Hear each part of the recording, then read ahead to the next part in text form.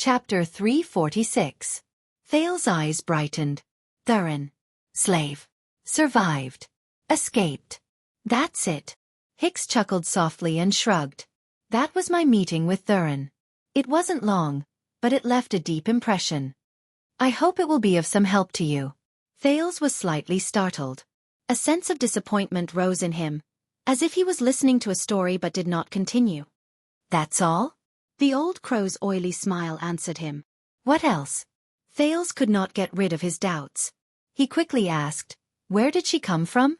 Where is she from? Where did she go after that? How did he get involved with my father and Constellation? Hicks coughed softly and interrupted Thales' continuous questioning. I am very willing to describe my impression of your mother to you, Thales. If my drawing skills were good enough, I could even write a sketch for you. But I am afraid that this is all I know. I don't know her identity before she became a slave, and I can't tell where she came from. Hicks looked at him regretfully and gestured to the surroundings. And now is not the time for us to sit down and talk about the past. Thales was momentarily speechless in the face of Hicks' apologetic and helpless smile. Hicks sighed and stroked his walking stick. An indecipherable emotion surged in his eyes behind the monocle. As for Gleeward, I can only say that I am truly sorry. His voice was hoarse. Take care of yourself. Thales seemed to have woken up from a dream. The shock of receiving the information was instantly washed away by the threat in front of him. The prince paused for a long while. No. Thales forced a smile. I should be the one apologizing. You took a huge risk to save me. If Heroic Spirit Palace finds out. Don't worry about me, child. Hicks shook his head. My channels are perfectly normal. It won't arouse suspicion. Putray is worried about his missing prince, and as his teacher, I came to ask an old friend for information out of consideration for his feelings. At least, Heroic Spirit Palace, who can't even take care of themselves, won't suspect anything in the short term. Thales was silent. But I'm still sorry that I couldn't send you out, Hicks said gloomily with unease and melancholy. I suggest that you hide here for a night, and we'll think. Thales forced an ugly smile. Thank you, sir. He looked at the ruins around him, and the shocking battle in Shield District all those years ago flashed past his mind. I tried not to think about the bleak future. Thales pursed his lips and hesitated for a moment. I will find a way to get out myself. When Gleeward refused to help him, Thales was indeed disappointed and terrified. After all, Dragoncloud City was under heavy lockdown, and the Star Killer was chasing after him all over the city. But Hicks had already done enough for him. He had no right to ask for more. Hicks silently watched the prince try his best to maintain the smile on his face. He did not speak. Of course. Hicks flashed a slightly bitter smile. But for some reason, Thales felt that there was an indecipherable meaning hidden in his gaze. Of course you can, then I will. The old man said nothing more. He bowed apologetically and turned away, leaning on his crutch. He walked towards Kevin, who was waiting impatiently in the distance. Thales stared at his back from afar and suddenly remembered something. One last question. Thales' words made Hicks stop in his tracks. Our first lesson, remember? Thales rubbed his hands together, as if this could drive away the coldness of the night. The boundaries of governance. Hicks paused visibly. He turned completely around to face Thales. Of course. Thales glanced at the desolate scene around him again and faced the old Hicks. At the end of that day, you told us that all our speculations and conclusions in class that day were actually wrong. The prince took a deep breath. He took a few steps forward and looked into Hicks' eyes seriously. I originally thought that you wanted to tell us that history can be interpreted in many ways. But during the second lesson, even though we did a lot of homework, I could feel that you were not satisfied with our duh. Hicks stared at him silently and did not say a word. Thales raised his eyebrows at him. Why? Thales raised an eyebrow at him. Why? What is it? What is it in your mind? The horse that pulled the carriage in the distance neighed in boredom. Under the night sky, the hunched old man and the teenager with his head held high stood in a corner of the ruins, facing each other in silence. The old crow smiled. You know, I originally planned to talk about this a long time later, or when we graduate and stop our lessons. I didn't even care about anything and let all of you figure it out on your own. The old man's words faltered for a moment. But in view of your current situation, Thales still stared at him with bright, piercing eyes. All right. Hicks smiled helplessly, like an old grandfather who could not stand being bothered by his child. Why was our discussion that day wrong? Because times have changed. Thales furrowed his eyebrows. Hicks clasped his hands around his walking stick again. He tried his best to straighten his hunched back and coughed softly. The old man suddenly became serious. Let me clarify something first, Thales. What we were doing at that time was analyzing and discussing events that happened more than 10 years ago, deducing the development and direction of the people and events at that time, and trying to come up with as many useful conclusions as possible that can be used as a reference for us today. Thales nodded slightly. But Hicks' tone changed. His eyes shone with a rarely seen sharpness. But the problem is, time is different. Time. Doubt rose in Thales' heart. You mean? Hicks raised a hand and silenced his question. The world, young sir. Our world is complicated and ever-changing. As if to save time, Hicks did not give Thales another chance to interrupt him. Time is moving forward, and times are changing. People may have seen that in the past few thousand years, the iron hooves of humans have created boundless prosperity. The powerful empire has ended the divided governance of various kings. The bright God's church has purified the treacherous hearts of people. The turbulent waves overturned the decadent imperial family. The division of the church has rebuilt the gods.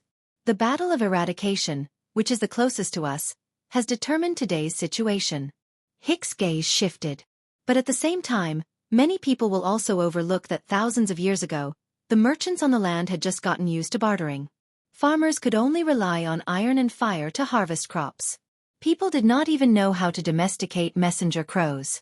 Communication between cities could only rely on messengers. Today, the palaces of many kingdoms even look like barbarian gatherings. Hundreds of years ago, eternal oil and crystal drops were still hidden deep under the sea and underground. Mystic guns had not yet appeared in this world. The teachings of the bright God were spread throughout the continent and could not be doubted. Our long-distance ships could only pray for good weather and hope that the trade winds would bring them far away. Thales lowered his head and silently thought about the historical process of this world. Hicks tapped his walking stick lightly. He was a little lost in thought. But that's not all. Every year, every month, every day, every minute, every second, every part of the world is changing. Not just the politics of the lords, not just the coins of the merchants, not just the crops of the farmers. Some of the changes are so small that they are undetectable or even unrecognizable. Some of the changes are connected to the changes in other things and bring about changes in the final outcome. Hicks' words were serious, and his gaze was solemn. Even Thales subconsciously straightened his back in the cold wind. But it is precisely these insignificant changes that accompany the progress of history that are crucial. They make it difficult for those of us who try to summarize patterns, learn from experience, uncover the truth, and deduce cause and effect. And when many people talk about history, use history as a reference, and compare history, it is easy for them to unknowingly ignore these changes, even if it's only for 18 years. Only after experiencing failure will they have the energy to look for the existence of these changes. Camelot the great emperor established the ancient empire, Kessel VI rebuilt the final empire, and King Tormund established Constellation. They are often compared, but these three people are no longer facing the same world, the same group of people and the same situation. When he said this, Hicks coughed a few times. We can't just focus on the things we care about, Thales. There are too many factors that determine every period of history and every case. There are so many that it's easy for us to ignore them. And these factors change too quickly, so quickly that it's hard for us to grasp them. So on that day, when we confidently and complacently gave the conclusion of the limits of governance, Hicks sighed deeply. He was full of emotions, as if he did not expect Thales to understand. We are arrogant and always think that there is nothing new under the sun. But in fact, everything under the sun is new. Thales' eyes sparkled. What we have learned from history, the prince said subconsciously, is that we have learned nothing from history. Hicks' eyes immediately lit up while he was sighing. A thought-provoking paradox, an interesting set of logic. The old crow mulled over the meaning of this sentence. Learned nothing. I can feel that it doesn't just mean repeated mistakes on the surface. Thales snapped out of his daze and heaved a sigh of relief. Of course it isn't. Did you think of this sentence yourself?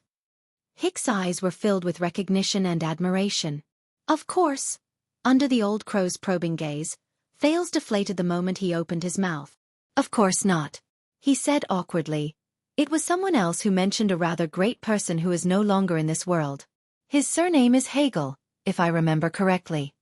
Hicks smiled. Very good. I guess it isn't.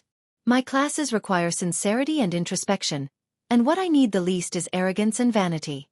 So, Thales asked tentatively, about the first lesson, what do you want to tell us? Hicks tapped his walking stick lightly and returned to his previous state. Secondly, as people who are far away from that era, any judgment we make about the past can only be pale and superficial compared to the real past. The old crow furrowed his brows tightly, as if he had a headache. Since we can't restore the past, we have lost too many bases to rely on for judgment. We focus on the king's intentions and interests, but does King Nuvan really think so? We appeal to the vassal's standpoint and behavior. But what else did the counts do? Which came first and which came last? We attribute Extet's disadvantage to the unruly nature of the conquered land. But what were the real actions of the people of Constellation? Will there be important historical facts that we have missed out? There was endless emotion in Hicks' voice. Trying to use the excuse of grasping the essence, to ignore the process and narration of historical details to simplify the interpretation and judgment of history is quite dangerous, no matter how you look at it. Every time we miss out or misjudge a detail, the deviation between our judgment and the real history will be huge. And if we use this as a basis, the error between the law of the conclusion we conclude and the actual situation will be even more disastrous. The old crow chuckled and shook his head. The ancient saying of Maine Nocturne, the slightest error can lead to a great error. It is also like the warning that the ancient elves taught their young archers. The slightest error can lead to a great error. Miss Thales was stunned. He remembered something. Not only that, Thales said as if he was talking to himself. Not only that, Thales said as if he was talking to himself. There are also endogenous and collinear interactions, sample infection, multi-level deviations, causal inferences, and when you expand the scope of individual behavior to the collective level. Hicks was baffled by the series of unfamiliar words. He frowned. What? It was only then that Thales came to a realization. He quickly shook his head and said, Nothing, I was just talking to myself. Hicks gave him a strange look and continued to speak. Therefore, on that day, after we went through deductions and guesses that we thought were rigorous but were actually biased and full of mistakes, we easily came to a conclusion about what happened 18 years ago and recklessly attributed it to the boundaries of governance. Even if it sounded reasonable, it was absolutely far from the truth that we wanted. It could not fit into our future history and be used for today's future. 18 years is enough to change a lot of things, and we are definitely not omniscient and omnipotent. Hicks stretched out his walking stick and drew an unpleasant sound on the uneven ground. He said dejectedly, So every time we try to use history as a mirror, we find that this mirror is not flat, and the images it reflects are always distorted and blurry, making it difficult to use. Hicks let out a long deep breath. Remember this, Thales. In Dragon Kiss Academy, even the most famous scholar has to be careful, humble, and extremely cautious when it comes to history, the world, and the crowd. He has to deal with the gap between what he knows and what is true. Thales frowned and stared at the old man in front of him. He did not say a word. Hicks snorted in a mocking manner. And take that day as an example. In our daily lives, most of the people who self-righteously list out arguments and state them with absolute certainty, such as the empire died because of this, what caused a kingdom to prosper, if there was no such thing there would be no such thing, and so on, are more or less filled with the savagery and childlike naivety of beginners. Hicks tapped his forehead, then pointed at Thales, who had a serious expression on his face. Your brain works very fast, Thales. I believe that your eloquence has brought you a lot of convenience, but sometimes you need to stop, think more and speak less. A wise man rarely speaks eloquently. Thales still did not speak. He stood quietly on the spot and listened to Hicks. Humility, Hicks said earnestly and earnestly. Thales. Humility. This is what you should really learn from your first lesson. Instead of my seemingly open-minded and reasonable questions that are in fact deliberately led to your own conclusions through the deliberate indoctrination that I meticulously set up, you should not come to a conclusion. You came to a conclusion, but you believed it without a doubt. You believed that it was your own thinking. Humility is often lost in this way. Hicks seemed to have remembered the past. He could not help but say with a sigh, when it comes to learning, It is the easiest for a person to lose his humility and become self-righteous. When your empty brain is suddenly filled with something, in the excitement of self-improvement, you often do not pay attention to whether the thing that fills your brain is a pile of sh*t or, most of the time, both look the same. The thing that fills your brain. When he thought of this, Thales thought of something and raised his gaze. Speaking of which, I remembered something. The prince spoke in a deliberative tone and anxiously said, Sir, do you remember the book you used to refute us in the first lesson, The History of the Northern Territory? Hicks raised his eyebrows. He coughed softly. I specifically went to look for this book, so, Thales seemed a little embarrassed. He observed the old crow's half-smile and slowly said, The name of the author is written on the title page of that book. The author's name is written on the title page of the book. That's... Thales waved his hand in embarrassment. Mary H. Hicks from Dragon Kiss Academy. Hicks' pupils shrank slightly. Thales looked at the original author before him with a resigned expression. Is that *T? A few seconds later, the old crow burst out laughing in delight. Ha ha ha ha ha. The old man's laughter was not pleasant to the ears. It was indeed comparable to a crow's. But it was obvious that he was very happy. Hicks laughed until he was out of breath. He supported himself on his walking stick, and his shoulders shook as he laughed and looked at Thales. You really went. Ha ha ha. Thales shrugged helplessly and faked an awkward smile. Tracing the source of quotes and looking through the publication information. Aren't these the basic qualities of a postgraduate student? So, the corners of Thales' mouth twitched awkwardly. He wanted to end the topic. My thoughts were never mine, but everyone's? Hicks' laughter stopped. Another interesting sentence. Hicks paused for a moment and put on a thoughtful expression. Did you think of this yourself? Thales shrugged. I really want to say no, but this sentence? Yes. Very good. Hicks put away his smile and looked at Thales in a steady and serious manner. And the only thing that can guarantee that your brain won't be immersed in shit is... Thales. Thales nodded respectfully and continued his teacher's words. Humility. Hicks flashed a smile again. But then, Thales changed the tone of his voice. But you left out one thing. Reflect on yourself. Remember the lesson rules you told us? Before questioning something, it's best to ask yourself. Thank you, Bordeaux. Thales smiled in his heart. Hicks' expression changed slightly. He narrowed his eyes and sized up the teenager in front of him again. Not just before, Thales. He said calmly. But those are advanced lessons, and they are options for advancement. Not everyone has the aptitude to reach that stage. Hicks blinked. And we will do it step by step. We will start with humility. Then we will plan for other things. Thales smiled. One step at a time. He looked at the strangely interesting old man in front of him and thought of his uncertain future. He suddenly sighed. Thales suddenly raised his index finger. Sir, I was thinking, although you told me that the meaning of the first lesson was humility, wise men rarely speak eloquently, and so on. Thales narrowed his eyes. But I thought about it again. The prince clicked his tongue and looked at the old man in front of him from head to toe as if he was sizing up a suspect.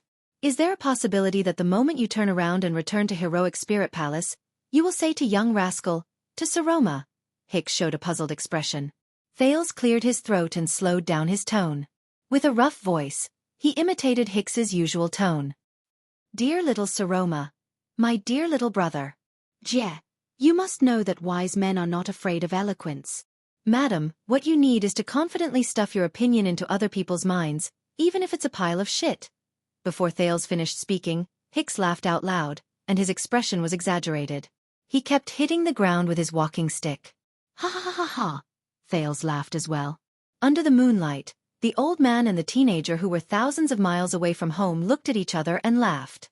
In the distance, Kevin, who was waiting with his head in his hands, let out another yawn in resignation.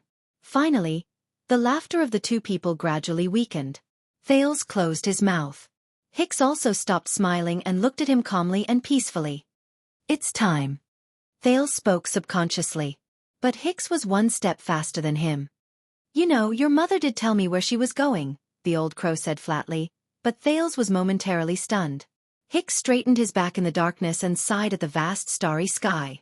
Before we parted, she stood alone with her back to us. She faced the blood-red setting sun on the vast desert and said with a chuckle. Thales felt an inexplicable sense of nervousness in his heart. He knew that what came next was that person's original words. Hicks said faintly, "Since I escaped with much difficulty, of course I want to go to a wider world. Perhaps I can pry open this boring world." Thales was stunned. Pry open this boring? I believe that she did it, Hicks said softly, but his words traveled clearly into Thales' ears through the quiet night sky. Perhaps she will eventually do it. A breeze blew past, and it let out a long whimper through the hole in the wall behind them. Hicks straightened his scarf. With a solemn expression, he nodded slightly at Thales. "Take care, young sir." Thales put away his thoughts and nodded solemnly as well. "You too, sir." And so, Thales stood alone in the quiet night, listening to the sound of Hicks' walking stick slowly fade into the distance. He watched as the old man's hunched figure gradually disappeared. He listened as Hicks boarded the dilapidated shoddy truck, which was a stark contrast to Shield District, and explained to Kevin in a low voice why the teenager did not come. He watched from afar as the truck left under Kevin's whip and the dissatisfied neigh of the old horse, never to return. The prince greedily sucked in a mouthful of air in the cold wind of the night, but his lungs were frozen. Thales turned around in resignation. The problem he faced and the melancholy in his heart surged before his eyes again. From now on, he was alone again. Just like in the past. Thales absent-mindedly kicked away a large piece of gravel that almost tripped him. He looked at the corpse's glee ward left behind on the ground, and then at the grand scene of Shield District before him. He felt a headache coming on. All of Dragon Cloud City is looking for me. In fact, it was not just Dragon Cloud City. Lampard, Count Leespan, Count Nazir, and all the vassals. What should I do? Thales scratched his head in pain. Go back to the secret passage? Look for Putre? Hide in Shield District and act according to circumstances? But I'm short on clothes and meat. Hey, brat. Thales raised his head in shock. Under the moonlight, half of a head with a worried expression appeared behind a broken wall in front of him to his left. A rough voice was trying hard to suppress its tone as it whispered, "Why are you spacing out? Come here." Thales was stunned. He stared at the person leaning against the corner of the wall in shock. "You are that glee ward?" Asterisk bang. Asterisk the person behind the corner of the wall hit the wall in annoyance. The familiar wheelchair came slowly from behind the wall. Thales blinked. He could not figure out what was going on. "Keep your King voice down." Glee ward, who had just left in a huff, was now staring at him angrily.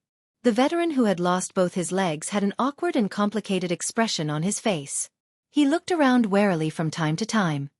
"And where are your King manners? Why did you call me that? That Glee ward?" Thales ignored Glee ward's anger. He just stared at the other person in a daze and scratched his head, trying to figure out what was going on.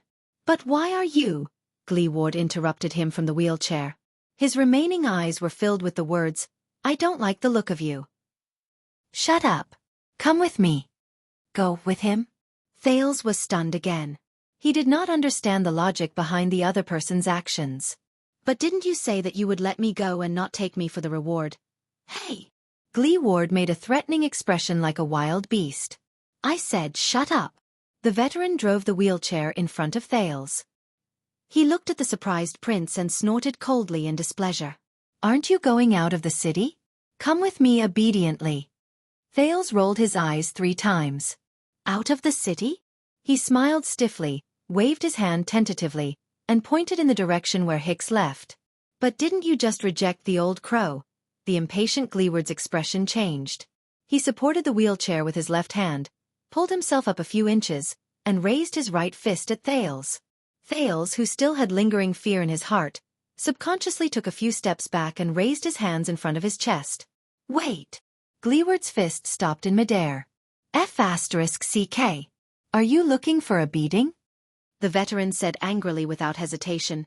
"Are you going out of the city to live or not?" Thales' ears were ringing because of his loud voice. He felt dizzy and nodded subconsciously. "Yes, yes."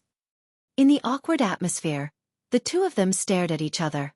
One of them was furious, and the other was confused. A few seconds later, Glee Ward put down his fist, snorted, and turned his wheelchair around. Follow me obediently. Brat. He snorted in disdain. Thales, who was still in a state of shock, put down his hands. He shrugged, as if he had understood something, and followed Gleeward in a contemplative manner. Hence, amid the sound of wheels rolling over the gravel, the shadows of a wheelchair and a teenager slowly elongated on the rough ground of Shield District. They moved forward side by side under the quiet night sky. Asterisk slap. Slap. Slap. Asterisk Thales punched his left palm 3 times with his right fist. I understand now. While walking, Thales carefully observed Gleeward, whose expression was unpleasant. He seemed to be aggrieved, but also angry. The teenager seemed to have made a new discovery. There was a hint of surprise in his voice. In the end, you will still help me. You just don't want to admit defeat in front of the old crow. Gleeward's expression froze. Shut up. But Thales, who was immersed in his new discovery, did not care about what the old man said at all. His eyes lit up. And Hicks, that old crow intentionally made me stay. He also knows this. Hicks knows that you will definitely help me, so he... Gleeward's expression became even more unpleasant. He gritted his teeth, slanted his lips, and twisted his face. He sped up the speed of his hands, pushing the wheelchair forward. Shut up. Thales took 2 steps forward and overtook the accelerating wheelchair. He turned around to face the veteran. Wait. Thales' eyes grew brighter. You know this too, don't you? You know that he knows that you will help me. As if his thoughts were exposed, Gleeward exhaled with a lifeless expression. As he pushed the wheelchair, he banged the wheel in dissatisfaction. Shut up. Shut up. Thales did not intend to shut up at all. He walked backwards with one hand over his chest and the other caressing his chin. He looked pleasantly surprised. So you both know each other very well, but for some reason you don't want to make it clear. Hicks, he also knows that he knows that you will help me. Gleeward, who could not take it anymore, raised his head in pain and wailed. Enough! The veteran stopped and fiercely cut Thales off. Shut up, shut up, shut up! Thales stopped talking and looked at Gleeward in puzzlement. Yes, I know he knows too. Gleeward's face was filled with anger.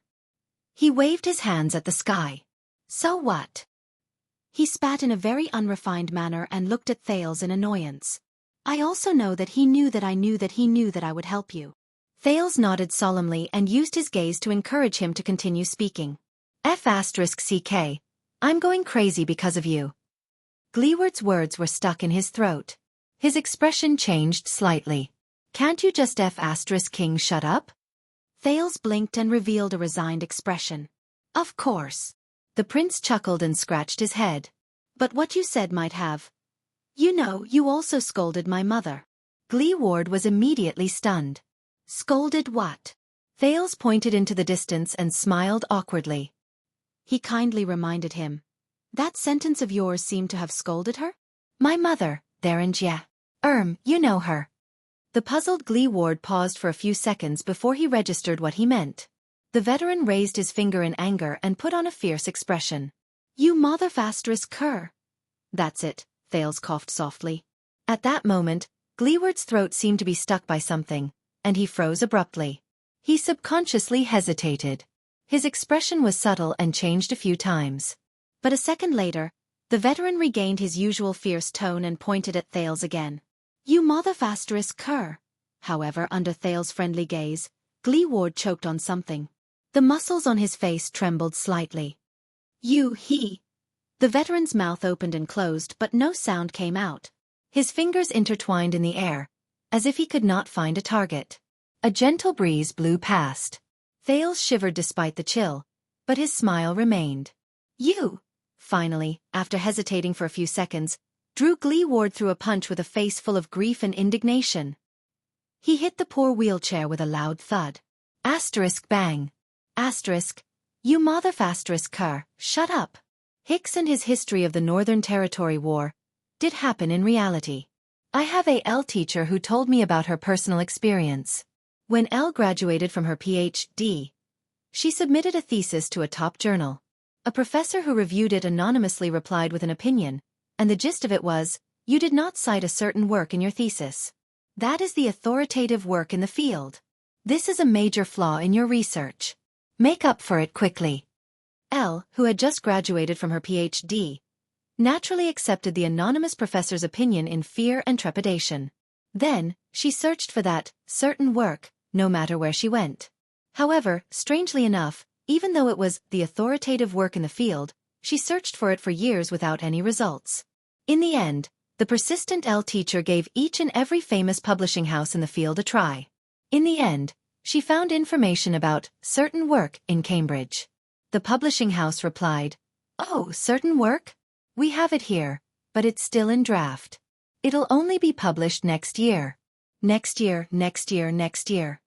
Elle teacher in the wind, I have a F***king sentence, but I don't know how to say it. Many years later, through a coincidental channel, Elle teacher found out, with an exasperated expression, that the professor who reviewed her thesis anonymously was the author of that certain work that had not been published at that time. Elle teacher in the wind, I have another F***king sentence, but I don't know. Swordless could never forget Elle teacher's lifeless expression, who had always been serious and serious, when she told this story. I wish her good health and a smooth life. When have great thoughts ever been shackled by a sick body? Chapter 347. Reality proved that Glee Ward was indeed the local tyrant of Shield District. Even if it was night, even if it was difficult for him to move around, even if Shield District was a maze of ruins with very few people, the veteran could still accurately find the small paths and find his way out after making several turns. Under the moonlight, Thales quietly followed behind him with his head lowered, pretending to be the person who pushed Gleeward's wheelchair. He watched as Glee Ward moved through the streets and alleys without any obstacles, as if he was in his own backyard, jumping over fences, and even making secret signals and hand signals to different people living in different corners. Thales kicked away a pebble by his feet and patted the dust off his body. He felt slightly sentimental. It had been a long time since he felt this way, especially since Shield District had turned into such a desolate scene. This was especially the case when Shield District was reduced to such a miserable state. It made him remember the days when he begged in the smelly gutters and alleys of Eternal Star City a long time ago. When they arrived at a single-story house with mottled bricks, Glee Ward coughed and knocked on the door 4 times, twice quickly and twice slowly. Thales was surprised to hear a series of crackling sounds coming from inside the house. Did someone fall off the bed? Footsteps came from behind the door, followed by an impatient female voice. For bright moon's sake. If you want to buy something, can't you come tomorrow morning? Glee Ward, who was in the wheelchair, spoke in a dull voice. Kurtz, it's me. The voice behind the door stopped. As the wooden door opened, a sleepy face appeared before them. It was a woman in her 30s. She had messy long hair and looked down at Glee Ward from above. Her clothes were thin, and her eyes were misty. Her breasts were faintly discernible. She looked as if she had just woken up and stared at the 2 people in front of the door in confusion. Thales politely moved his gaze away from her breasts, which she could not cover. He suppressed the question of who she was and looked at Glee Ward. Glee Ward snorted coldly. Tell me, Kurtz, you didn't drink? Or else I'll have to F***ck you awake. He glanced inside the house. And it's best if there aren't any girls here to measure your size. Just by relying on a cowardly cripple like you? We don't even know who's going to F***ck who. The woman at the door rubbed her eyes. It's not my fault that I'm popular with women. After all, I'm one of the few in Shield District. Wait. After seeing the person in front of her clearly, the woman's expression changed. Her hand behind the door dropped, followed by the heavy sound of metal hitting the ground. You're injured? I have a bad feeling about this, cripple. It's just like the first time we met. The woman named Kurtz put on a dejected expression, but when her gaze shifted to Gleeward's bandaged wound, she immediately frowned. Are you being targeted again? Glee Ward nodded with a dark expression. It's still those idiots from the market in Sword District. The veteran pointed at his wound and said disdainfully, this time they even brought the real deal. Kurtz leaned against the doorframe and scraped her face with the palm of her hand, as if she wanted to scrape away her sleepiness. Got it. I'll stitch it up for you. She sighed and looked around cautiously.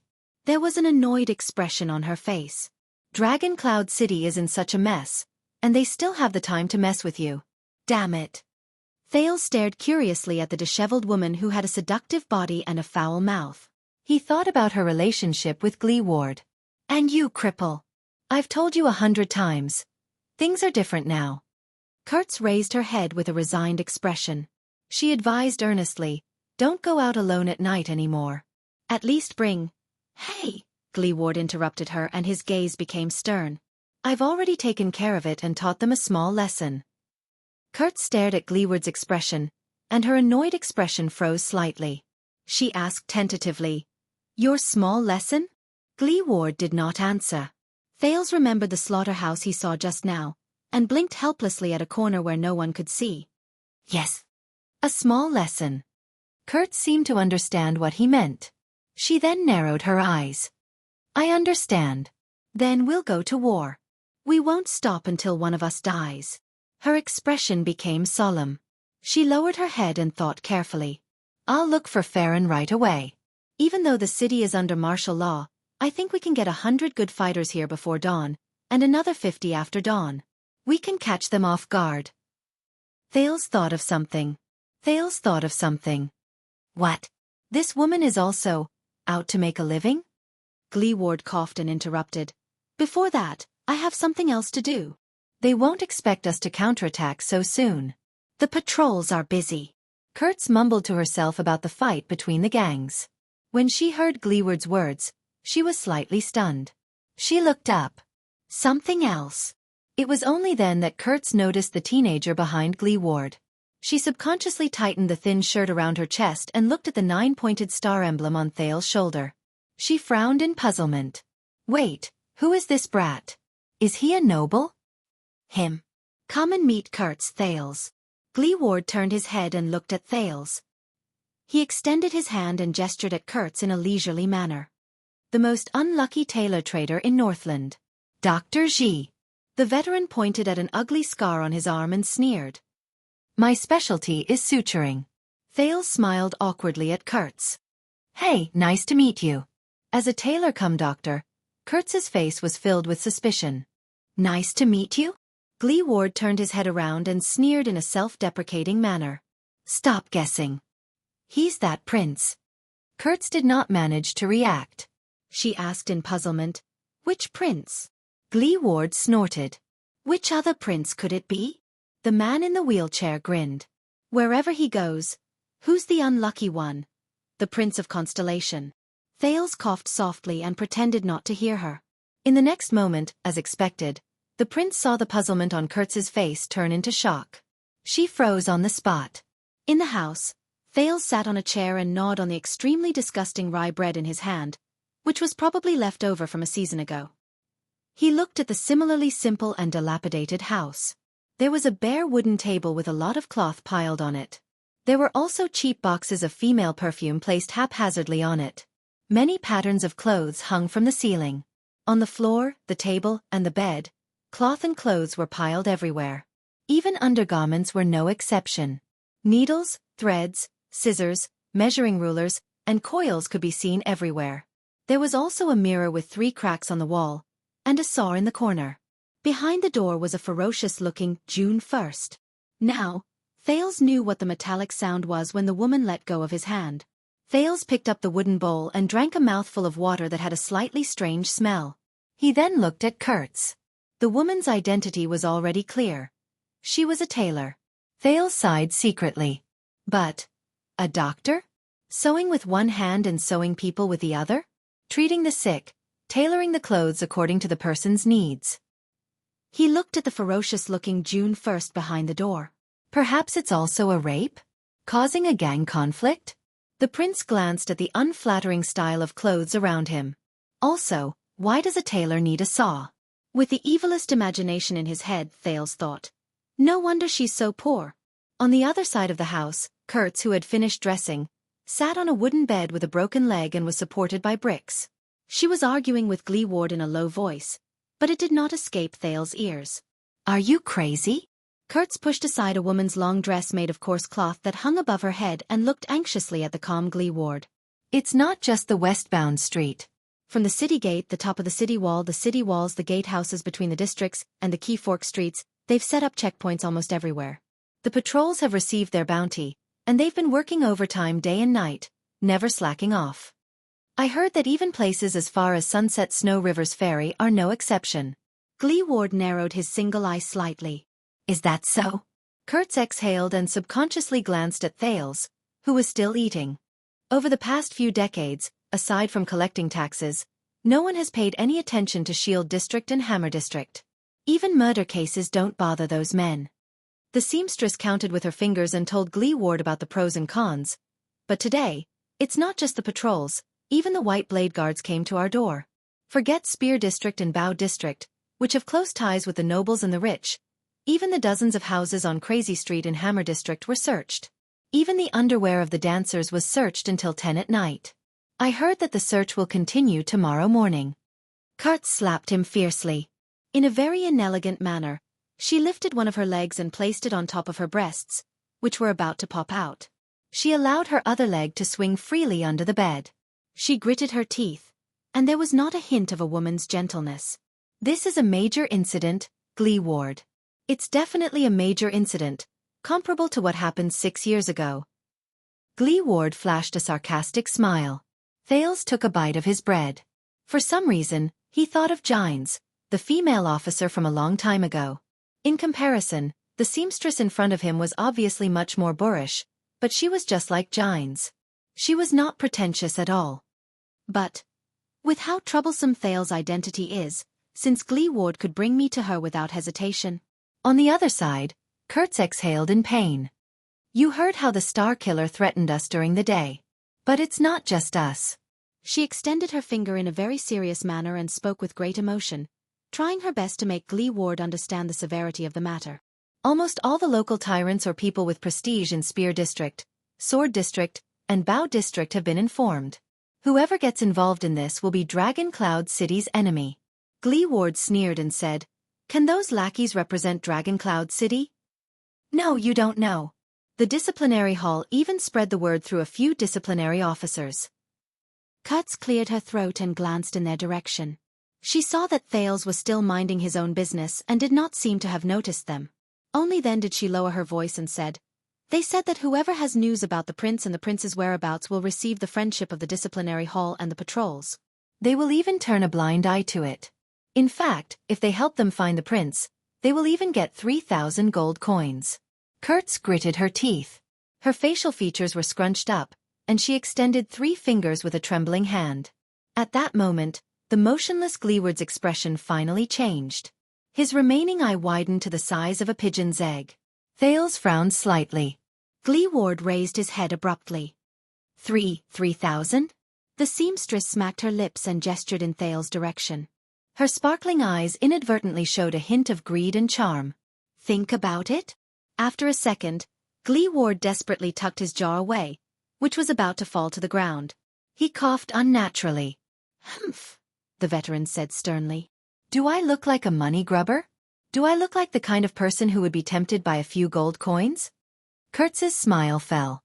She looked at him with a complicated expression. Glee Ward was a little embarrassed by the woman's gaze. He turned his face away and said sternly, We want to send him out, that's all. When he heard this, Thales ground his lips with his upper molars. He was in a strange mood. Kurtz exhaled. There was a look of pity and hesitation on her face. Both of them were silent for a while. Thales took the opportunity to force himself to swallow the last mouthful of the disgusting bread. They will soon suspect this place. The seamstress sat on her bed and crossed her arms worriedly.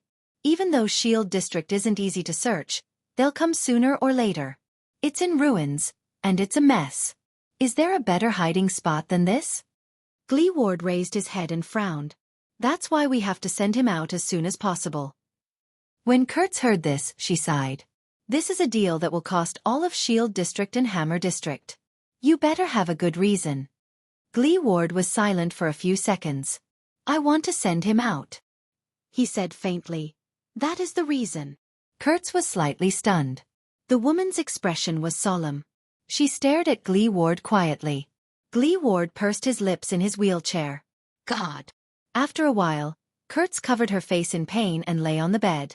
Cripple, sooner or later, I will be dragged to the gallows because of you. Yes, you will be dragged to the gallows. Glee Ward snorted coldly. Then what are you doing? Kurtz pulled the blanket over her. She trembled slightly in an exaggerated manner and let out weak sobs. Thales looked up without batting an eyelid and observed the exit in the house. 3 seconds later. Forget it. Kurtz lifted the blanket and sat up with great difficulty. She extended a trembling finger in anger and pointed at Glee Ward. Let me tell you, you stupid cripple. From now on. The poor seamstress had a sorrowful expression on her face, as if her life had come to an end. I really King fell in love with the gallows. Kurtz looked at Thales with a look of disdain. She stared at his dusty face, which was a combination of luxurious clothes and luxurious accessories. It's telling everyone that you're that damned prince. Thales looked at Kurtz, who was standing in front of her, with a face full of disdain. Thales shrugged and ignored her malice. He stayed away from a bunch of women's summer dresses with strange styles and readily grabbed a set of shabby and ugly linen clothes. He removed the complicated leather belt and replaced it with the simplest and cheapest belt made of coarse cloth. He kicked off his leather boots and put on the linen clothes he had not touched for a long time. He then picked up a pair of scissors and cut his hair into the shape of a bird's nest. That was not all. Thales also wrapped the dagger scabbard, which had the words, "A king does not rely on his bloodline," written on it, in circles and circles of inferior black cloth, until its original appearance could not be seen. He then folded the map of Renaissance Palace flat and stuffed it into the lining of his clothes with the black cloth. He was prepared to use his tattered needles and thread to sew it tight. As for the blood-fong bracelet the Night Queen left him, he simply wore it on his wrist. It was made into a beast-fong accessory. Finally, Thales finished changing his clothes according to the standards of a child beggar. He walked to the mirror and saw an unfamiliar teenager. Thales nodded in satisfaction. He felt that he looked like a normal boy from the suburbs. How is it? Is this okay? However, when Thales turned his head and looked at Glee Ward and Kurtz, who were deep in thought. Hey! Glee Ward sighed while he sat on the wheelchair. He placed his hand on his forehead and said, "Is there any way to improve it?" Thales was stunned. Of course. Kurtz stared at Thales, who was dressed in coarse sackcloth. Her sharp face was filled with worry. I have a way to make sure that even his mother won't be able to recognize him. Glee Ward's eyes lit up. But Kurtz pointed at the J1 behind the door. Her next words caused the veteran's eyes to darken again. Take this and cut off his entire face. Thales opened his mouth. Ha! Under Thales' stunned gaze, Kurtz sighed and shook her head. She crossed her arms and sized Thales up. His skin is too soft and too white. One look and you can tell that he's a noble who lives like a prince. He's also not as tall as a normal Northlander. He'll be recognized no matter what he wears. The woman shook her head in pain. Something like sneaking out of the city. The three of them sighed at the same time. Dung cart. Glee Ward frowned and said something that shocked Thales. Summon T-man Ange here. Hide him in the dung we transport every day and let him follow the cart out of the city. Excrement cart? Hide in, what? Thales' eyebrows twitched. Wait, you're talking about? Glee Ward ignored him. Just find a reed or wooden tube so that he can breathe. Fortunately, Kurtz's next words made his expression soften a little. No, Ange was locked up again today. Glee Ward's expression tensed, but he then gritted his teeth and said, Then look for Quick Whip Fallon. They have to transport the excrement. We have to stuff him in. Thales' expression became very unpleasant again. But Kurtz shook her head again. Do you know how T-man was locked up? The seamstress spread her hands. When Ange drove the cart out of the city for the 6th time today, the patrolling team at the city gate pinched their noses and used their swords to poke and check bucket after bucket. In the end, they found 10 packets of smuggled crystal drops hidden in the excrement. Glee Ward took a few seconds to digest the information in this sentence. How did they? He first widened his eyes in surprise, then he slapped his thigh in anger. F***CK. Kurtz scratched her chest nonchalantly and shook her head. Hide in the excrement cart and leave the city? There's no way. What a pity. Thales pretended to sigh regretfully and patted his chest in secret. Kurtz seemed to have seen through his thoughts. She cast him a sideways glance and snorted in disdain. Thales smiled embarrassedly and raised his hand to change the topic. Is there no other way? The wheelchair and the seamstress pondered and did not say a word. In a few seconds, Glee Ward's face turned from green to white, then from white to red. Finally, Glee Ward slammed his fist on the table. There's no other choice, the veteran said resolutely. Take the black track. Thales was puzzled. Black track? Kurtz widened her eyes. Again. The seamstress shook her head firmly. No, half of that damn tunnel has already collapsed. Remember the last time? We almost died in there for 300 gold coins. This is the only way. Gleewood's gaze was firm as he interrupted her. There's no other way. Kurtz looked at him solemnly. After a while, her gaze softened, and she turned around. I understand. I'll go and find someone now. But when Kurtz was halfway through her turn, she turned her head back again and frowned. There's another problem. From today onwards, the patrol team has also set up a sentry post in Shield District. Gleewood's gaze became fierce. Where? Kurtz looked troubled. It's not far from the Black Track. We can't avoid it. It's said that it's the place where King Nuven died. The higher-ups feel that we need to keep a close eye on it. Thales could clearly see Gleewood's expression change rapidly. F***ck them. Those bastards still dare to touch Shield District after they've taken the loot. Kurtz shrugged and scratched her neck. White Pig Peck is in charge of that sentry post. I gave him 6 copper coins, and he told me the truth. The disciplinary hall didn't want to come either. No one wants to break the tacit agreement between us, but this is an order from the Star Killer, Nicholas. Gleewood was stunned. Who? Kurtz smiled in an ugly manner, and there was a helpless expression on her face. You rejected him in front of so many people during the day, and even called him a star manipulator. Do you remember? If it wasn't because he owed you a favor, that lunatic would have captured you a long time ago. I'm guessing. This is retribution for your foul mouth? Gleewood slapped his thigh angrily. F***ck the star manipulator.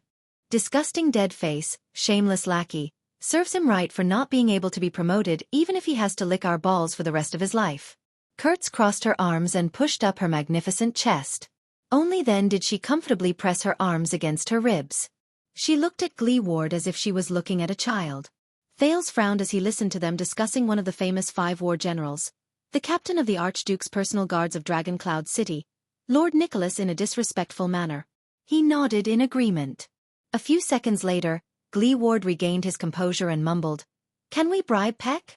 Can we bribe Peck? I remember he's from Shield District. Kurtz shook her head and said, Peck has more than 10 men under him. It's 3,000 gold coins. I can guarantee that they remember the prince's portrait better than their wives' faces. Not everyone dreams of going to the gallows like me. She cast a disdainful glance at Gleewood. Not everyone sees money as dung like you do. Dung. Oh right. Gleewood raised his head abruptly. Through the dung cart? Thale's heart tensed again. Can't you fill your head with something other than dung? Kurtz stared at Gleewood in disdain, saving the frightened prince from the fate of having to hide his body to pee and poop. Driving a dung cart to collect dung at the edge of an uninhabited cliff? Do you believe that? Gleewood lowered his head again and sighed deeply. Is there any way to sneak past and get close to the Black Track? Thale's face darkened. No way.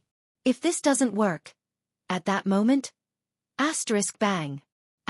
Gleewood slammed his palm on the table. Kurtz. The man on the wheelchair scratched his chin. You just said, this person's skin is too white, and he's too short. Kurtz was stunned. Huh. Thales was puzzled as well. The next moment, Gleewood's eyes brightened. He raised his head and extended his hand. He instinctively patted Kurtz, and accidentally touched her chest. The puzzled Kurtz seemed to be used to it. She did not feel any anger from being violated. She followed his gaze to the ceiling and was immediately stunned. Thales, who did not know what was going on, slowly raised his head and looked in the direction of their gazes. That's... Thales' heart trembled and his face turned pale. An ominous premonition immediately rose in his heart. He forced a smile with all his might and looked at the 2 Northlanders. His face twitched. Mr. Gleewood, Madam Kurtz, what are you thinking? The next moment, Gleewood and Kurtz lowered their heads and turned to Thales. The man and woman revealed strange smiles at the same time. Will it work? Gleewood asked with a cold smile on his face. We'll find out. Kurtz had a satisfied expression on her face. The atmosphere in the room changed. Thales' heart beat faster and faster. For the first time, he regretted escaping from Heroic Spirit Palace. This. My dear respected and beautiful prince. The seamstress reached out and pulled down the thing on top of her head. She picked up a pair of scissors and cut the air with a click. She smiled maliciously and said, "A dung cart or this? Which one will you choose?" Time seemed to have stopped for a long time. Thales stared at the clothes in Kurtz's hands in a daze. That, he blinked. His gaze was fixed on Kurtz's hands, and he felt his entire body tremble. The sin of hell's river that would only appear in a life-and-death situation surged madly into his limbs. He saw the seamstress' hands. That's a wrinkled woman's long dress. Chapter 348. Dragon Cloud City, Shield District, Dawn. The golden morning sun had just dyed the sky red, slightly dispersing the chill of the night. The dark streets gradually became clear. Shield District, which seemed to be empty, finally gained some life. At the very least, there were more people walking the streets. This street in Shield District was the center of the disaster. The houses were scattered, the terrain was empty, and there was almost no cover. There were even rumors of ghosts being haunted at night. Look at how listless and cowardly they are. Glee Ward hid behind a low fence and stuck his head out to look at a small patrol sentry post in the distance. He stroked his wheelchair in dissatisfaction. Do they think they can catch the prince like this? Does that dead face know that his orders are being carried out like this? At the center of the street, a few soldiers from Dragon Cloud City's patrol unit leaned against the eaves of an abandoned house. They yawned and extinguished the fire, waiting for their comrades to come and take over their shift. Occasionally, they would glance at the passers-by around them and greet those they knew. Because this is Shield District. The sentry posts leading to the city gate and gatehouse are not like this. They can't wait to search the girl's private parts. The neatly dressed seamstress, Kurtz, was on the other side of the low fence with Glee Ward. She bit a blade of grass in her mouth and said in annoyance, "And isn't this a good thing? It makes our plan easier." Kurtz crossed her arms and turned to a teenager beside her in displeasure. "By the way, are you really not going to consider dressing up as a girl?" The handsome teenager dressed in sackcloth beside her blushed and shook his head vigorously. "I've said it a few hundred times." Thales, who was leaning against the low fence, blushed. "We only have one night. Even if we put on the best makeup, the girl's expressions, habits, behavior, and mentality are all developed step by step over a long period of time. They're carved into their bones. Without enough training and habits, how can I succeed?" Kurtz looked disappointed. The blade of grass in her mouth swayed up and down. Yes, in the end, under Thales' fierce objection. Last night in Kurtz's house, the suggestion about him disguising himself as a girl was left unsettled. Let's think about it again. Kurtz did not seem to be willing to give up on her last shred of hope. Even though it was just a few minutes before the operation, she still propped her arms up and stuck her head out. She looked at Thales with an expectant expression. "My father used to be a coroner, and I grew up among piles of corpses. I'm very good at putting makeup on the dead." "Stop." Thales firmly stretched out his hand and firmly pushed the seamstress' cheek away from his chest. He stopped her senseless act of using the blade of grass to scratch his ear. "I don't have the habit of selling myself to satisfy your bad taste." Kurtz stared resentfully at the young prince who refused to obey her orders. Besides, the vigilant Thales gritted his teeth. "Didn't we try on our makeup last night? It wouldn't work. You can't even see yourself in a mirror. Instead of pretending to be a boy who will reveal his true form after taking 2 steps. I've tried on my makeup." When he remembered what happened last night, Glee Ward could not help but let out a low cough. He and Kurtz looked elsewhere as if nothing had happened, but their shoulders trembled, as if they were trying hard to hold back their laughter. Thales, who could not get rid of his hostility, was still immersed in his own world. He was troubled by the nightmare he experienced last night, and when he saw their reactions, he became even more embarrassed and angry. He tugged at his fringe in exasperation. "And my hair? Look, I just cut it messily last night. And what about my voice?" Thales deliberately crossed his arms over his chest and twisted his waist. With a croaky voice, he pinched his voice and said a few times, "I'm sorry, I might have a hoarse voice, but that's a problem I got from mining when I was young. I'm actually a girl. What kind of joke is this?" When he said this, the prince's expression changed drastically. He looked at the 2 people beside him, who had strange expressions on their faces, with righteous indignation. Ward rubbed his nose awkwardly. On the other side, Kurtz shook her head slightly and clicked her tongue. If someone told you that a man who has never received any training and has no daily experience can perfectly disguise himself as a woman, and not only will no one recognize him, but he will also be incredibly charming, making those of the same gender extremely jealous, and those of the opposite gender fall head over heels for him. Thales looked enraged. Then he must have read too many crappy night novels, or he hasn't had a girlfriend for too long. Ward, who was in the wheelchair, and Kurtz, who was sitting cross-legged, leaned back in their original positions with flagging interest. Thales was left behind, panting with rage as he digested his grievances alone. In the distance, a patrol team of 10 people walked over slowly. They completed their morning shift with the inspection sentry post that was temporarily set up. Ward and Kurtz exchanged glances and nodded. The veteran regained his serious expression. "Brothers, are you ready?" "Yes, I called over 20 people from the blacksmith shop to the farm. They're all people who can't leave the city for the time being because of the lockdown." Kurtz rubbed her hands together with an expression that said, "Don't worry, they think this is a trap to deal with those bastards in the market." Actually, that's not wrong. When he remembered last night, Ward exhaled harshly through his nose in indignation. "Once this is over, I want to—" All right. When it's time, there will be a fight here." Kurtz looked at the situation around her and interrupted Ward. There was a cautious look on her face, which was rarely seen on her face. "Drag that sentry post into it as well." "Hey you." Ward gestured at Thales with his chin. "And we'll take advantage of the chaos to go to the black track." Thales cast a glance into the distance and swept his gaze over the sentry post that was not very tightly guarded. He nodded. He suddenly noticed that their destination was the Cliff of the Sky, which was located at the bottom of a row of cliffs in the distance. It was the place where King Nuvan died. When he thought of this, Thales' mood suddenly turned cold. After this matter is over, there will be quite a number of people who will be locked up.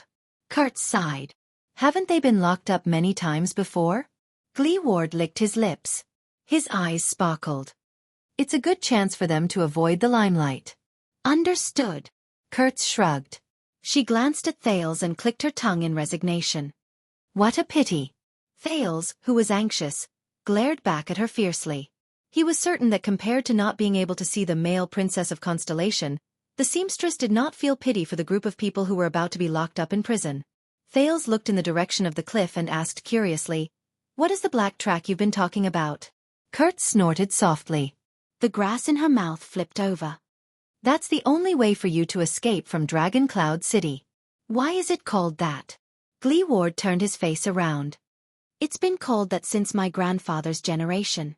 He said that his grandfather also called it that way. As you can see, one of the entrances is at the bottom of the Cliff of the Sky. The path is complicated, and people who are not familiar with it will not be able to find it. We used to use it to transport contraband, but it's too narrow, and the efficiency is very low. At the bottom of the cliff. Thales frowned as he stared at the familiar-looking cliff. His gaze followed the outline of the mountain and moved upwards. Unsurprisingly, he saw Raikuru's huge statue. 6 years ago it was there.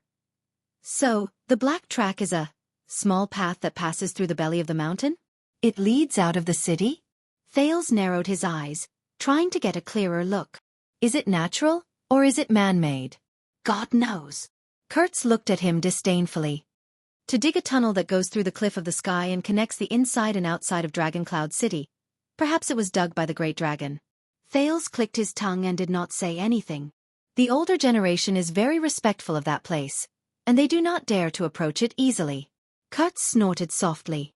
They say that it's a forbidden place in Dragon Cloud City, where the Master of Mountains resides. Even the nobles don't know about it. But, 18 years ago, the men followed the king to Constellation to fight a war. The war lasted for more than a year. No one farmed, no one hunted, and no one herded. The taxes and military contributions became heavier and heavier. Forget the farmers and hunters outside the city. Even the old, the weak, the women, and the children in Dragon Cloud City could not live on. The winter that year was especially cold, and there was not enough firewood. The nobles had to be prioritized, and they did not even have enough gifts from the mountains. Thales fell silent. 18 years ago, went to Constellation to fight a war. Glee Ward first beat up the disciplinary officer of Shield District who was in cahoots with the nobles and bureaucrats. Then he masked his face and looted a few black-hearted merchant stock warehouses. Then, he broke tradition and led us into the black track. He began to transport contraband goods. He transported everything you can imagine. Crystal drops, eternal oil, firearms, and even hemp. He also transported food, firewood, and medicine that he robbed from the front lines. With these, the women and children in Shield District and Hammer District survived that winter, where countless people died. Kurtz stared at the silent Glee Ward with a complicated gaze. This is the black track, and also the history of the slum boss's rise to power. Thales felt very upset in his heart. He looked at Glee Ward. But the veteran only snorted coldly, as if he was very dissatisfied with Kurtz's words. He coughed loudly. After you go in, carry your everlasting lamp and watch your feet and the top of your head. Gleeward's expression was unpleasant, as if he was recalling some unpleasant past. The tunnel there is too old. 6 years ago, the calamities and the Hydra caused a ruckus in the city. The earth shook, and most of the black track collapsed. We don't know when the rest will collapse. Thales felt a chill in his heart. Calamities. Calamities again. The three people behind the low fence were silent for a while. The calamities, the prince said resentfully, brought about quite a lot of disasters, didn't they? Gleeward's hand, which was holding the wheelchair, suddenly tightened. Disasters. Kurtz laughed sarcastically. Disasters. You can look around you. The seamstress' expression turned cold. But you can't imagine what it was like that day. She kicked away a piece of gravel beside her feet. Son of AB*TCH. Thales lowered his head. He did not look at the gravel, broken wood, dust, and debris piled up around him. He did not look at the abandoned houses, the dust-covered wells, the collapsed rotten wood, and the cracked ground. There was even a faint stench in his nose. This is Shield District. I can, Thales said in a low voice. I told you that year. I was here. I saw how Shield District was destroyed, and I saw the people who died. But before he finished speaking, he felt an itch in his ear. Thales was shocked. He instinctively sat up to avoid Kurtz, who was tickling his ear with a grass root. There should be a limit to boasting. The seamstress waved the grass root in amusement. How old were you 6 years ago? Thales was stunned. You even saw Shield District's destruction? Why don't you just say it? Kurtz said with a mocking expression. Back then, you single-handedly and fearlessly killed the Blood Calamity and saved Dragon Cloud City? Wouldn't it make you look more impressive if you boast like this? Your Highness? Thales' face turned green and red. He slid down against the low fence like a deflated balloon. It's nothing. At this moment, Glee Ward spoke airily. It was never about destruction. Both of them were stunned. They turned to look at the veteran. The calamities did not harm those who died either. They were lucky to a certain extent. They left forever in an instant. The man in the wheelchair stared ahead with steely eyes. What the calamities left behind was torture for the living. Glee Ward slowly raised his left hand, which was missing 3 fingers. His gaze was unfocused. Thales and Kurtz instinctively turned their heads. Do you remember the boy who drove the car last night who made a fuss? Thales paused. His name is Kevin. Glee Ward snorted lightly, completely unbothered. 6 years ago, he was an apprentice in a blacksmith's workshop in Hammer District. Kurtz sighed. Cripple. But Glee Ward ignored her and continued to speak. That day, the day the calamities appeared, Kevin came to Shield District happily, brought a bouquet of flowers, and met his lover in secret. Glee Ward stared at an abandoned well in the distance, which only had its outline left. Next to it was a collapsed stable, and dried feces could be vaguely seen. They were discovered by her father. I know that old man. He used to serve in the glacial sentries, and his skills were not just for show. What's worse is that he has a bad temper, and he values his daughter very much. When he said this, Glee Ward smiled softly. The smile lines at the corners of his eyes were natural and smooth. Thales and Kurtz listened in silence. Poor Kevin screamed as he was whipped all the way from Shield District to Hammer District with his belt. Everyone on more than 10 streets knew about it. Their laughter was so loud that even Big Leatherbelt's big yellow dog chased after him for a few hundred meters. Gleewood's laughter was very cheerful. Kevin came to me and said a bunch of nonsense in a wronged manner. He said how much he liked the girl, that he wanted to become a good blacksmith, open a workshop, save enough money for his betrothal gift, and then tell the truth to his lover's father. The veteran shook his head with a disdainful expression. I still remember how stupid he looked when he said those words. I also remember how angry Big Leatherbelt looked when he came to settle the score with him. I also remember how Kevin crawled out of the closet after I tricked Big Leatherbelt into leaving. His face was full of indignation and ambition. Gleeward paused for a few seconds. And yet, the smile on the veteran's face slowly melted. It was like ice that had come into contact with sunlight.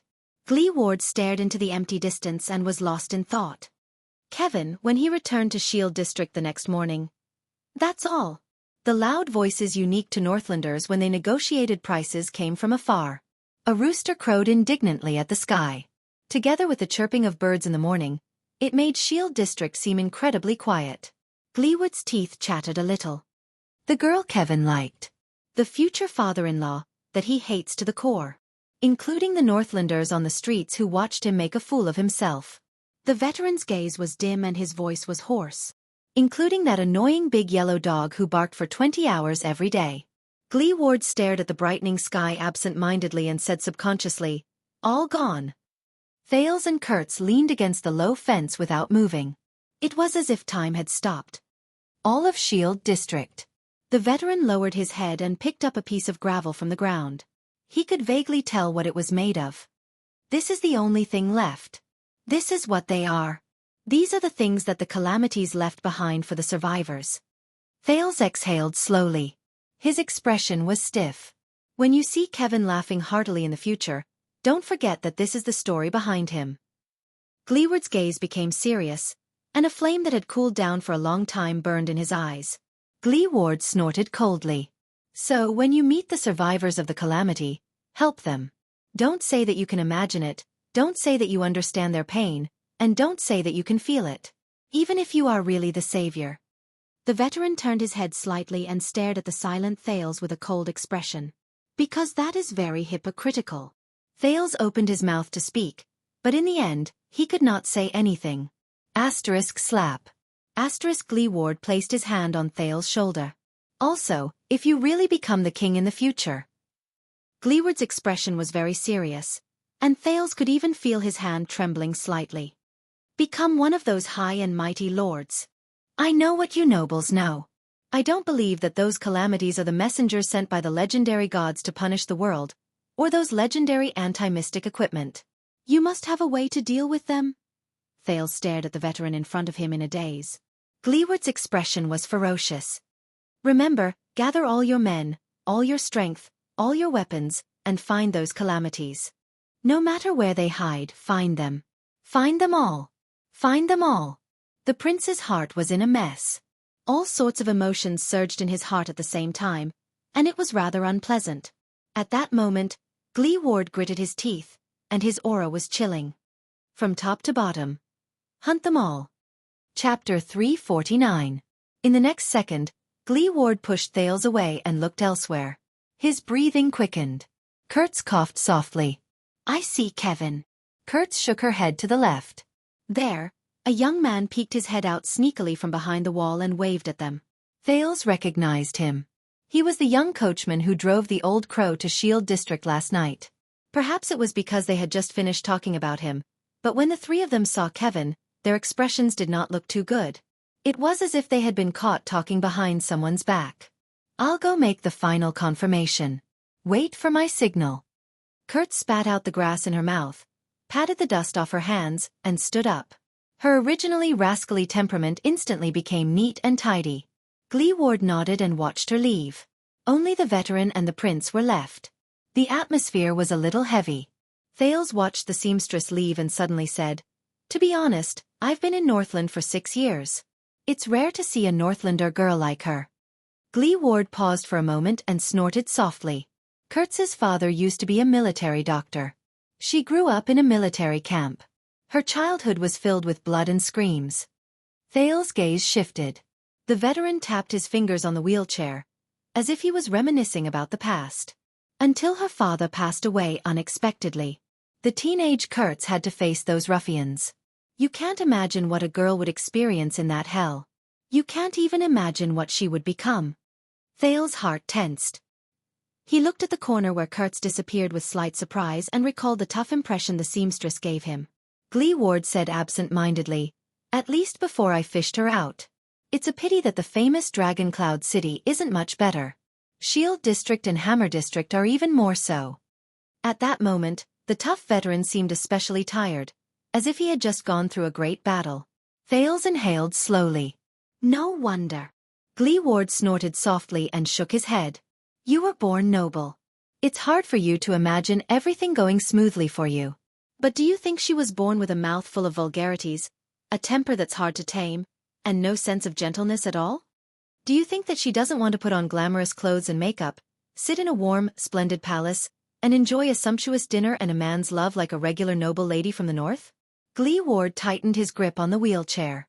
The remaining 3 fingers on his left hand trembled slightly. When life is tough on you, you have to be tougher than it is. Thales did not speak for a long time. But then he looked up. "But I think she's very good right now." The prince's heart was a little heavy for some reason, and his gaze was sharp. A woman at her strongest, most beautiful, and most charming. "Dong!" Thales cried out in surprise. He placed his hands on his aching forehead and looked at Glee Ward indignantly. The veteran expressionlessly retracted his right hand, which was as big as a wok. "Don't try to pick up girls at such a young age." Thales gave him an aggrieved look. "But you're right. She's great." Glee Ward smiled faintly. The wrinkles at the corners of his eyes shone slightly.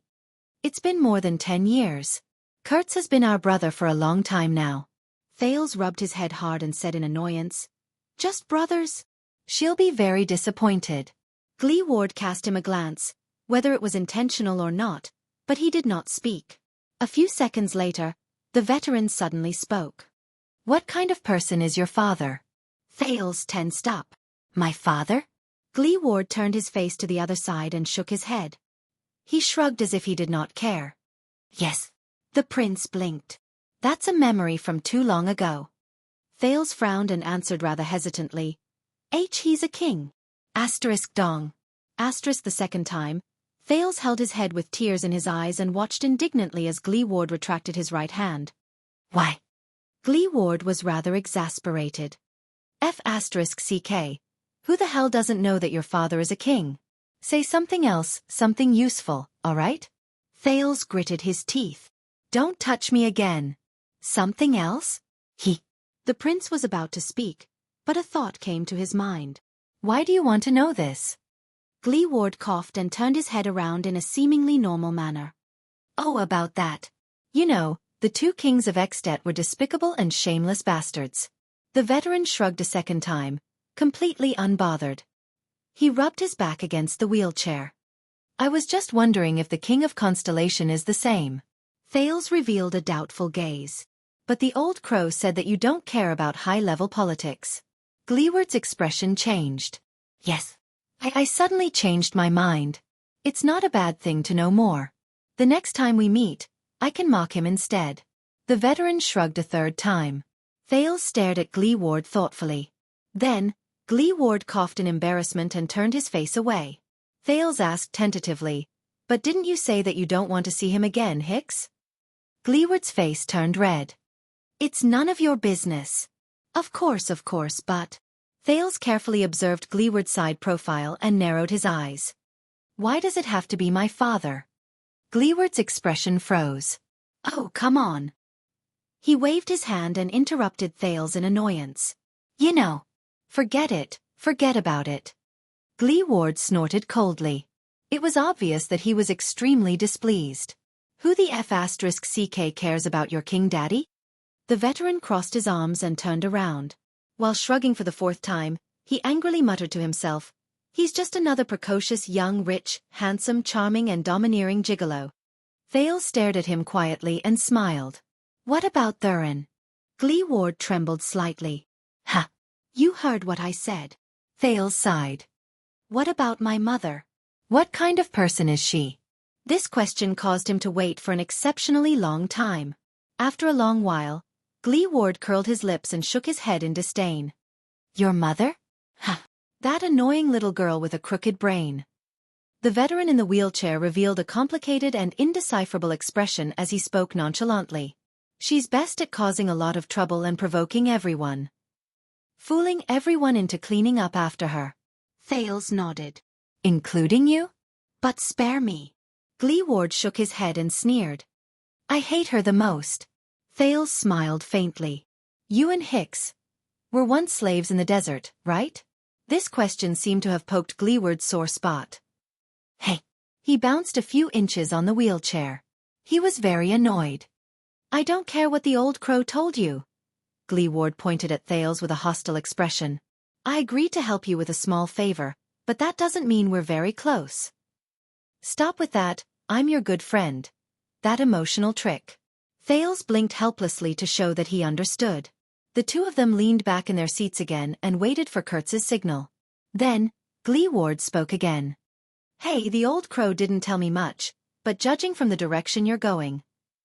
Gleeward seemed to be unable to recover from his rage, naturally. He said stiffly, You're going to the desert, aren't you? Thales' heart tensed. He spread his arms and only smiled with his eyes narrowed. But Gleeward seemed to have seen through his thoughts. He snorted softly. Listen, if you want to enter the desert, you'd better have a skilled guide or else. Gleeward shook his head disapprovingly. Thales thought of something. Is the desert really that scary? Orcs or barren bone people? Both. Gleeward twitched the corners of his lips, and his gaze was sharp. Orcs, they can crush your skull as effortlessly as we smash eggs. As for barren bone people, it's hard to say. Those guys are very strange. Strange. But your greatest threat is far from them. Gleeward's expression was solemn.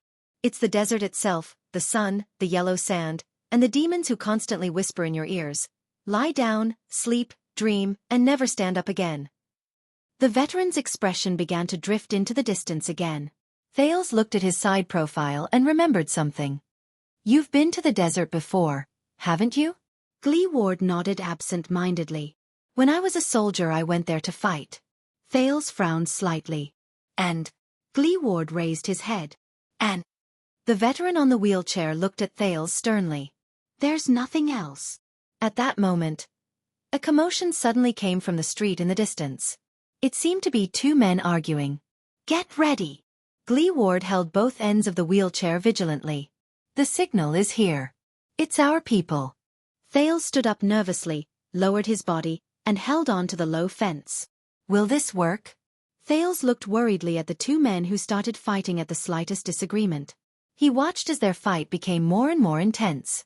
More and more people joined in, turning the brawl into a group fight, and the group fight into a riot. The patrols at the outpost began to frown as they walked towards them. They seemed to be suspicious. Thales was anxious. The Star Killer might be suspicious. I've seen the actions of the former White Blade Guards in Dragon Cloud City.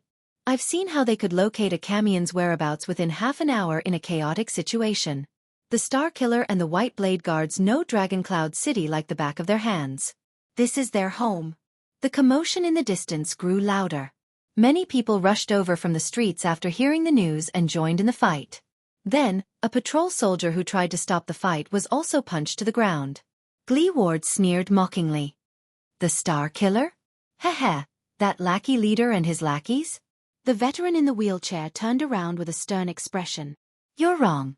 Gleeward silently patted his chest. The people who are most qualified to call this city home. It's never them. The next second, Gleeward turned his wheelchair around. Amidst the growing commotion, he decisively drove out of the cover and rushed past the countless people towards the cliff of the sky. Let's go. Thales exhaled deeply, then jogged to catch up with the veteran. The process of avoiding the outpost was easier than he imagined. The fighting between the poor people in Shield District was so loud that the pitiful dozen people in the patrol team were surrounded so tightly that not even a drop of water could trickle through. They could barely protect themselves, much less notice them sneaking into the cliff of the sky. In Gleeward's own words, Dragon Cloud City is really getting worse with each generation. In the chaos, before the patrol team could send a large group to suppress them, they slipped under the rocky and uneven cliff wall. God knew how the veteran could move so fast while sitting in a wheelchair. After making a few turns and before Thales was about to faint, he followed the rear wheel of Gleeward's car and finally saw Kurtz in front of a small dark hole. Are you ready? Kurtz looked nervous, but her movements were not sluggish.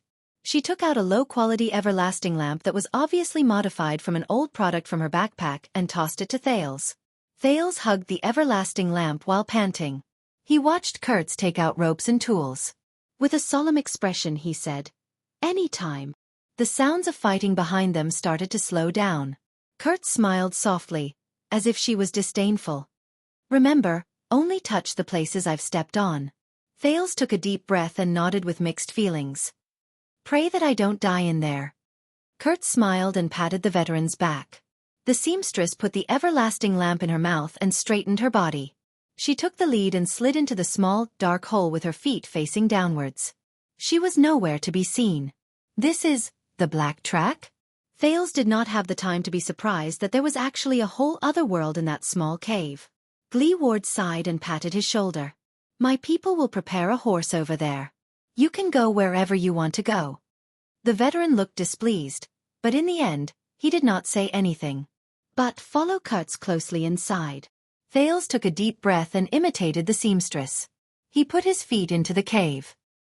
He did not step all the way to the bottom, but he could feel the slight chill inside, as well as the faint breeze. You're not coming?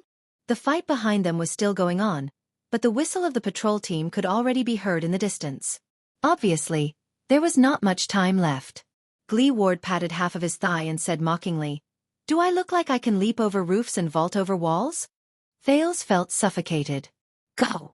With a dark expression, Gleeward turned to the side. I have to go back and clean up the mess, especially that dead face. Thales looked at the veteran and clenched his fists tightly. Gleeward. Thales gritted his teeth and nodded heavily. Thank you. The teenager said seriously, whether you're doing this for the old crow or for my mother. Gleeward was stunned. Thales looked at him with sincerity and nodded slightly. In the next second, the veteran's expression became annoyed. He slapped Thales back, and as the latter cried out in surprise, he pushed him into the Black Track. As he watched Thales disappear into the Black Track, Gleeward took a few deep breaths to calm his agitated heart. Damn it! Gleeward cursed in his heart. For his mother? Who does he think he is? With a displeased expression, Gleeward turned his wheelchair around and watched the fight on the street, which was becoming more and more obvious. He spat in displeasure. A king. He looked at the sky which had just lit up and mumbled. A king. Gleeward's expression darkened. His mutterings were filled with dejection. How could he be a king? The veteran looked at half of his thigh and touched his empty left eye. His expression was forced and gloomy as he said in a low voice. Don't worry. He said in a low voice, F***CK. But after a few breaths, Gleeward's nervous expression relaxed. With a stiff face, he pulled out a thread from the pocket of his robe in a panic. He slowly took out a small black leather pouch from between the two layers. Gleeward opened the leather pouch with trembling hands. He stared at the item inside in a daze, then at the entrance to the Black Track. He did not speak for a long time. The veteran stopped moving, snorted softly, and shook his head in a self-deprecating manner. F***CK. The sounds of fighting behind him began to die down.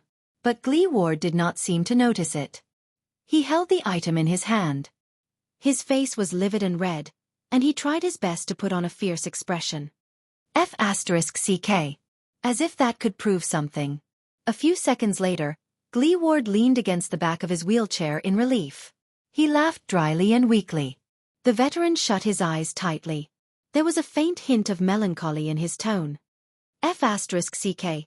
Finally, the item in Gleeward's hand slowly floated down and landed on his wheelchair. The morning light illuminated it. It was a neatly tied strand of a woman's hair. It was soft, smooth and bright. It was fiery red. He felt the friction between his back and the rock strand. After he slid to the bottom with a tense heart, Thales opened his eyes and saw darkness. Then he heard footsteps. Hey, you're afraid of the dark? Thales narrowed his eyes to adapt to the sudden light. He was still in a state of shock as he stared at Kurtz, who was holding the everlasting lamp and watching him with a contemplative look. It was dark around him. And cold. Their everlasting lamps could only light up a small area around them. "Follow me." In the darkness, the seamstress only had half of her face exposed by the light. She helped him light up the everlasting lamp and sighed. "Even if some paths are difficult to walk, you must still follow them." Thales got up in a disheveled manner. Kurtz turned around and used her hands and feet to climb up the dark rock wall. She seemed to be going up the slope. "I have to climb this stupid place again. At least I got 300 gold coins last time," Kurtz said sarcastically to herself. "What about our client this time? He gave us a chance to be hanged, huh?" "Prince." Humph. Thales could only pretend that he did not hear it. The black track was narrower than Thales had imagined. Just as he was about to reach for the everlasting lamp beside him, his arm crashed against the rock wall. Thud. Thales hissed and rubbed his sore spot. He did not dare to be careless anymore. He carefully grabbed the everlasting lamp and laboriously followed Kurtz's footsteps. Kurtz was obviously familiar with the path, and he could only barely see Kurtz's trousers and boots through the faint light from the everlasting lamp. Soon, Thales experienced the power of the black track. Obviously, there was no flat road here. It was either uphill or downhill, and it was full of potholes. There were even a few places that were as steep as cliffs. Kurtz had to use a hook to climb up, and then use a rope to pull him up. "Is this place really meant for people to walk?" Thales complained in pain after he fell for the 8th time. "The black track? It wasn't this hard to walk in the past." Kurtz chuckled in front of him. "But you know, the Calamities played with stones in Dragoncloud City when they had nothing to do, and they caused half of this place to collapse out of nowhere. Blame it on them. They bumped into things everywhere in the darkness along the way." Thales even fell or slipped several times due to his inexperience. If it were not for his rich experience in wrestling when he was young, Thales felt that he would have been badly battered by now. "Be careful, don't fall again." Kurtz's voice came from ahead of him. Thales blushed and felt the rock straighter around him even more cautiously. "Thank you." Kurtz snorted. "I'm not talking about you. I'm talking about that everlasting lamp. Who cares if you fall or not?" Thales raised his eyebrows and rolled his eyes in the darkness where no one could see him. "The ventilation here is terrible. You'll suffocate if you use a torch." Kurtz chuckled as she led the way. "And it's too dark here. If you break the everlasting lamp, you won't be able to get out without light." Speaking of which, Thales thought of something. "I have an idea." He snickered in his heart. The sin of Hell's river responded to his call and surged into his eyes. As the blood vessels around his eyes surged, Thales watched with satisfaction as the dark scene before him slowly brightened. Even though there was only a slight flow of cold air in the cave, Thales felt his vision become much clearer.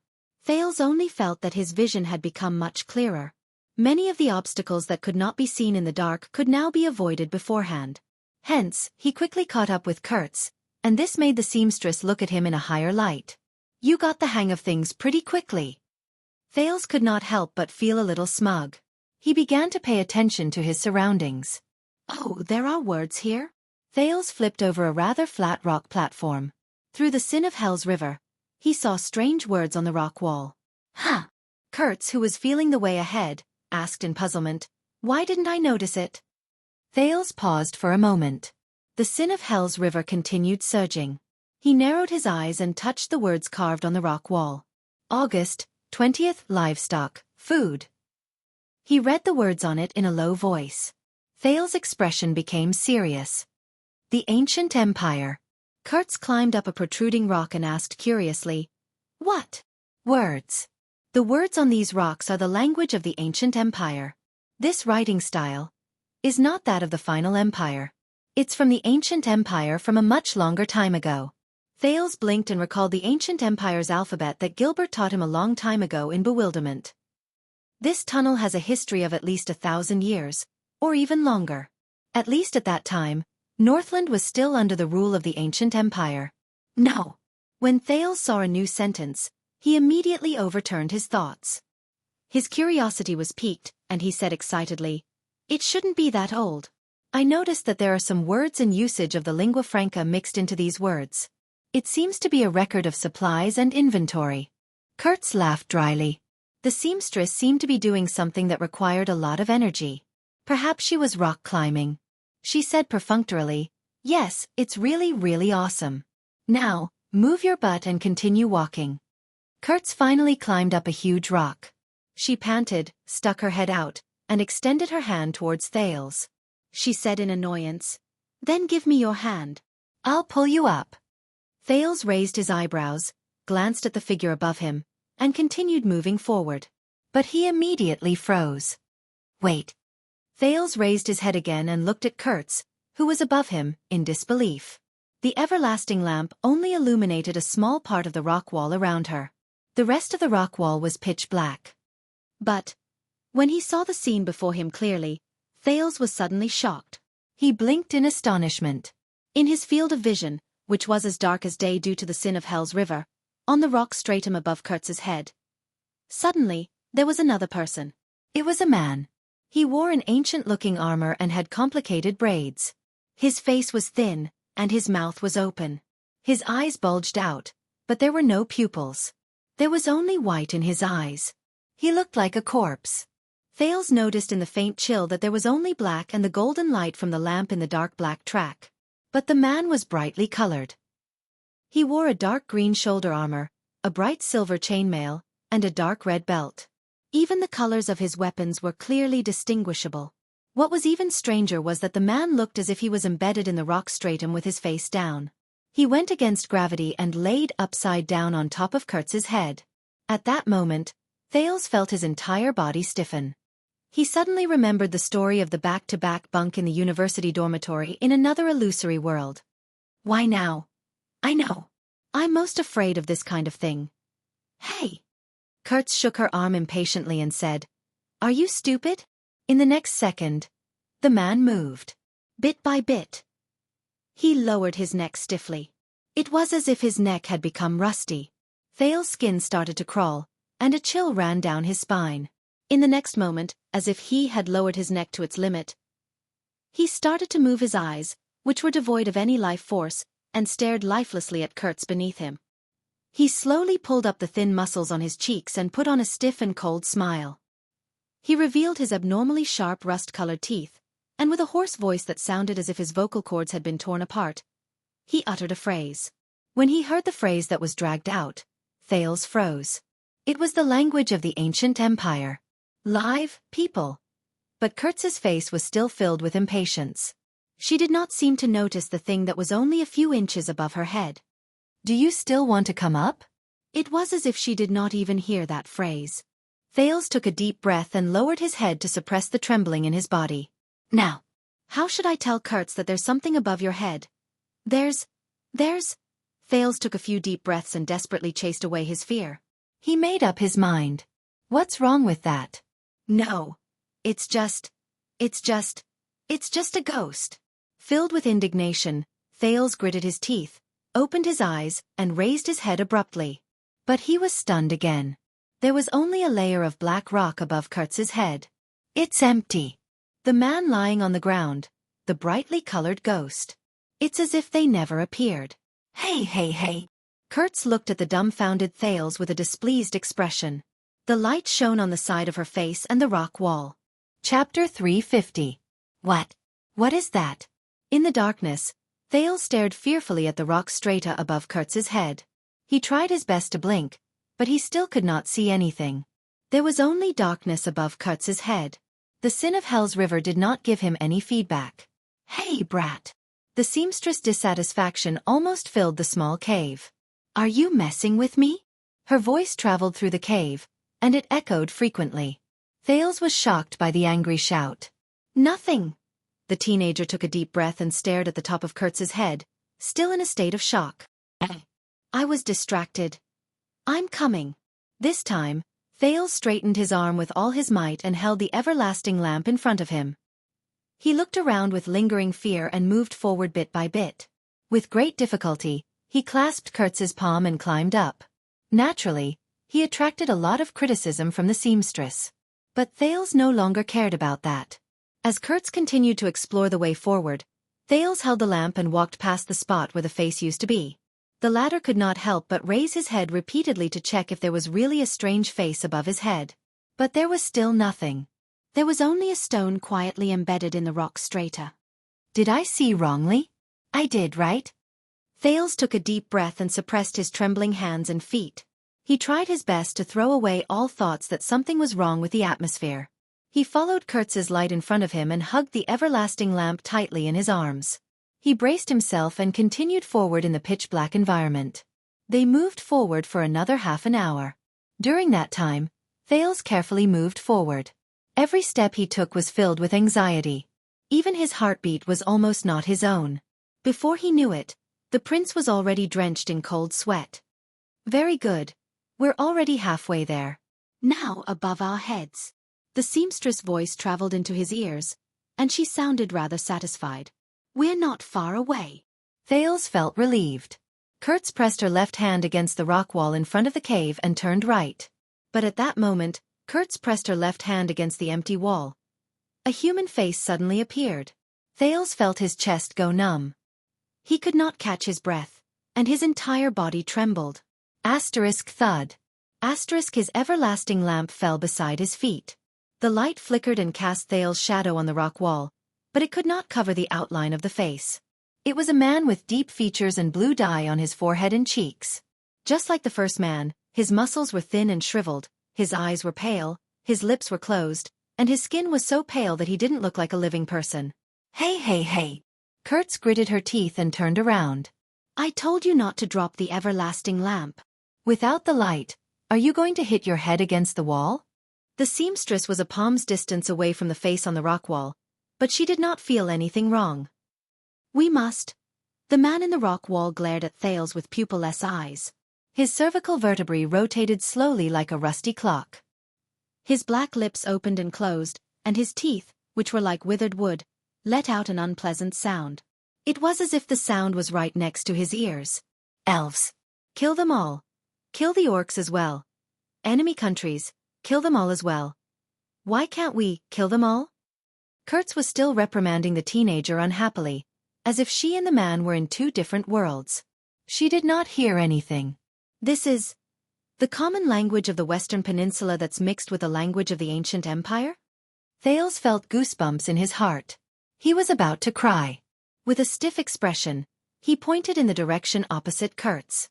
But there. However, when he turned his gaze, Thales discovered to his horror that the man was gone. Kurtz turned her head around in puzzlement. There was only a black rock wall behind her. There was no human face. It was covered by alternating lights and shadows, and it was as serene as ever. Thales was stunned. He started to tremble slightly. Kurtz frowned and looked at him. Hey! What's there?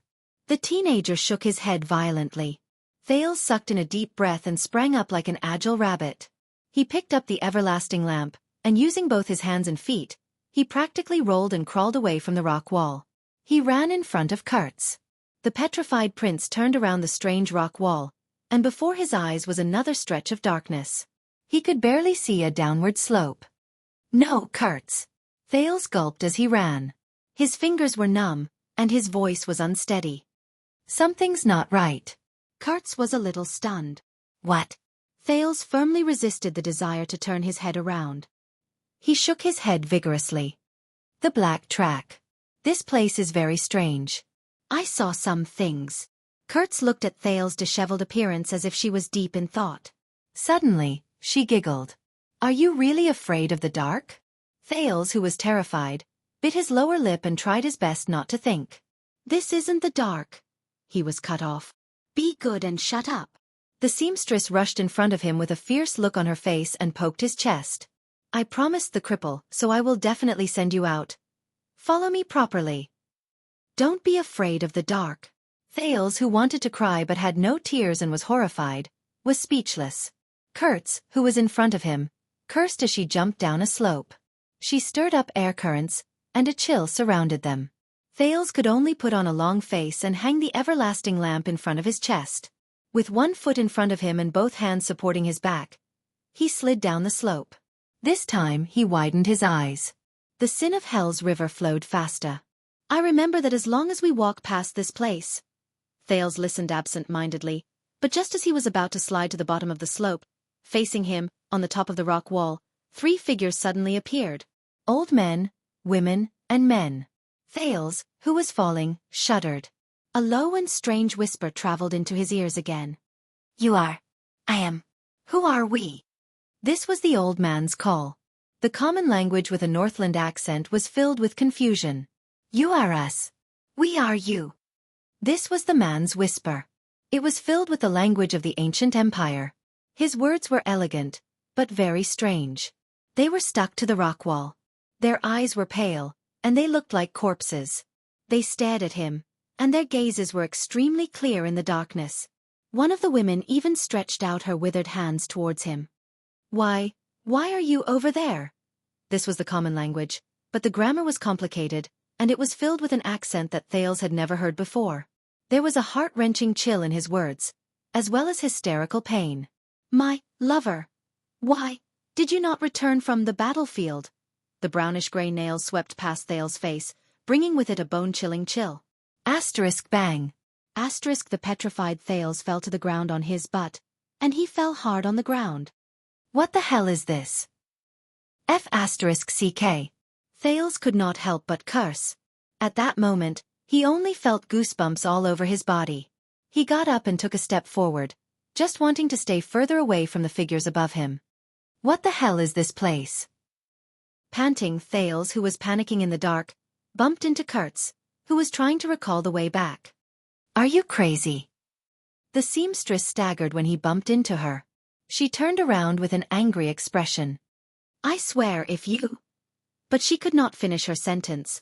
Both of them felt the ground under their feet shake slightly. Kurtz and Thales held their breaths at the same time. At the same time, a frightening sound came from the rock strata in the dark. Crack. Both of their faces turned pale. Crack. This? Thales listened carefully to the frightening sound. This sounds like... It sounds like rocks cracking? A few seconds later, the cracking sound grew louder. Rustle. Under the weak illumination provided by the two everlasting lamps, Kurtz and Thales stared at each other. With a pale face, Kurtz touched the top of her head. A few pieces of rubble the size of fingernails had fallen on their heads. T. That was the only word she had time to utter. The ground shook violently again. The panicked Thales grabbed the rock beside him so that he did not fall. Feeling the ground shake, Kurtz finally stabilized herself with great difficulty. Her expression changed drastically. Damn it!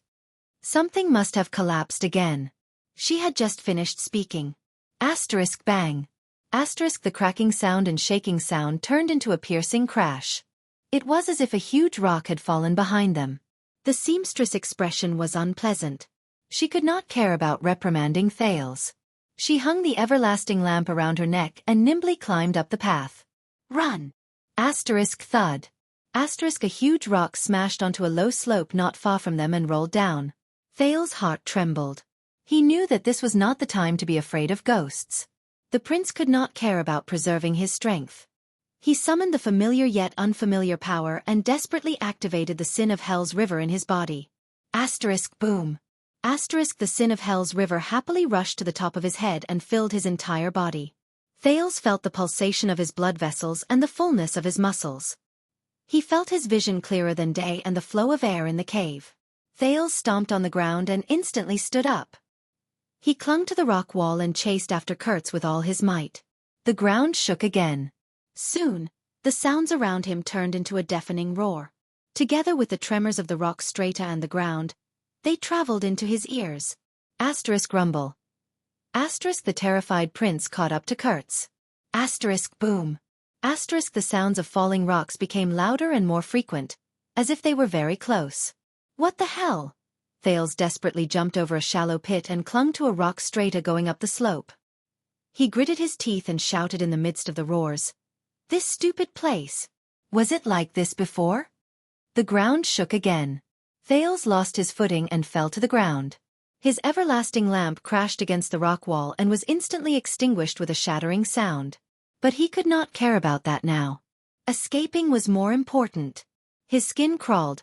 Thales propped himself up again and covered a distance of a few meters with just 2 or 3 steps. As the ground shook violently, he fell on his face countless times, but he could only move forward with all his might. Who knows? The last time I brought someone here was 6 years ago. Kurtz's exasperated voice came from the roars. It was obvious that she was not having a good time either. After Shield District was destroyed, the black track would sometimes collapse.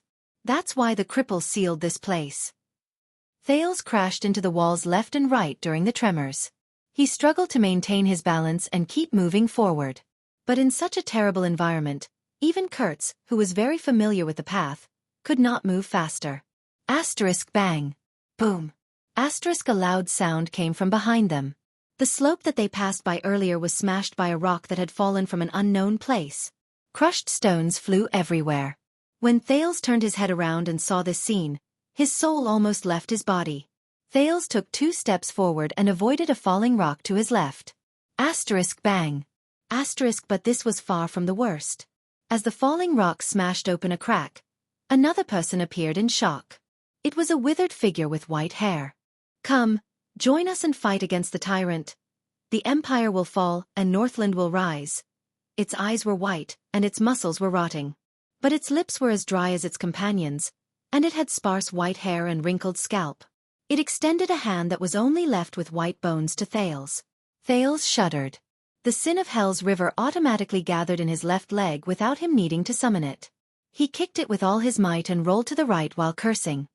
What the hell is this? While he was running for his life, Thales saw from afar another charred, withered face appear in a pit to his lower right. It widened its white eyes and released a terrifying smile at him. Its lips opened and closed. To protect my family, I will kill all my enemies. But with my family around, my enemies will find my weakness and defeat me. I will not be able to kill all my enemies. For my family, I will not be defeated. My family will not be my weakness. So to defeat my enemies, to protect my family, I must first kill my family. The moment this person finished speaking, he suddenly held his head with his withered hands and let out an endless howl of pain. What the F asterisk CK? Thales covered his ears and roared in anger in his heart as he rolled and crawled towards Kurtz. What the hell is this? In front of him, Kurtz came to a sudden stop, and Thales almost crashed into her. Asterisk bang. Asterisk, my God, the roads I remember are all messed up. Kurtz, who was panicking, howled in anger. The everlasting lamp swayed violently in front of her chest. Why are we so unlucky?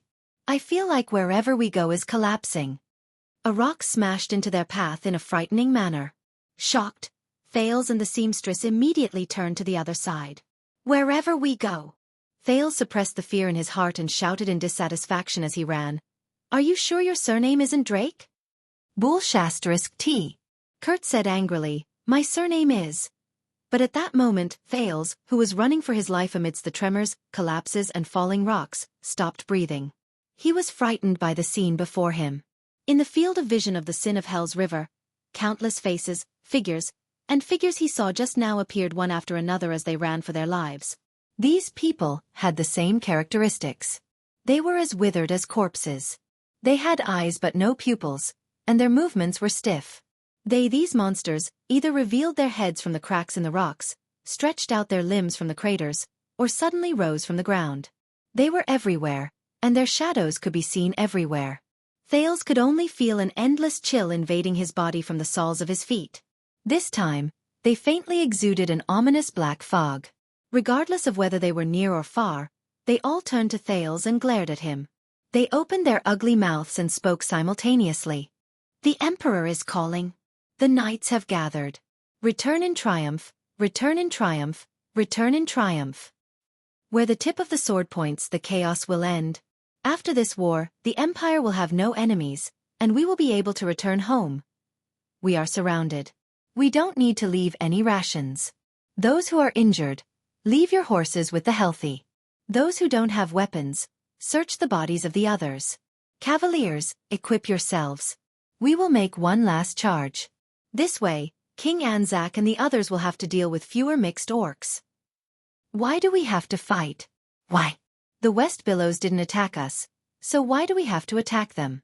Sel, Karali, Rakatasada, Kalalakale, Sel, Selikal.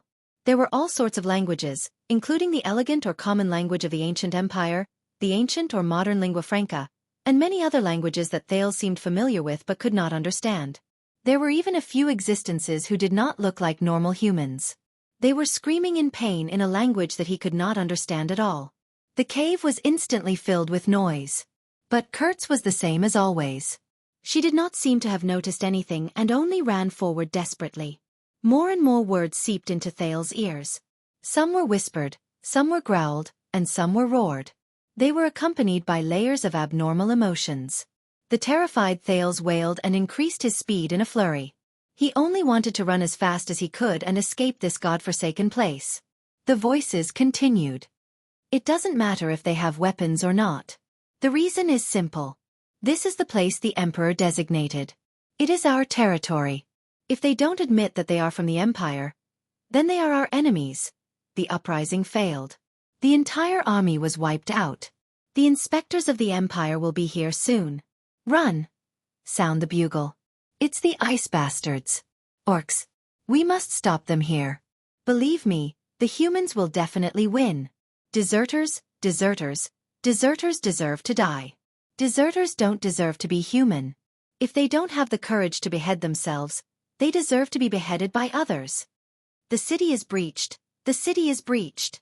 Follow me, we will charge forward and leave no one alive. Long live the Empire. Kurtz. Thales covered his ears and wailed, enduring the headache that came at him inch by inch. Kurtz. He forced himself not to look at the skinny, ferocious and terrifying female person, who was only an arm's length away from him. He shot past the obstacles without a care in the world. He relied on the vision of the sin of Hell's river to prevent himself from falling in the darkness. We have to leave this place as soon as possible. The Black Track. Something is very wrong with this place. Amid the rumbling sounds, Kurtz's enraged voice traveled from the front. She seemed to have just avoided a rock that fell on her head. Yes, I can see it too. Also, thank you for your nonsense. Asterisk crack. Asterisk the moment Kurtz turned around, another huge rock above her head cracked. It fell vertically. Be careful. Kurtz subconsciously raised her head, and her face instantly turned pale. That rock enveloped all of them beneath it. Thales felt his skin crawl. He did not care about the soreness in his legs and exerted his strength to catch up. But when he saw the situation before him clearly, he felt a chill in his heart as he charged forward. No. The area of the rock that fell from above my head is too large. Even if he pounced on Kurtz, even if they charged at full speed, I can't avoid it. What should I do? The huge rock was only a few meters away from Kurtz's head. What should I do? At that moment, Thales desperately tried to recall all the skills he could use. Jayla, Ralph, Waya, Black Sword, the Corleone sisters, Ida. But in the face of such a crisis, their skills, and emergency measures were all useless. What should I do? At that moment, a figure that Thales did not expect suddenly appeared in his mind. In his memories, that man's expression was cold and his face was pale. He swung the blade in his hand and miraculously retracted it. Thales shuddered. The rare power of eradication seeped into his bones and joints, and an indescribable power erupted. In the blink of an eye, Thales sped up and pounced on Kurtz, who was in front of him. He held her waist tightly. As Kurtz screamed, they fell forward together, and the huge rock above their heads drew closer and closer. Thales gritted his teeth. The sin of Hell's river began to roar in his body, causing his pores to shrink. The surging blood in his veins gradually drowned out the endless words of those people. His bones began to groan. Ah! Thales could not help but let out an angry grunt amidst the intense pain. The rock above his head drew closer and closer. It even began to reflect the light from the everlasting lamp. In the next moment, his forward momentum came to a miraculous stop. Thales' legs were firmly planted on the ground. They did not fall. That was not all. The joints in Thales' body let out unpleasant explosive sounds. Thales' face contorted. The power of eradication gathered in his legs. As if he had overcome inertia, the young prince's body, which had just reached this point, suddenly turned backwards. Asterisk bang. Asterisk the huge rock fell. The loud sound echoed in his ears. Kurtz sat on the ground and stared at the scene before her in a daze. She stared at the rock that was only a few inches away from her. Beside her, Thales lay on the ground and panted heavily in pain. Asterisk crash. The rock that fell before them shattered inch by inch, and many of it rolled to their feet. At that critical moment, Thales pounced forward towards Kurtz. Then, in an inconceivable manner, he instantly changed his direction and leaped 2 meters backwards, dragging them out of the area where the falling rock fell. Wow! Kurtz slowly came to her senses. She widened her eyes. How did you do it? Don't ask. This came from Thales, whose legs were numb and he could barely breathe. Damn it! Thales panted in a disheveled manner, but he could feel the tremors on the ground continuing. The roars beside his ears did not weaken. This wants me to die. At that moment Thales, who was lying on his back on the ground, suddenly narrowed his eyes. Right above his head, a terrifying face appeared on the rock wall. Thales recognized that face. The thin facial muscles, the stiff smile, the sharp, rust-colored teeth, and the brightly colored armor. It's that man. It looked at Thales with its pale, defeated eyes. It moved its stiff neck inch by inch and spoke slowly. Come. You shouldn't be there. You belong to us. It was still the standard, classical, and clear enunciation of the language of the ancient empire. If one ignored the deep chill contained in it, the moment it finished speaking, a thick black fog spread out from its body. In the next second, before Thales could react, the rock stratum beneath them shattered inch by inch. Asterisk boom. Asterisk, hey! The panicked Kurtz only had time to shout one word before she sank with the collapse of the rock. Kurtz! Thales cried out in surprise and pounced forward, wanting to grab the panicking seamstress. Grab me! But his hand could only brush past Kurtz's figure in vain, and he touched her finger one last time. Kurtz fell and moved further and further away from him. The shock on her face had yet to fade. Thales watched the woman fall in the darkness with a dumbfounded expression. But he could do nothing. Until the seamstress figure was completely swallowed by the darkness. He could no longer see her.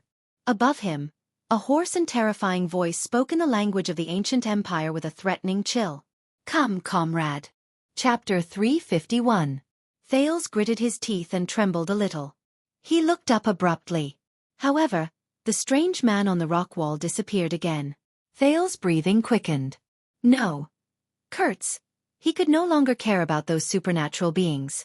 Thales frantically stretched out his hands towards the edge of the collapsed wall, trying to grab hold of something so that he could climb down and search for Kurtz. But it was as if the black track was deliberately toying with him. A cracking sound came from above him again. Asterisk rumble. Asterisk a rock fell. Thales instinctively pounced to the side. The rock fell on his original spot, and shards flew everywhere. Damn it! Damn it! Asterisk bang.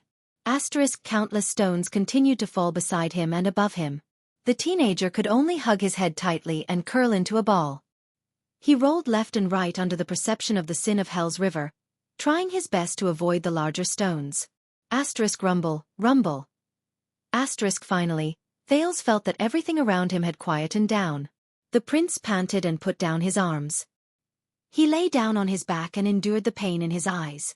Kurtz! When he remembered the seamstress's despairing face, Thales could not help but clench his fists and slam them on the ground. At this moment, Thales suddenly felt a chill on the top of his head. He sat up abruptly.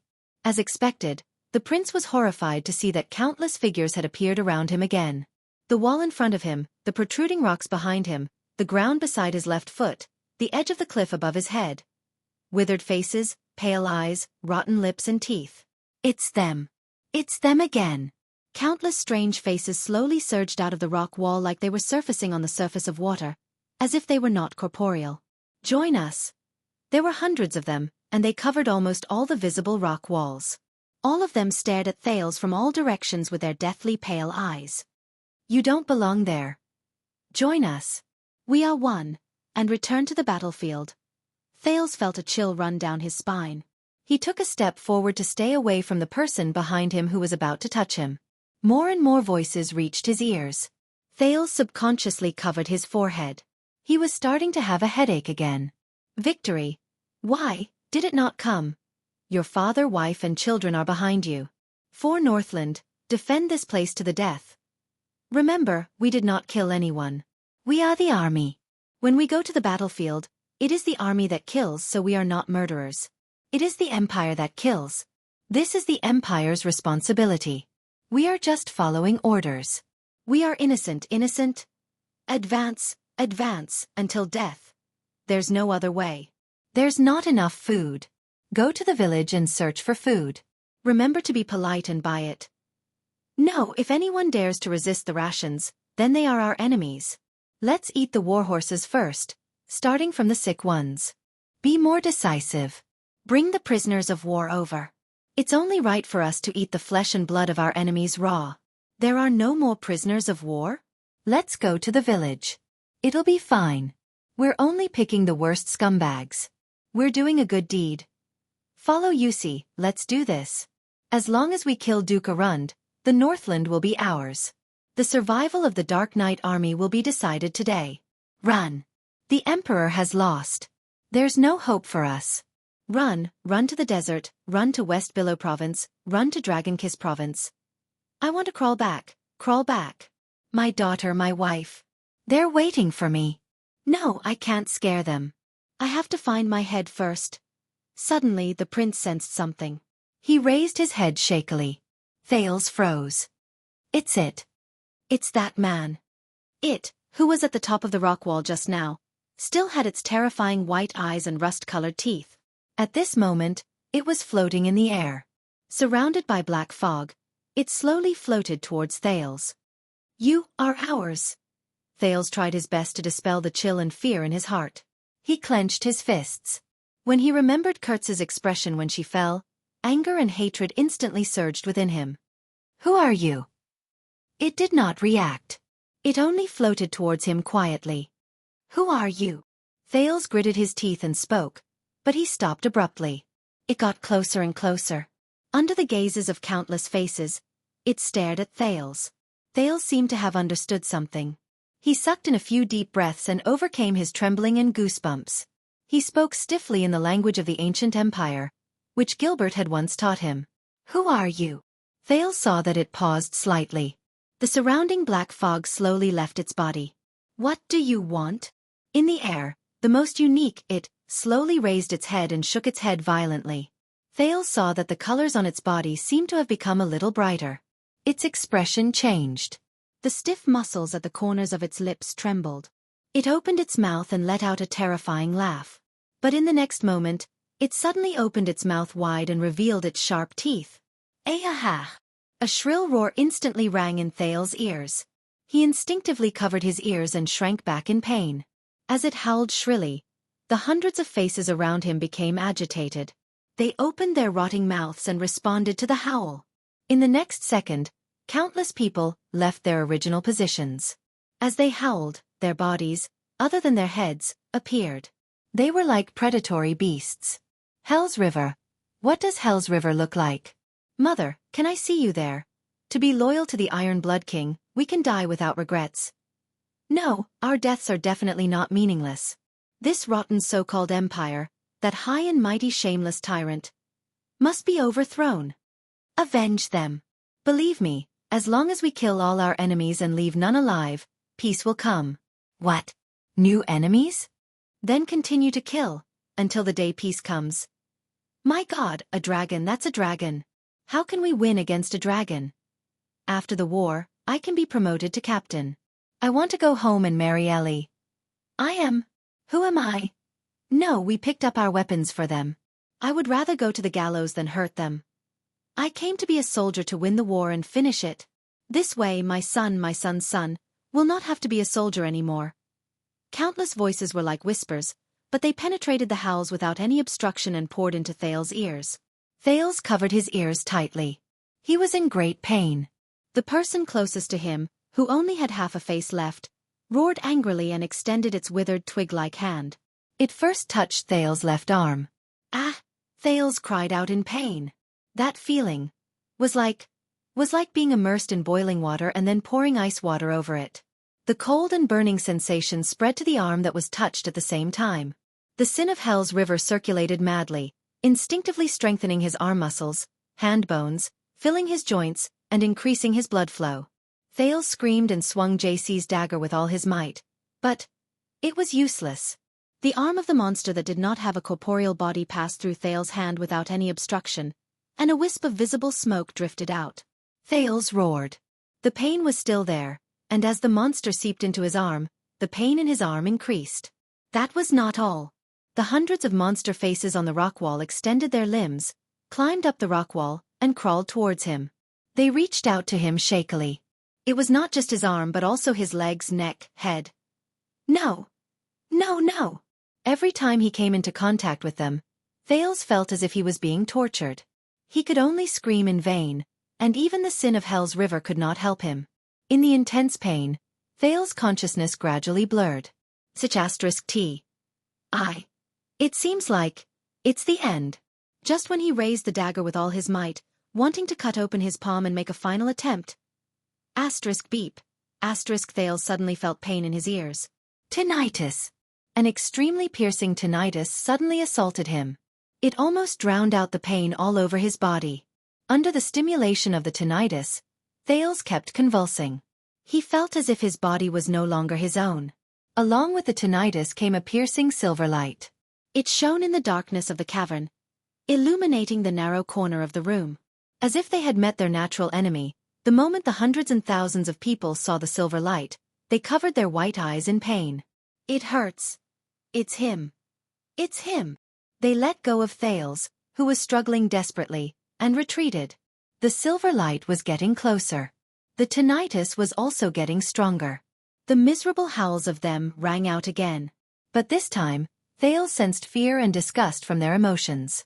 No, it hurts. That Northlander. It's him and his power.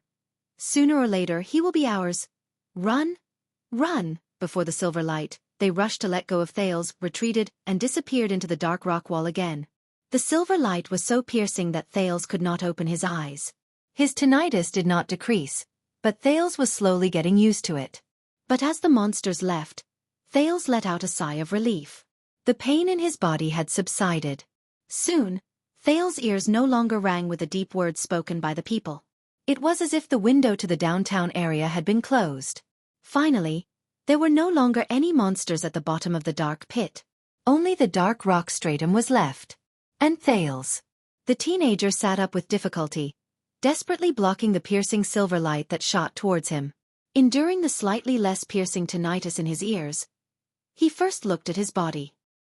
He was surprised to find that even though the pain was still fresh in his mind, other than the abrasions he suffered while running for his life, there were no injuries on his body caused by the monsters. So, those things were indeed, at this moment. The silver light weakened. The tinnitus disappeared. Wait a minute. Thales shuddered. The strange tinnitus just now gave him an inexplicable sense of familiarity. Yes, tinnitus. He had experienced it before. Twice. Once in Constellation, and once in Northland. Once in the Bloodline Ceremony. Once in the Holy Duel. So, the prince seemed to have figured something out. He slowly turned his head around.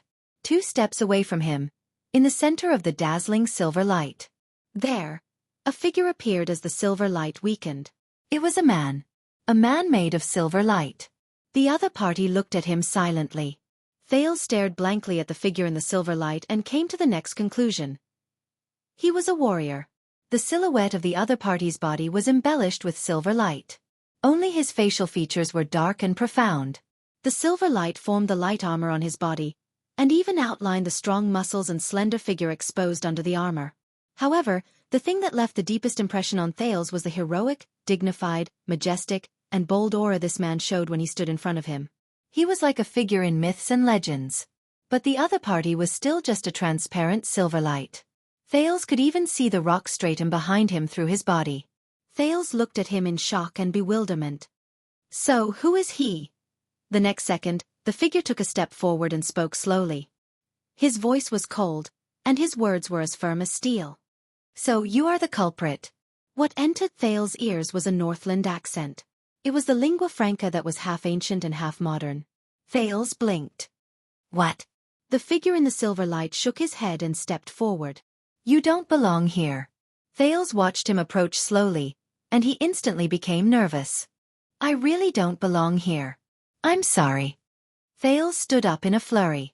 He swung his wrist and felt the soreness brought by the sin of Hell's River. So, who are you? Silver Shadowman's footsteps paused for a moment. Who am I? His handsome face tilted, and his pitch-black eyes slightly distorted. He seemed to be thinking, "Who am I?" But Thales could only sense a deep sense of confusion from his words. Silver Shadowman shook his head. "I don't know. I can't remember." Thales was stunned. Silver Shadowman suddenly raised his head, and his tone was firm. "But I must protect this place. And you came to the wrong place." His deep, dark eyes seemed to have the power to see through people's hearts, and it made Thales' heart clench. Silver Shadowman walked in front of him, and suddenly extended his strong right arm, which was formed by silver light, to touch Thales' face. "Ah!" Thales cried out in pain and was shocked.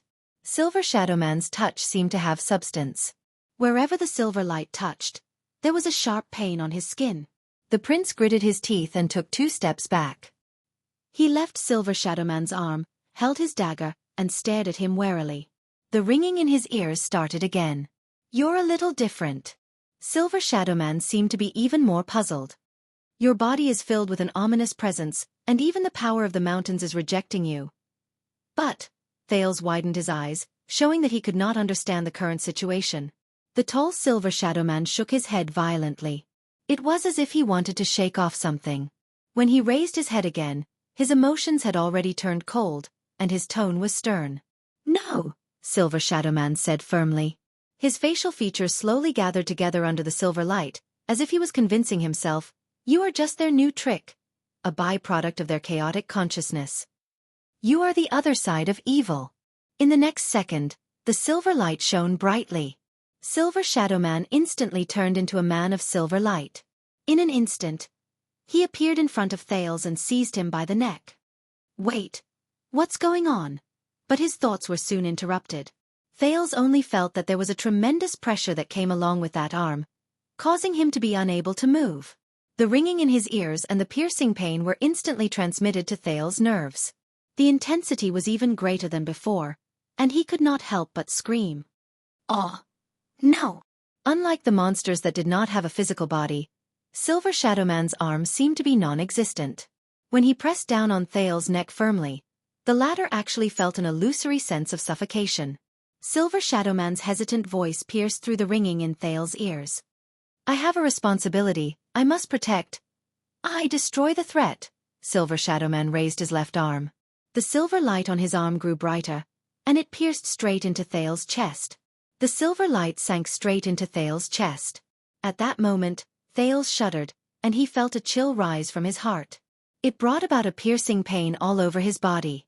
Even the sin of Hell's river seemed to be firmly suppressed, and there was no reaction. The ringing in his ears, the piercing pain, and the chill were like 3 tortures tormenting him at the same time. "Ah!" Thales shut his eyes tightly. His face was contorted, and he howled in pain that was 100 times worse than before. At that moment, "Huh?" Very abruptly, Silver Shadowman stopped what he was doing. He pulled out his left arm from Thales' chest. Silver Shadowman's pitch-black eyes slowly drew closer. "This is..." Thales, who was firmly suppressed, stopped screaming. He was drenched in cold sweat, and he could not stop panting. He looked like he was about to collapse. The light on Silver Shadowman's body weakened. He turned back into Silver Shadowman and grabbed the limp Thales. What is he trying to do? Is he repeatedly torturing me? Is he a sadist? Thales sensed the piercing pain and the ringing in his ears disappear, but he felt as if he had just gone through a great battle. His entire body was exhausted, and his consciousness was fading. Silver Shadowman laid him down gently, and his left hand stopped in front of Thales' left chest. He touched his chest, causing Thales to feel waves of discomfort from the piercing pain. The next second, Silver Shadowman raised his head, and his tone was stern. "Who are you?" Thales could not even maintain the most basic ability to think. He lay on the ground powerlessly, and he felt that all the cells in his body were roaring, dissatisfied with the abuse brought by their master. "Damn it! You lunatic! I'm just a lost traveler, a pitiful lamb. I went in the wrong direction and met a pervert." He panted and sneered again and again, mixing his dissatisfaction and grievance into his words. At this moment, the silver light on Silver Shadowman's body flourished again. The piercing pain and ringing in his ears assaulted him again, causing Thales, who had just recovered from the pain, to tremble again. King hate naughty children the most. So, son of AB Tisich, I will ask you one more time, Silver Shadowman said coldly. Silver Shadowman pressed his palm against Thale's chest and pressed it down forcefully. The silver light seeped in again. Who the CK are you? Arg, ringing in his ears, piercing pain, heavy pressure, suffocation, chilliness. Under the torment of several senses, Thales resolutely gave up on resisting stubbornly. He roared in horror and despair. Thales! Thales! Thales! Thales Jadestar! I am Thales Jadestar! With all the grievances and displeasure he had experienced throughout the day, he roared at the sky. I am the unlucky prince of some unlucky kingdom. Thales' voice traveled very far, and the echo was deafening. The prince was drenched in cold sweat as he panted. He was surprised to find that the silver sadist hand had already left his chest. The silver light on the man's body that made him uncomfortable also disappeared. Silver Shadowman stood up slowly. Jadestar. He stared at the dying prince and seemed to be mulling over the name. Jadestar. Silver Shadowman raised his head. A familiar surname. He turned around and walked away from Thales, leaving Thales with his back. Thales struggled painfully to his feet while his consciousness blurred. It was only then that he noticed that the silver light on the man's armor was decorated in a crude style, and the combination was simple. This style is just like... Silver Shadowman slowly raised his head. For the first time, there was a strange emotion in his frosty tone. Even if the memories of the past have long since faded away like rotten wood, but it can still ring the bell in my consciousness and stir up the ripples in my thoughts. Jadestar. Thales, who had every part of his body that did not hurt, stood up with respect and suspicion. He did not want to have anything to do with the sadist at all. Silver Shadowman turned around abruptly. His facial features gathered together again, and he looked very stern. Then, young Jadestar, you should not have come here. And you should not have awakened them. Chapter 352. The dark cave welcomed a rare moment. The light from Silver Shadowman's body illuminated the place. Awaken them? Thales leaned against the rock wall and panted. He thought about it again and again in his vigilance, but in the end, he gave up on most of his confrontational actions. This Silver Shadowman was obviously not an existence he could handle. The teenager asked in puzzlement, "What them?" Silver Shadowman stared at him with his eyes, which were so black that they seemed to contain nothing. Them. He was still speaking in the Western Peninsula's common language with a Northland accent. The outline of Silver Shadowman's face moved subtly under the flickering light. It was almost as if a real person was speaking, and it was a little strange. You saw them. Those homeless souls of the deceased. Anomalies that hover between life and death. Thales' heart trembled. What? Hover between life and death, he muttered. He raised his head anxiously and looked at the dark walls of the cave around him. He imagined the scene of the densely packed ghosts appearing on the walls. Those shriveled and rotting faces. Thales could not help but feel a chill run down his spine. He buried his face in his hands and heaved a painful and labored sigh. So, this world really has such things. Sigh. He even thought about this for me. This world of holographic, four-dimensional, and dynamic horror movies is too beautiful. The dejected Thales used a whole 5 seconds to free himself from the unpleasant memories of the past. He lifted his head listlessly. But how? He leaned against the rock wall and pressed against the scratches on his body. He asked Silver Shadowman weakly, "Why are there so many souls of the deceased under Dragon Cloud City? Are they bored and come here to scare people?" Silver Shadowman's body shone faintly. He seemed to be hesitating. "A ruined castle is above our heads," he answered in the end. The words that came from the silver light were like murmurs in a dream, and they echoed faintly. It has stood here for thousands of years. The flames of the great dragon, the footprints of the elves, the warriors of Northland, the iron hooves of the Empire, and even the heavy hammers of the orcs have plowed through this place. When he heard the unfamiliar name, Thales was instantly stunned. Randa Castle, the prince repeated doubtfully, but his eyes immediately brightened. Wait a minute. Are you talking about Dragon Cloud City?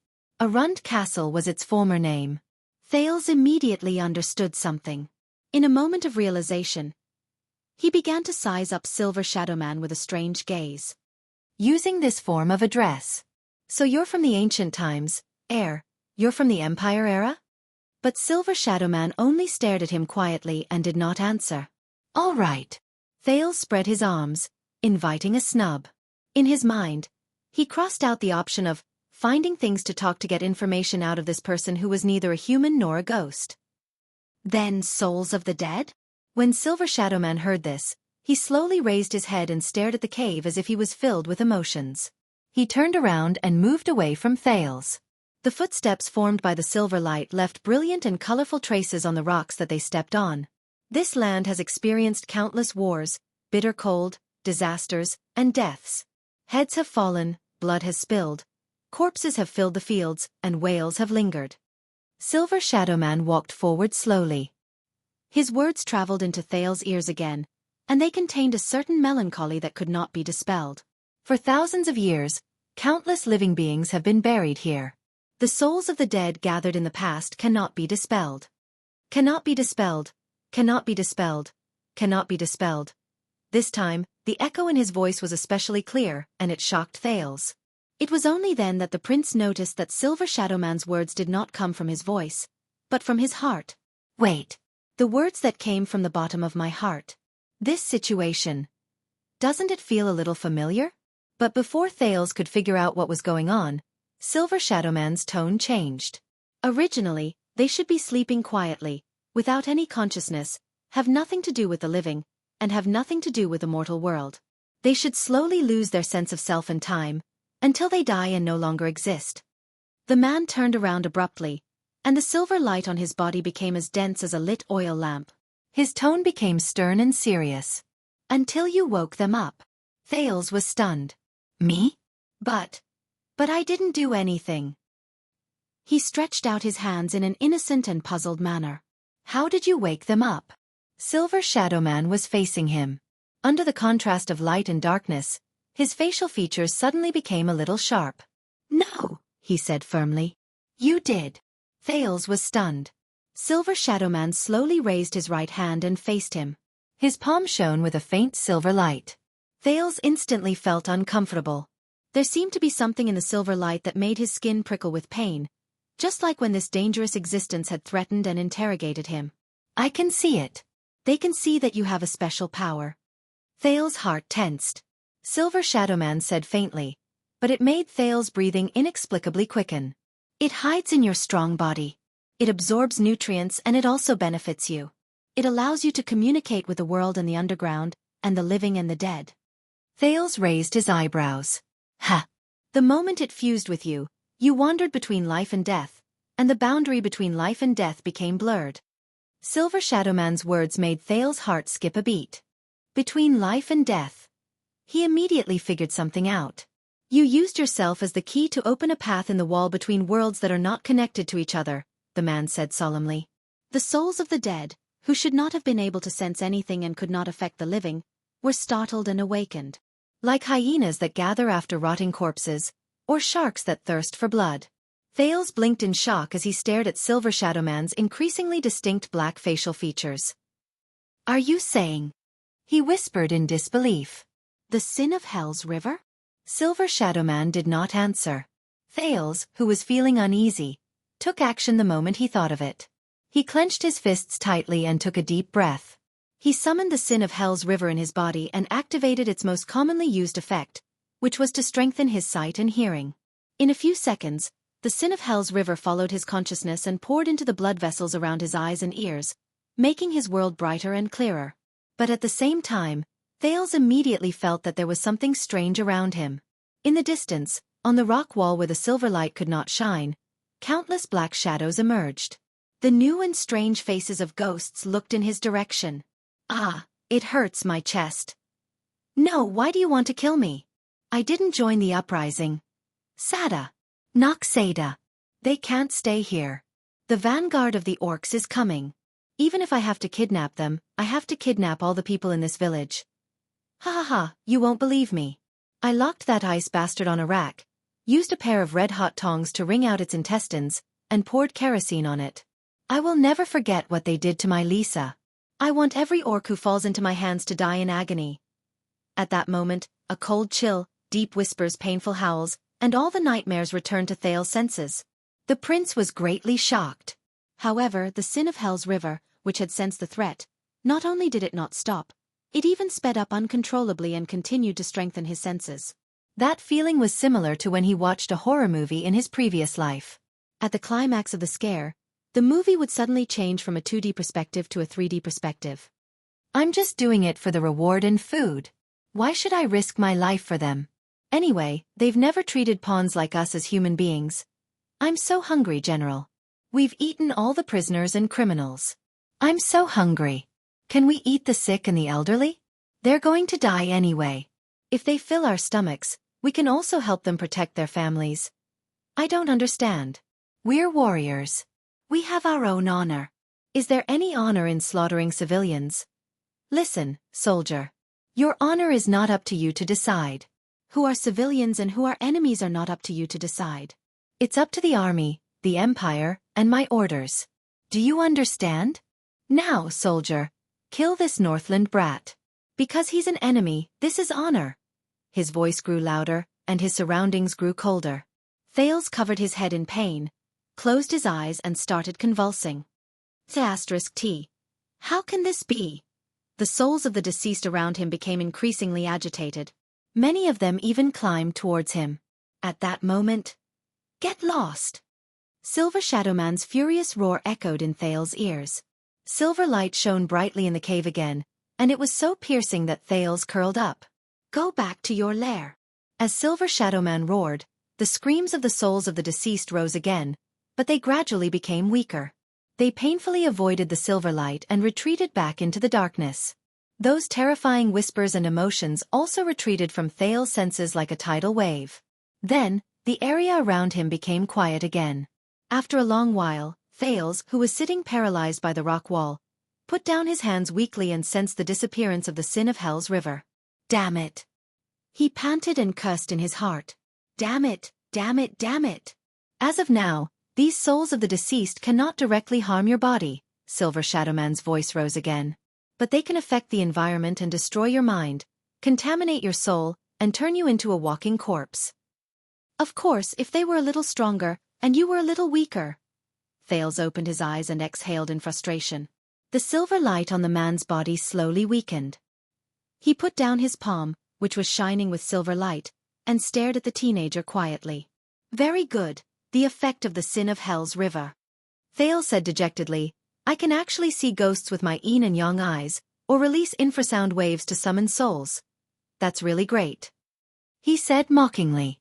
Silver Shadowman returned to Thales' side and lowered his head to look at him. I recognize this power. I once had a friend who was just like you. Silver Shadowman's words made Thales perk up. The sin of Hell's River? The man in the silver light shook his head. Under the torture of this power, he was rejected by Hell's River, and the mortal world did not accept him. That was the greatest misfortune in his life.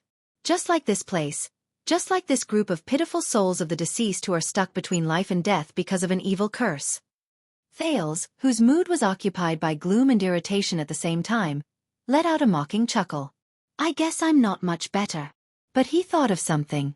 An evil curse. The exhausted Thales looked up and asked, You mentioned this more than once. This is not the first time you mentioned it.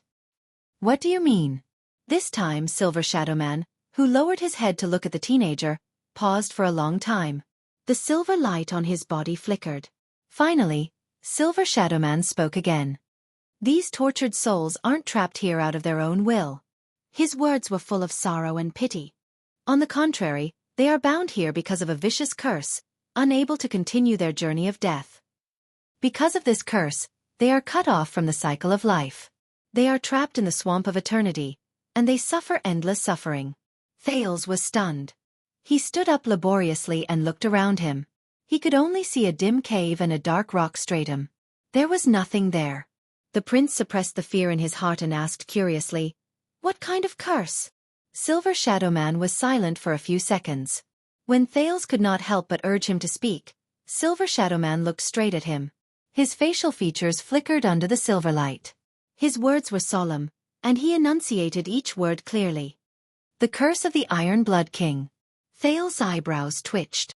Iron Blood King? I remember this legend. The prince scratched his head.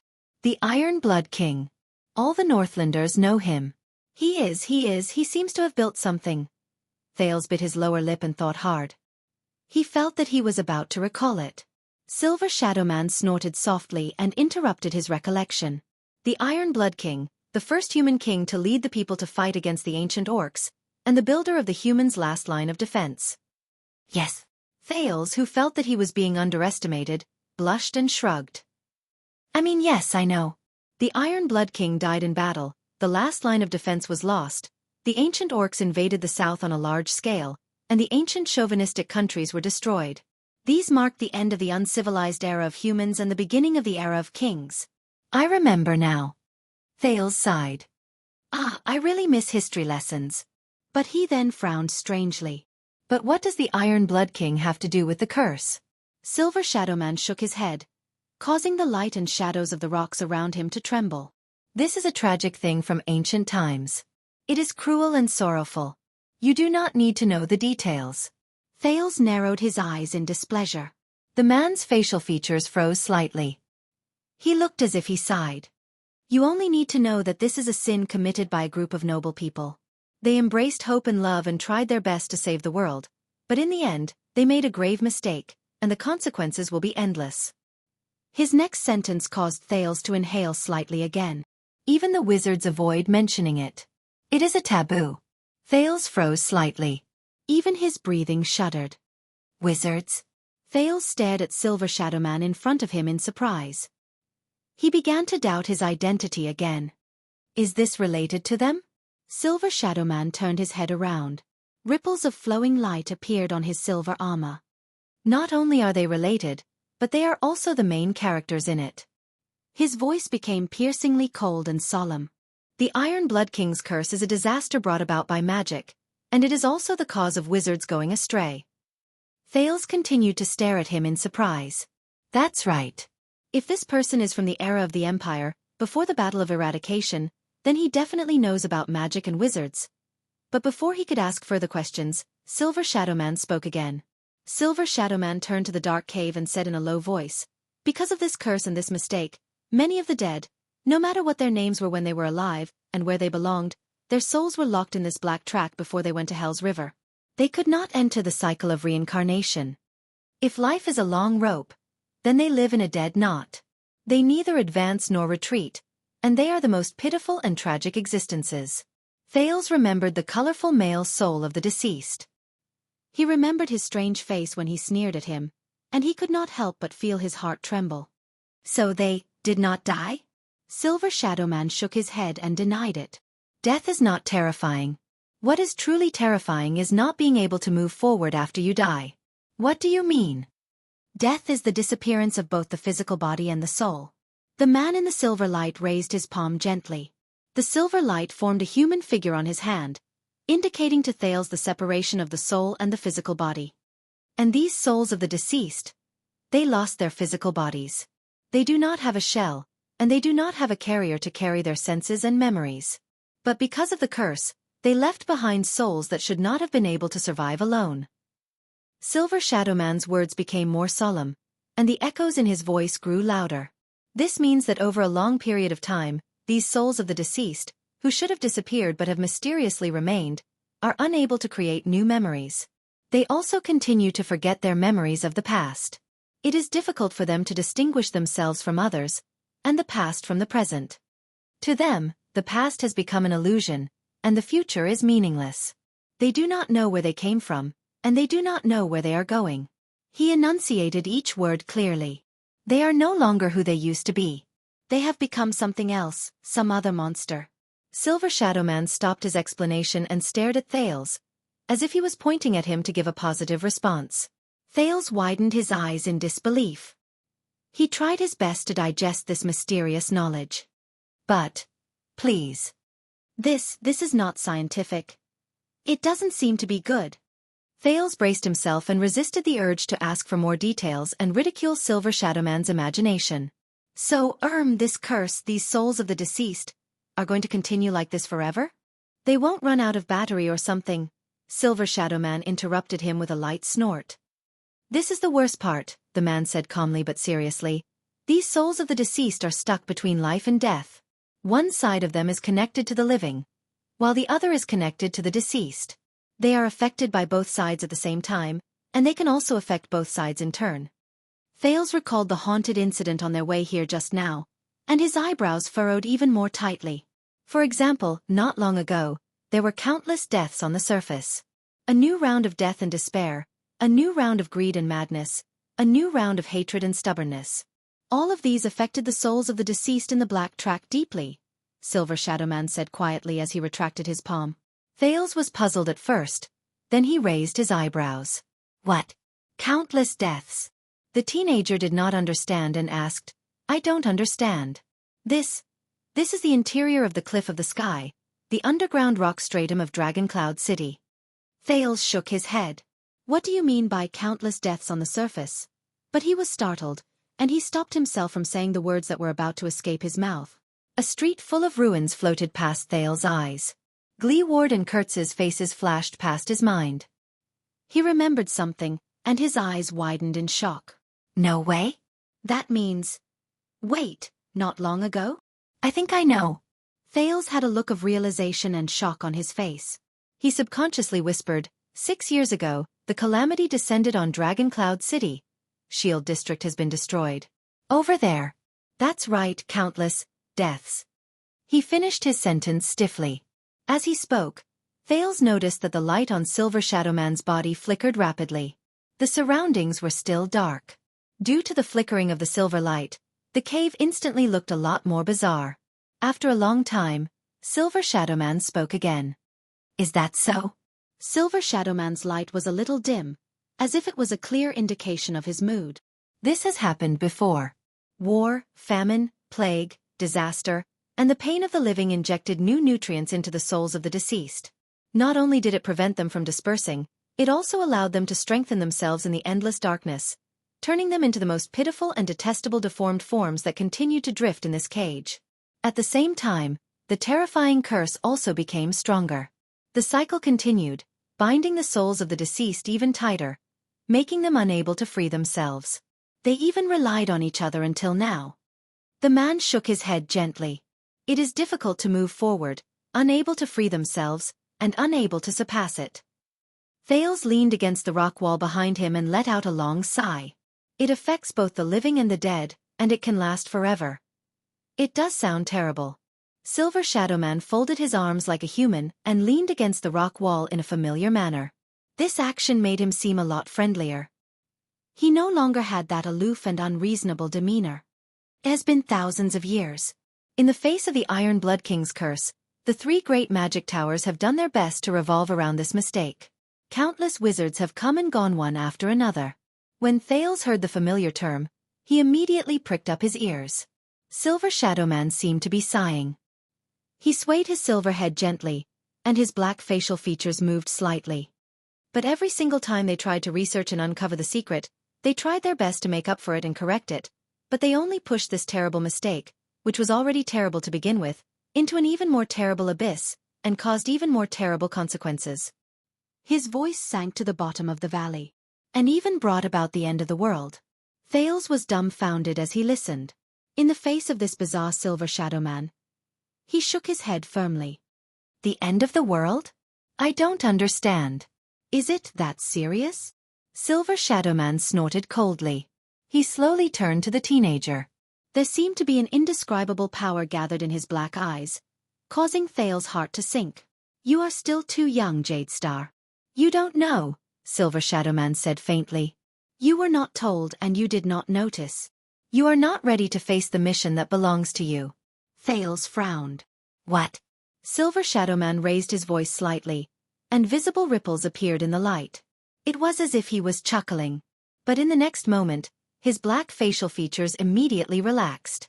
Silver light gathered again on the man's body, and it instantly shone brightly. Silver Shadowman left the rock wall, put down his arms, and quietly looked at a corner of the cave. Thales, who sensed that something was off, quickly stood up and asked warily, "What's wrong?" Silver Shadowman's reply was very simple. "They're here." That one sentence caused Thales' nerves to tense up. As Silver Shadowman spoke, a barely discernible chill crept up Thales' spine. He raised his head anxiously and looked around the rock wall around him. Soon, he noticed that something was wrong. A black fog that could be seen with the naked eye seeped out from the surrounding rock walls and tainted the narrow cave. Every time the black fog seeped out, the area that Silver Shadowman's light could illuminate became a little smaller. It was like an insect that devoured light. Thales felt his skin crawl as he watched the black fog increase. He instinctively shrank back. He had seen this fog before. Just now. This is the true form of the curse, Silver Shadowman reminded him coldly. Don't touch them. Thales frowned. Good idea. Very soon, withered and rotten faces and arms of strange colors extended from the walls of the cave where the black fog was the densest. Thales gritted his teeth. As the light became weaker, he could not see the souls of the deceased in the distance clearly. However, the teenager no longer dared to activate the sin of Hell's River, afraid that he would attract another disaster. But didn't you chase them away just now? He wisely moved closer to Silver Shadowman, even though the latter had almost killed him just now. Silver Shadowman clenched his fists, and the light became brighter. For thousands of years, the terrifying curse caused countless terrifying souls of the deceased to gather in this place. Silver Shadowman's tone might have been stern, but there was not much fluctuation in it. It was as if he was used to it. Most of them withered away with the passage of time, but there were still a few who escaped the calamity of time and retained quite a bit of rationality. They are very unique, powerful, terrifying, and difficult to deal with. Some of them can even exchange blows with me. Silver Shadowman turned his head swiftly and looked at the darkest corner of the cave. Like this. Thales followed Silver Shadowman's gaze, and looked at the corner. His face instantly turned pale. A face appeared on the rock wall. It's it. It's it again. It opened its withered lips again, and its teeth, which were the color of rust, appeared from the rock wall. It was still dressed in ancient armor, had complicated braids, and had protruding white eyes. It was still in the dark, but its body was still brightly colored. It's the first soul of the deceased to appear. The most unique soul of the deceased. It's also Kutz's murderer, Thales thought in his heart. Compared to the other souls of the deceased who only dared to climb the rock wall and did not dare to get too close to the silver light, this unique soul of the deceased released endless cursed black fog. It completely left the rock wall and floated in the air. It floated towards the center of the silver light. Thales tensed up. The soul of the deceased lifted its head. Its white eyes shone with a faint green light as it looked at them. Thales bit his lower lip and grabbed the dagger by his waist, even though he did not know whether it would be useful. However, this time, this unique soul of the deceased looked at Silver Shadowman. The language of the ancient empire, which had turned from unfamiliar to familiar, rang in Thales' ears again with a melancholy and profound charm. It's you again. Northlander. Northlander. Thales curiously looked at Silver Shadowman beside him, and he once again raised his speculations about his identity. The muscles on the withered face of the soul of the deceased trembled slightly. It shook its head. This human-like action made it seem like it was remembering something. Why don't you give up? Why don't you join us? Why do you resist? Silver Shadowman shook his head. The silver light on his body focused, and the area it shone on became much smaller, but it became even more piercing and dazzling. It chased away a few wisps of black fog that were about to approach them. General Linka. The man in the silver light had a relaxed attitude, but he used the language of the ancient empire with great familiarity. You were once a great warrior, a powerful opponent, and a brutal executioner. But at that time, you were at least a human. And now the curse has already affected most of your mind, Silver Shadowman said with a cold snort. You have long since ceased to be yourself. How sad. Thales widened his eyes and looked at the soul of the deceased with clear colors, then at Silver Shadowman. Between them, the soul of the deceased named General Linka bared its terrifying teeth and growled. Northlander. You relied on the power of that outdated god to last until now. But the power of this curse is far beyond your imagination. The soul of the deceased's cold laughter traveled into his ears. Black fog surrounded his armor, but it did not block the colors and decorations on it. The surroundings grew darker. It was like an inner room where the lights were about to be extinguished. Northlander, it is already very difficult for you to even maintain your own mind, and you still want to continue suppressing us? You will not be able to last forever. I can feel your power. No, the power that the god gave you is weakening. Silver Shadow Man snorted softly and did not speak. Outdated god? Weakening? In the darkness, Thales cast a glance at the soul of the deceased's miserable appearance, and he could not help but feel his skin crawl. He cast another glance at Silver Shadow Man and prayed in his heart. No matter what the latter was, whether he was a god or a demon, he hoped that this silver sadist would still be powerful. The soul of the deceased continued to speak in the language of the ancient empire. You will not be able to suppress us and this curse forever. You are also a dead person. You will not be able to last forever. You will not be able to last forever. An indescribable, dark light shone in the white eyes of the deceased. But we will never die and the curse will never end. The war on the surface will never end. Death and blood will be fresh every day. We will be nourishment for you endlessly. There will come a day when you will join us and you will become an existence that will never die. As if in response, the other souls of the deceased around him opened their mouths and let out cold roars that rose and fell one after another. The voice echoed in the cave. Coupled with the strange black fog and the increasingly dim light, Thales felt a chill run down his spine.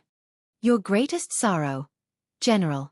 Silver Shadow Man turned his head and flexed his wrist joints, which were formed by silver light. He looked like a hooligan who was about to join a fight. Is that you often forget that you have long since died? Thales had a feeling that if it were not for the silver light on his body, which indicated that this person was extraordinary, Silver Shadow Man would not be any different from a normal person. Thales coughed and tried to join the conversation in the language of the ancient empire. You know each other? Of course. The chief general of the final empire's 14th army. The man's black mouth slowly widened, as if he was sneering. Kane Camerlinka. People call him the Snow Butcher. Thales stared at the soul of the deceased before him in disbelief. He stared at his terrifying face. The final empire? So, this General K something should have been dead for how many years? I remember his name, his title, his deeds. Silver Shadow Man stared at the soul of the deceased in the air from a distance. His tone was solemn. Even better than me remembering my own past. Ha ha ha ha ha. The soul of the dead, Kane Camer, opened his frighteningly dry lips and laughed coldly in the cursed black fog. Likewise. One day, we will return to this world and rebuild the glorious past of the Empire. And you, Northlander who overestimates yourself, you will eventually fail. Silver Shadow Man stared at him coldly. He did not move, and neither did he say a word. You will ultimately fail. At the same time, with endless hatred and resentment, the countless souls on the rock wall opened their mouths and let out deafening cold howls. Ah! Thales tensed up and instinctively covered his ears. Silver Shadow Man stood his ground without fear. He even took a step forward and blocked Thales' way. The black fog surrounding Kane Camer suddenly increased in size, blocking out the countless silver lights and covering the entire cave. You will ultimately fail. In the next second, with endless black fog around him, the withered and rotten face of the Empire's general, Kane Camer, who had passed away many years ago, instantly appeared in front of them. Thales was shocked. His vision suddenly darkened. The roaring general of the deceased pounced on Silver Shadow Man in an aggressive manner. The teenager's vision immediately darkened until he could no longer see his surroundings clearly. In the dark cave, the shrill cries of the souls of the deceased rang in his ears. Thales could not help but feel terrified. Among them, the Empire's general repeatedly growled in a low voice. It was chilling. You will ultimately fail. In the next moment, the black fog completely enveloped Silver Shadow Man. Not a single inch was spared. Not a single inch was spared. The last ray of light finally disappeared from Thales' vision. Only darkness was left. And the general's whispers. X. You will ultimately. Chapter 353. At that moment, Kane Camer activated the endless black fog of the curse to envelop Silver Shadow Man's light. Everything in the cave returned to darkness. Only the miserable wails of thousands of souls of the deceased were left. But at that moment, a strange sound suddenly came from the direction of Silver Shadow Man and the general of the deceased souls. It sounded like cold water being poured on a soldering iron. Thales, who was retreating, discovered to his surprise that an irregular silver line had appeared in the pitch-black darkness. It was like a bolt of lightning that cut through the night sky, and it brought with it some faint light. Thales subconsciously narrowed his eyes. No, it's not a silver line. Instead, it's a sliver of silver light that leaked out from the direction of Silver Shadowman and the general of the deceased souls. It illuminated the corner. A faint voice that was light but could not be ignored rose faintly. You are warriors after all. Before the voice faded away, the second, third, and fourth silver lines appeared one after another in the darkness. They overlapped with each other to form the shape of a tree branch, and they illuminated the black fog that flowed even faster around them. A thought appeared in Thales' heart, and hope was reignited in him. Can't you just focus on fighting? The darkness that enveloped the area began to crack inch by inch under the cracks formed by the silver light. Enough with the nonsense. As the silver light changed, the wails of the deceased souls instantly became chaotic. Thales felt goosebumps rise in his heart when he saw a soul of the deceased who was a foot away from him. He was about to extend his arm, but he covered his eyes in pain to avoid the silver light that leaked out. The general of the Empire's pained wails also came from the strange scene of silver light and black fog overlapping with each other. Ha ha ha ha ha. It was Silver Shadowman's laughter. I almost forgot. All of you have bad memories.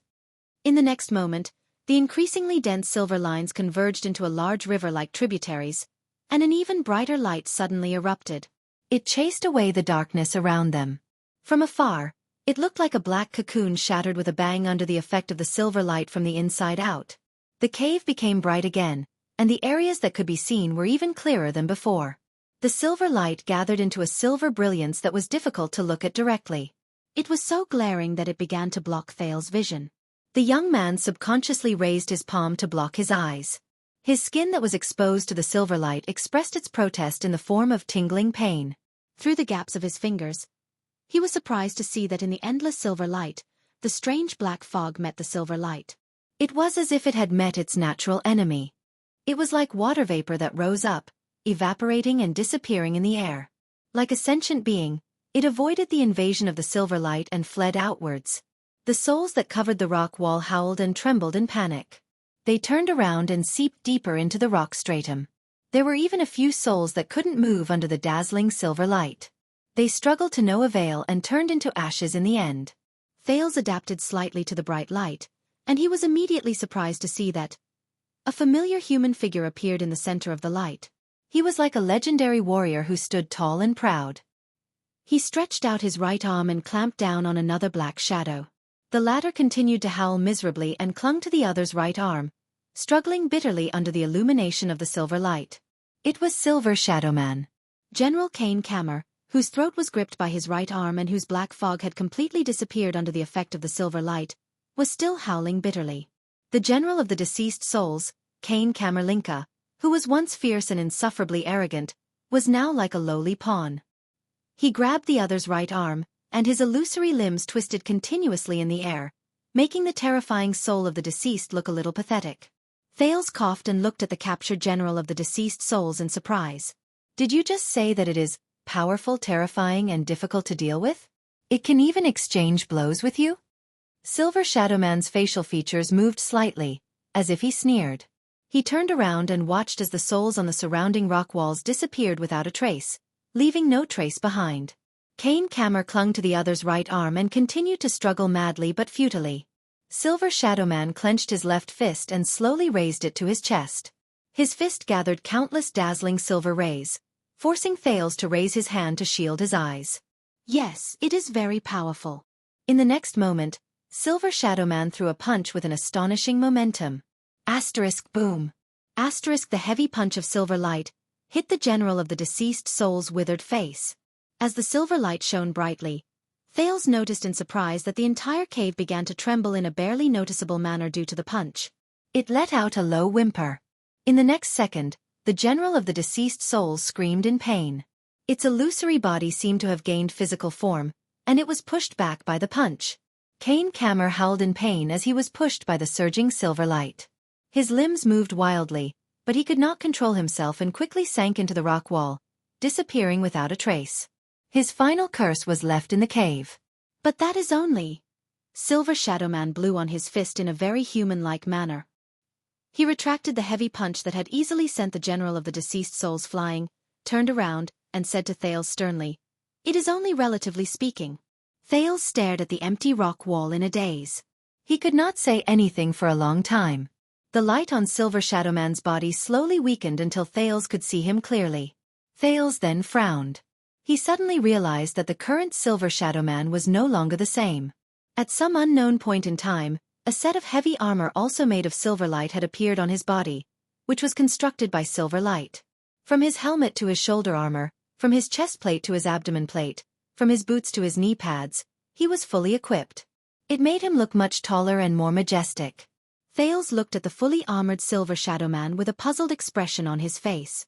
"What is this?" the prince asked dumbly as he stared at Silver Shadow Man's new appearance. Silver Shadow Man seemed to have only noticed this at that moment. He was also a little surprised by his new appearance. "Not bad, the restoration is quite realistic." "Ahem, I mean it is more or less a little too beautified." "Yes." His facial features quivered slightly. He seemed to be excitedly sizing himself up. The shoulder armor on his shoulders rose up to his eyebrows, the gauntlets on his forearms were covered in barbs, the plate armor on his chest, abdomen, waist and crotch, and the heavy boots on his knee pads. At that moment, Silver Shadow Man looked like a bardic poet. Chi warriors were dignified and had an imposing presence. They had the air of a hero and a gorgeous beauty. And the most eye-catching thing was his helmet. The silver light formed a huge ferocious helmet that covered his entire face. It had a complicated design, and there were even 4 ridiculously sharp horns that extended from both sides of the helmet. As Silver Shadow Man moved, the huge horned helmet formed by the silver light swayed back and forth in a terrifying manner. It gave off an exaggerated feeling that it was about to fall. Forget about the helmet." Silver Shadow Man tapped the ferocious horned silver helmet, and it shone with sparks of light. His facial features behind the visor were scrunched up, and he seemed a little awkward. "This is only used to boost morale. I've never worn it in a real battle. It's too stupid, too pompous." Silver Shadow Man began to gesticulate, and his movements became more and more exaggerated. "And it has 4 horns. You know, even my wife only has 2. She might not say it, but she doesn't really like it." Thales blinked in a daze. He sensed the excitement in Silver Shadow Man's words, as if he had bought a new set of clothes. He found it a little hard to accept. Silver Shadow Man, who was solemn and stern just a moment ago, has turned into a chatterbox because of a strange armor that appeared out of nowhere? Without waiting for Silver Shadow Man to finish speaking, the silver light on his body flickered a few times, as if it had a mind of its own. Silver Shadow Man's facial features changed continuously. "Oh right, and my shoulders.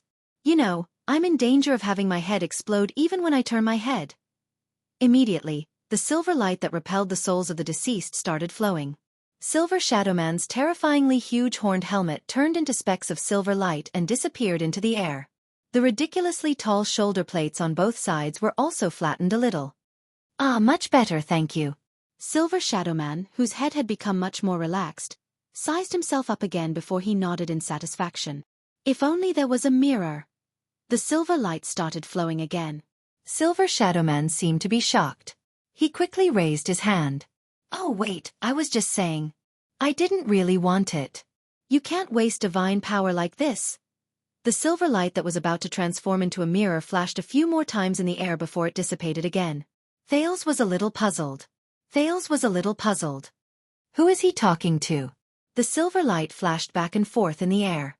It flickered between brightness and darkness. Silver Shadow Man shook his head in slight panic.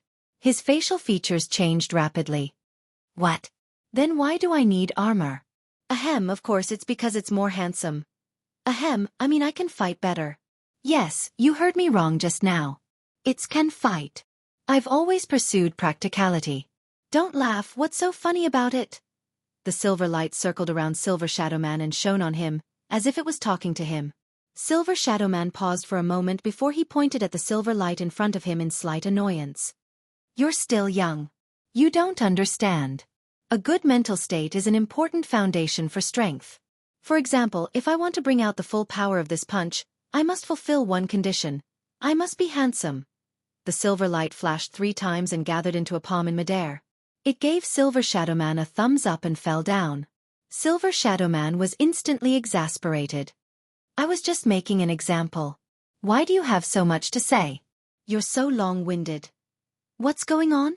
Baffled, Thales watched Silver Shadow Man quarrel, with the silver light on his body. He was dumbfounded and felt that the world was really strange. Finally, the silver light armor on Silver Shadow Man's body turned into stars and disappeared into the air. Thales averted his gaze from the human-like silver light and looked at Silver Shadow Man. He said quietly, Extet. When he heard this name, Silver Shadow Man paused for a moment. The relaxed expression he had just now disappeared. That soul of the deceased called you Extet. Thales stared at Silver Shadow Man in front of him and asked tentatively, Is this your name? Silver Shadow Man was silent for a few seconds. This is not important, he said faintly. Thales took a deep breath. There aren't many people with this name in history. The teenager suppressed his excitement and tried his best to voice his guess calmly. And there is only one person with this name who has a close relationship with Northland and Dragon Cloud City. There is only one person who knows what Jade Star is. Silver Shadow Man did not move. Thales bit his lower lip and glared at the silver existence in front of him. Without realizing it, he used honorifics. You are, sir, you are. Silver Shadow Man raised his head abruptly and interrupted him. Who am I? But Silver Shadow Man shook his head. Just as I said before, this is not important. Even I often forget who I used to be. Because that's all in the past. Thales' words were stuck in his mouth. He could not help but say in surprise, But, haven't you noticed? Silver Shadow Man walked to stand in front of him. His dark facial features were profound. In essence, I am no different from them and those souls of the deceased. I am just another dead person, one of the thousands of souls in this world. Silver Shadow Man's voice was deep and lifeless in his heart. Even the silver light on his body had become much dimmer. Thales stared at him, puzzled and puzzled. Another dead person. But Thales immediately shook his head forcefully. His gaze was firm. No. I think you are different. Silver Shadow Man froze for a moment. You and that general. I can see the difference between the two of you. They are forced, confused, delirious, filled with pain, resentment, and hostility. But you are clear-headed, rational, autonomous, and even... Thales gulped. Even if you might have been dead for many years, but... He paused for a moment and remembered those indescribably terrifying souls of the deceased. He remembered the murmurs and cries of pain that once gave him a splitting headache, but after that, he became thoughtful. Thales raised his head and said with certainty, You volunteered to guard this dark and boundless black track and suppress these increasingly brutal souls of the deceased, am I right? Are you the one who has been suppressing this inexplicable curse and doing your best to prevent the terrible consequences they might cause? Silver Shadow Man still did not speak, but his dark facial features became more and more tense. For so many years, you relied on yourself to stay in this dark underground. Thales enunciated each word clearly with disbelief, reverence and excitement, to protect Dragon Cloud City, regardless of the past or the future.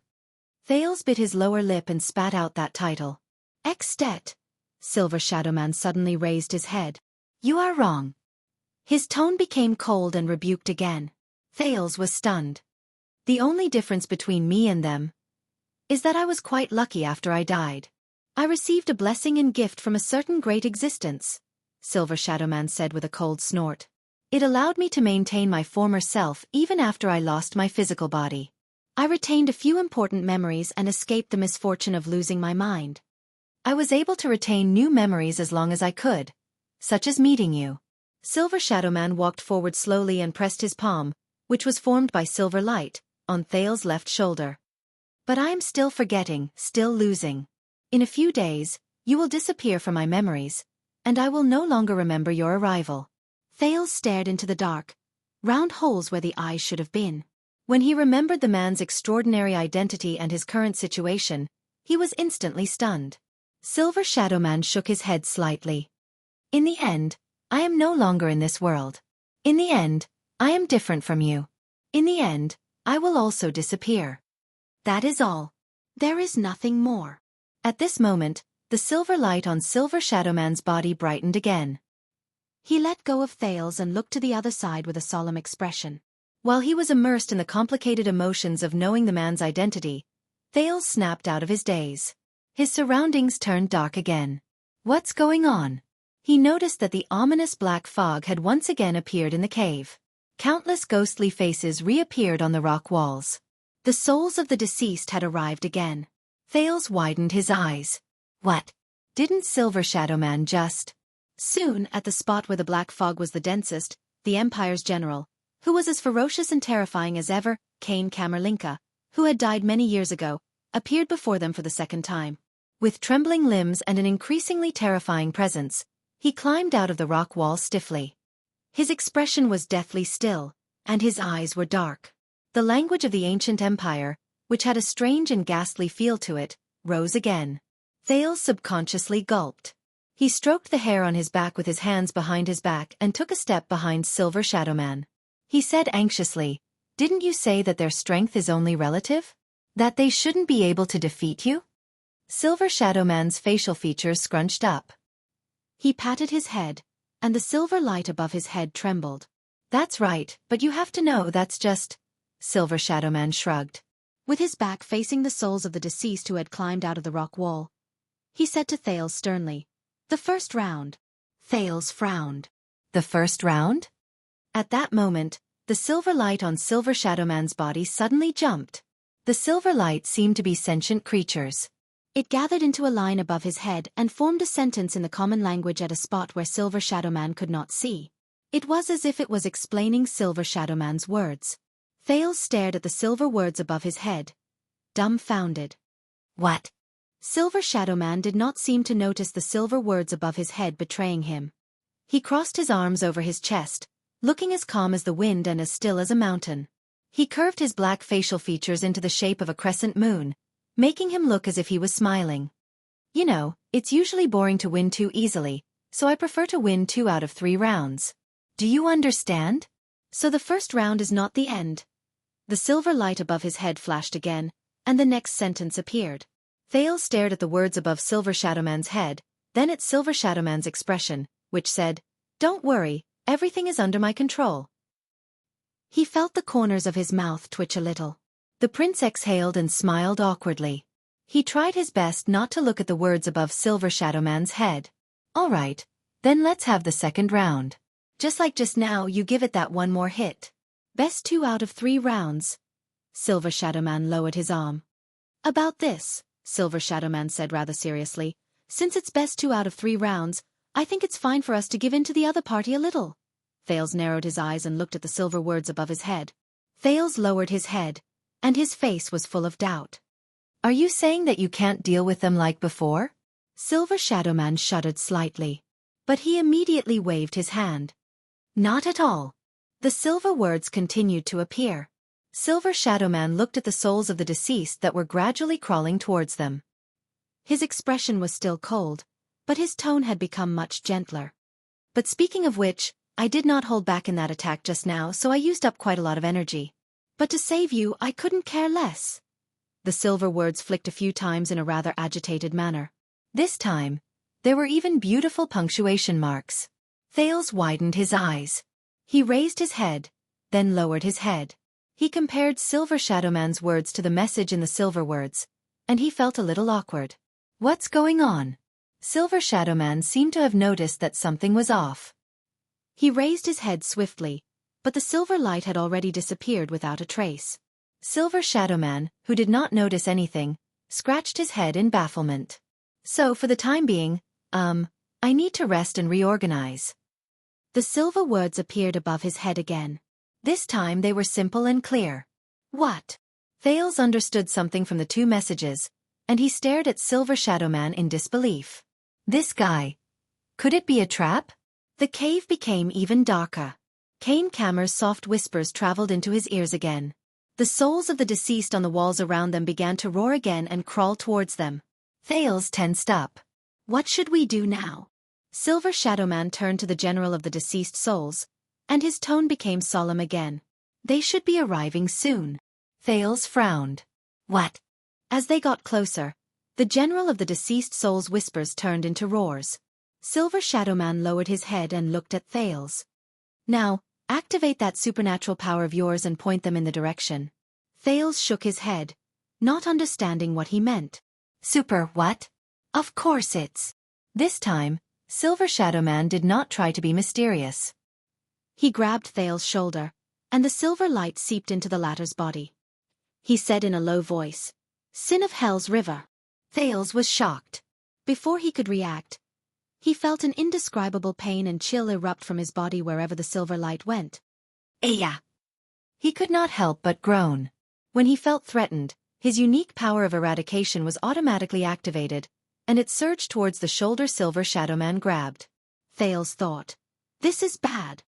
As expected, the moment the Sin of Hell's River was activated, the souls of the deceased around him went mad. They either howled shrilly or moved faster. Under the cover of the thick black fog, they crawled towards Thales. The prince looked at the scene before him, then looked at Silver Shadow Man in shock. "Are you crazy?" "Ah, thank you very much, young Jade Star, for your rare supernatural power." The great man who had died many years ago had his pitch-black facial features flickering faintly in the silver light. There was actually a hint of coldness and savagery in his voice. "A good bait. I can't let it go to waste." At the same time, the silver light in Silver Shadow Man's body appeared again and gathered into new words above his head. At that moment, when Thales heard Silver Shadow Man's cold attitude and saw the words formed by the silver light, his heart instantly turned cold, even though he had let down his guard because of Silver Shadow Man's identity. **T. No way. At that moment, he suddenly remembered what the general of the deceased souls had said to Silver Shadow Man. Thales stared at Silver Shadow Man's savage facial features in disbelief. He watched as the corners of his mouth curled up in a nonchalant manner. Then, he's already. Before he could finish thinking, the decaying foreign creatures, led by the general of the deceased souls, had already moved their limbs in a frenzy. They howled shrilly and ignored the damage caused by the silver light. They pounced on Thales, who was immersed in the Sin of Hell's River. They were like a pack of bloodthirsty wolves who had their eyes fixed on their prey. Chapter 354. Boom. Rumble. Another tremor that sounded like a landslide came from another direction. Thales shuddered violently. He heard a few strange voices. Sada Lok Sada. Sel Rakai. In the next moment, a few similarly withered and terrifying deceased souls that were also shrouded in black fog suddenly appeared from the top of the rock wall. However, their bodies and appearances were very different. These deceased souls were also surrounded by black fog, but most of them were huge and had bulging muscles. The style of their clothes did not resemble those of the Empire, nor did they resemble those of Northland. Their eyes were also pale white, but their noses were even taller, their teeth sharper, and their rotten and withered skin was also darker. However, something surprising happened. The souls of the deceased. The strange souls of the deceased that had just arrived were howling in a language that Thales could not understand towards the deceased soul Cain Camer and its companions. Kruri. Sel. This situation appeared in every corner of the cave. Almost every new deceased soul that arrived on the battlefield, from top to bottom, was usually a deceased soul with a unique form.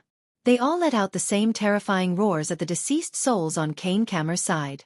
The black fog continued to spread in the air, and the number of newly arrived deceased souls also gradually increased. Thales stared at the scene before him in astonishment. "Enough!" Silver Shadow Man let go of Thales' shoulder and said faintly, "Stop." The silver light on his body turned into something that looked like a barrier and covered both of them. "It's here." Finally, a low roar that sounded like a thunderclap rose from almost every corner, and it resonated with the surrounding rock strata. "Kruri. Scanna Nadalius," the low roar continued. A huge decaying arm that was as thick as a human's thigh slowly emerged from the top of the rock wall and climbed up the rock strata. As the low growl gradually grew louder, the owner of the arm slowly pulled its entire body out of the rock wall. Its enormous body even occupied most of the entire rock wall, until it raised its equally enormous head. Under its deathly pale eyes, it opened its enormous black mouth. Thales widened his eyes. An anomaly that was different from the pitiful deceased he had seen so far appeared before Thales' eyes. "This is also a deceased soul," Thales told himself anxiously. It was a giant dead soul that was so strong that it was almost the size of 3 people. It floated in the black fog of the curse. Its appearance was strange and out of proportion. Its white eyes were very small, its nostrils turned outwards, and a terrifying scar ran across half of its face. It even cut through half of its lips, making its teeth protrude and making it look even more terrifying when it roared. Its whole body was surrounded by several rings of beast teeth ornaments. With the support of its rotten and withered limbs, it roared madly at the cave. Nadalius! Its roar seemed to have shaken all the souls in this cave. The souls of the deceased who were originally surrounding Thales and Silver Shadowman in the cave turned around, as if they had given up on Thales and Silver Shadowman. They flashed their claws, which were covered in black fog, at the new souls of the deceased that kept increasing in number. They responded with shrill howls as well. Ah! Kill, kill, kill them all! Even though the newly arrived foreign deceased souls were at a disadvantage in terms of numbers, under the leadership of the giant leader, they responded to the other party's provocation with even more excitement and fury. A few of the deceased souls with unique physiques even used their grayish-white and rotten upper arms to beat their chests. Their howls even drowned out the other parties. Sell, Nadalius. The most unique deceased soul, General Kane Camerlinka, turned his head around with a ferocious expression.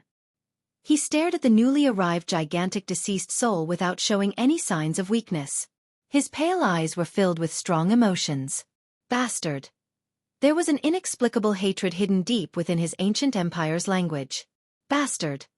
In the next second, the giant deceased soul that was the size of 3 people and had a terrifying face also had a twisted expression on its face. It let out a deafening roar. Sell! The moment it finished speaking, it swung its strong limbs and pounced towards Kane Camer from above. The black fog all over Kane Camer's body trembled. It faced the new enemy without taking a single step back. Come on, ice bastard! The 2 leaders were not the only ones. More and more new deceased souls pounced down from the rock walls above. They invaded the narrow space and pounced towards Kane Camer's old deceased souls in midair. A new battle had begun. Thales watched as a gigantic new deceased soul descended from above. It screamed fiercely and pounced on a deceased soul in the form of an old man. In a fit of madness, it bit down on the deceased soul's neck.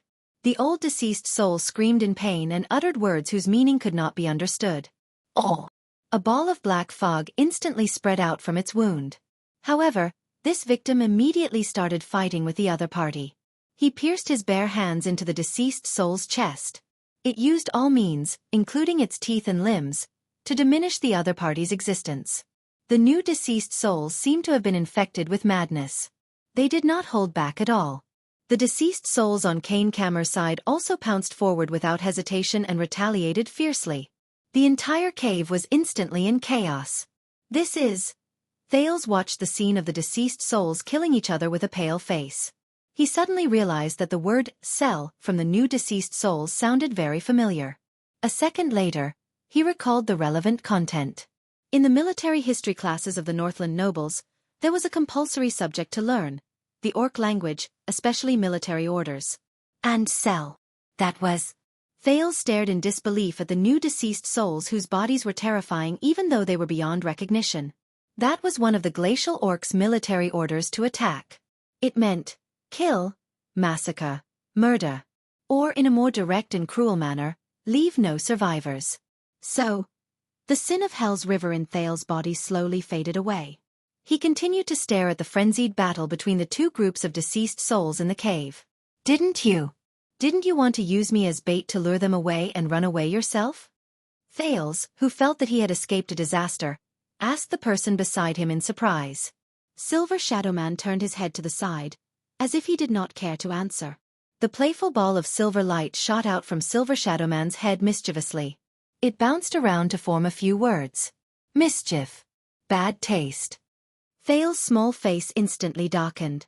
The existence of the new deceased souls made the cave appear even darker. But for a moment, no deceased soul paid any attention to this small corner. All right, but what is that? Thales quickly forgot about his displeasure and pointed at the newly arrived large deceased soul who was fighting against the general in a daze. It is also a deceased soul under a curse, Silver Shadowman answered him readily. But it is another one. Its soul is tenacious, and its will is terrifying. After it is imprisoned and polluted by the curse, it is even more difficult to deal with than our General Linka. Thales turned his head around anxiously. But why are they? Silver Shadowman nodded. You know, there is something very interesting. The other party's voice sounded a little relaxed at that moment. Under this terrifying curse, Even though these deceased souls are muddle-headed, they are still unable to separate themselves from the world they were born in. Some of their most deep-rooted emotions and obsessions are not only impossible to forget, they become stronger and more deformed. They have already broken away from their memories and situations, leaving only their feelings and instincts. For example, Silver Shadowman gestured at the chaotic battle with his chin. Thales carefully observed the new, strange-looking deceased souls and suddenly came to a realization. Allow me to introduce them. Silver Shadowman pointed at the large deceased soul that was adorned with a beast tooth. He said softly, Nasada Dark Thunder, and its hundreds and thousands of orc companions. Thales' thoughts stirred. Dark Thunder? Orc. Silver Shadowman nodded again. I heard from a dead person that it was a war chief of the Dark Thunder tribe. It was also one of the glacial orcs who wreaked havoc in the south after the collapse of the ancient empire. It was also the culprit behind the hundreds of bloody robberies in the Northland province. Silver Shadowman was silent for a moment before he continued. Before it died in the joint ambush of the Northlanders and the Mountain Elves, people used to call it the Raging Hammer. Raging Hammer. Thales stared at the deceased orc named Nasada from afar. He watched it fight like a wild beast and the flustered General Inca, who was forced into a pathetic state. He seemed to be deep in thought. It is easier for you to remember your enemy than yourself. Silver Shadowman snorted softly. This is why I, who was originally in danger, can still stand here and watch the fight leisurely with you, while they can only mindlessly kill each other over there. Silver Shadowman turned around and raised his index finger at Thales. Using all means to divide and weaken your enemies. This is what war is. Thales frowned. He noticed that the silver light had started to jump above Silver Shadowman's head again. As if, from the first day I opened my eyes here, I have been searching for a way to keep them in check and suppress these deceased souls.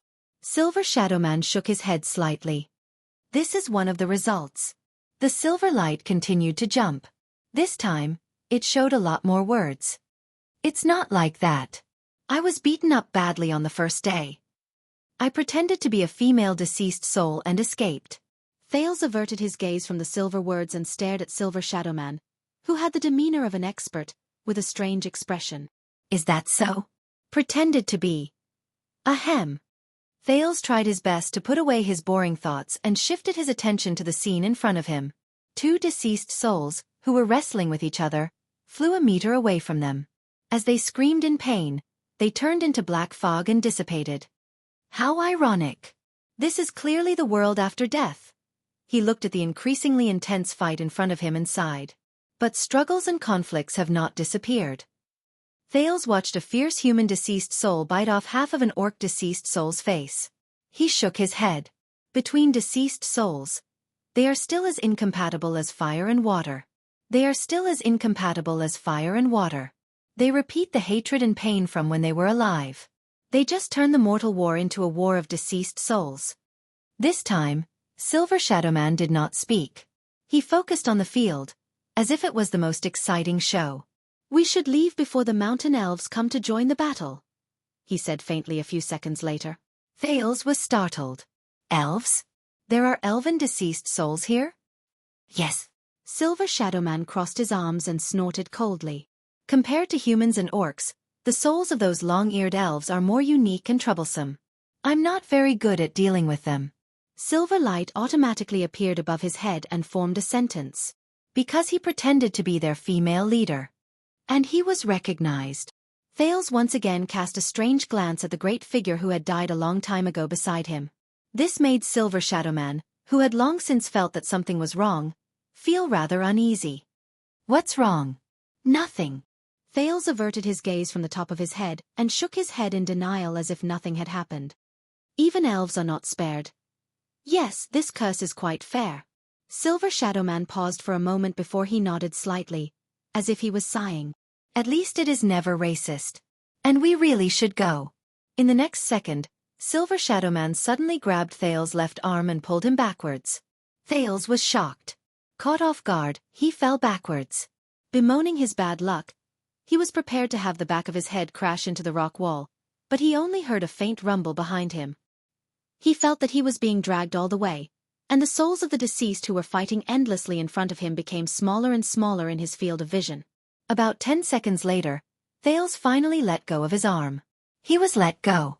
Thales crawled up from the ground in a disheveled manner and realized that he had stepped on a new place. Even though he was under Silver Shadowman's illumination, the so-called new place was just another piece of rock under his feet. When Thales raised his head, he was shocked to see that the two rock walls in front of him were slowly closing up, and the battlefield of the deceased who were fighting against each other disappeared from his sight. He blinked a few times. Just now, Silver Shadowman brought me through the rock walls? What kind of power is this?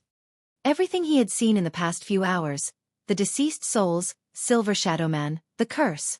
Every single one of them far exceeded his imagination. Amidst the faint rumbling sounds, the rock walls closed up seamlessly, as if there had never been a crack in the middle. Go, Silver Shadowman said slowly. You should go. Go back to the world you truly belong to. Thales, who had been watching in a daze, snapped out of his daze. The prince swallowed a mouthful of saliva. Ah, yes. Yes. I should go. There are still many people waiting for me. Thales took a few deep breaths. When he thought of the road ahead of him, his heart became gloomy. If I am still here, can I leave? He looked at Silver Shadowman hesitantly. As long as you want to. Silver Shadowman nodded calmly. The rock formation began to tremble again. And after today, I will block all possible entrances and exits from this place. As the rock formation trembled, Silver Shadowman shook his head slowly. There was a gloomy and sorrowful tone in his voice. The black track will be cut off. No one else will be able to enter this place safely anymore. No one else will be able to enter the dark path by mistake. No one else will be able to witness such sorrow. You will be the last person. The light on Silver Shadowman's body was slightly brighter. He stared at the dark cave in front of him and did not say a word. Thales felt stifled. But when he looked at Silver Shadowman's face, and at his features, which were as dark as before, he could not say anything. And you, Jadestar, you must keep this secret in your heart, or just forget everything about this place. Thales was stunned. What? To avoid attracting even greater trouble. Silver Shadowman shook his head. You must know that not all those who come for the curse are here to get rid of it and get rid of it. Thales spent 3 seconds to understand even greater trouble. He raised his head in puzzlement. Then this so-called curse of the Iron Blood King, these souls of the deceased, will they continue to be buried deep in the Black Track, under Dragon Cloud City? Silver Shadowman asked in return. What do you mean? Thales recalled the ghost faces that appeared in layers, and he immediately felt nauseous. Sealing the Black Track might be a good way to stop the people above from coming down, but the general said, he said worriedly, one day they will. Thales glanced at Silver Shadowman and said in a low voice, return to. Silver Shadowman did not answer. Don't forget about your Arund Castle, Dragon Cloud City. Thales stared at him and said hesitantly, there are thousands of people living above our heads, and even the entire world of the living. Silver Shadowman slowly raised his head and stared back at him. Even someone as powerful as you seems to be wary of this curse, Thales asked with a worried expression. And if the curse continues to grow stronger, these souls of the deceased will one day. Chapter 355. Thales frowned and said, is there such a possibility? What are the consequences? Silver Shadowman was silent for a long time. After a full 10 seconds he replied coldly, this is none of your business, Jadestar. Thales choked on his words and felt a little awkward. But he still sucked in a breath and stared at Silver Shadowman sternly. I have friends up there, in Dragon Cloud City. I want to know. I should know. Thales thought of Saroma and Gleeward. He even thought of the entire Shield District that was reduced to dust during the Great Battle of the Mystics. Shield District. When he thought of this, Thales could not help but tense up. Silver Shadowman seemed to be observing him. A few seconds later he spoke slowly. What will happen to this curse in the future is not something you should consider, nor is it something you can control. At the very least, as you can see, I can still maintain the current situation so that the curse will not worsen and the number of deceased souls will not increase. Silver Shadowman seemed to feel that his words were not very convincing. It can maintain the status quo for a long time. Thales frowned deeply. A long time? How long? He stared at Silver Shadowman's silver light, which had clearly become much weaker after that strike, and could not help but sigh. If it's just as the general said, powerful existences like you are continuously dying and weakening, and the power you rely on to maintain your sense of self and intelligence is continuously disappearing. Silver Shadowman's black eyes flickered a little against the silver light. Once you can no longer suppress this curse and can no longer maintain its original state. Although I don't know what will happen to the curse, and I don't know what the consequences will be, but above us is Dragon Cloud City, Extet, and the Western Peninsula. Silver Shadowman did not speak. Thales stared at him. Is there no other way? For example, completely eliminating it once and for all. Silver Shadowman seemed to be absent-minded for a moment. He mumbled and repeated the prince's words. Once and for all? The man's facial features immediately sharpened, and his tone turned cold. No. All of you. Stay as far away from it as possible. Silver Shadowman suddenly turned around. The contrast between light and darkness on his face was profound and dazzling, causing Thales to feel a chill run down his spine. Leave the rest to me. That's enough. This is the best solution I can think of at the moment, he said resolutely. Thales furrowed his brows for a long time. In the end he shook his head. I don't understand. Silver Shadowman snorted softly. You don't need to understand. Because you can't do anything about it, Jade Star. He directly denied Thales' worries. Even if you are worried, you can't do anything about it. At the very least, the current you, the weak you, the young you, the immature you is powerless. Thales was speechless. Under Silver Shadowman's radiance, the darkness around him reflected a cold light. A chill crept up Thales' spine again. The two of them were silent for a while. What about you? You're going to seal the black track, but, Thales asked faintly, are you going to stay here forever? Can't you just leave? To where you were supposed to be? This question stunned Silver Shadowman for quite a while. Me? As if this was the first time he had considered this question, he lowered his head and mulled over it for a while. I died a long time ago. Silver Shadowman said faintly. A very, very long time. So long that I don't even remember how long it has been. But I, who died a long time ago, can still survive until this day without relying on my body. Besides that great existence, I actually rely more or less on the effects of this curse. Thales' expression turned cold. Silver Shadowman's voice became low. It's very ironic, isn't it? I can only stay here and guard this curse forever until I'm destroyed along with it, Silver Shadowman said quietly. Or let it conquer me, enslave me, and assimilate me. Thales' heart dimmed. At that moment, he suddenly felt a little cold. In this place, in this dark, damp, cold, dead and silent place, the man before him. Just like that from death until now. He did not know fatigue, nor did he know the end of it. But that's not all. I am also the only power that can restrain it. Silver Shadowman's tone became firm and piercingly cold again. It allowed no room for doubt. By staying here, I can prevent new souls from being dragged into the curse and creating tragedies, turning them into puppets and nourishment for the next round. As long as I am here, it cannot continue to worsen. This is the reason why I stay here. When he saw the man's determination, Thales could not help but blurt out. What about you? When will you be free? You will always be trapped here alone. You will face these souls of the deceased, the rocks, the darkness, and the curse day and night. Day after day, year after year, century after century, you will still have to be on tenterhooks and be careful to prevent yourself from losing your mind and falling into the hands of the enemy? What will you do? This time, Silver Shadowman was silent for a long time. I can tell, Jade Star. Silver Shadowman nodded slowly. His tone was slow and profound. In this regard, you are quite like Thor. Thor? Thales did not react for a moment. Who is Thor? Silver Shadowman shook his head. You don't have to worry about me. He returned to his cold tone. I am a dead man. My existence will not increase, and my departure will not bring me any harm. I only do what I am willing to do, and what I want to do. That is all. Don't think of me as so pitiful, and don't think of me as so selfless and great. Thales stared at him in a daze. But Silver Shadowman immediately changed the topic. But you are alive, young Jade Star. It is not time for you to join us. You should not die today, and you should not die here. His tone was a little dejected. In the end, we will have to part ways. The small cave was silent for a moment. I know. The prince sighed deeply and glanced at the expressionless silver shadow man. But there will always be a way, right? Thales thought of something, and his eyes brightened. I might not be able to, but I know some people, some existences whose power is beyond imagination. They are knowledgeable, and their thoughts are sharp. Perhaps they will have a way. This time, Silver Shadow Man stared at him for a long time.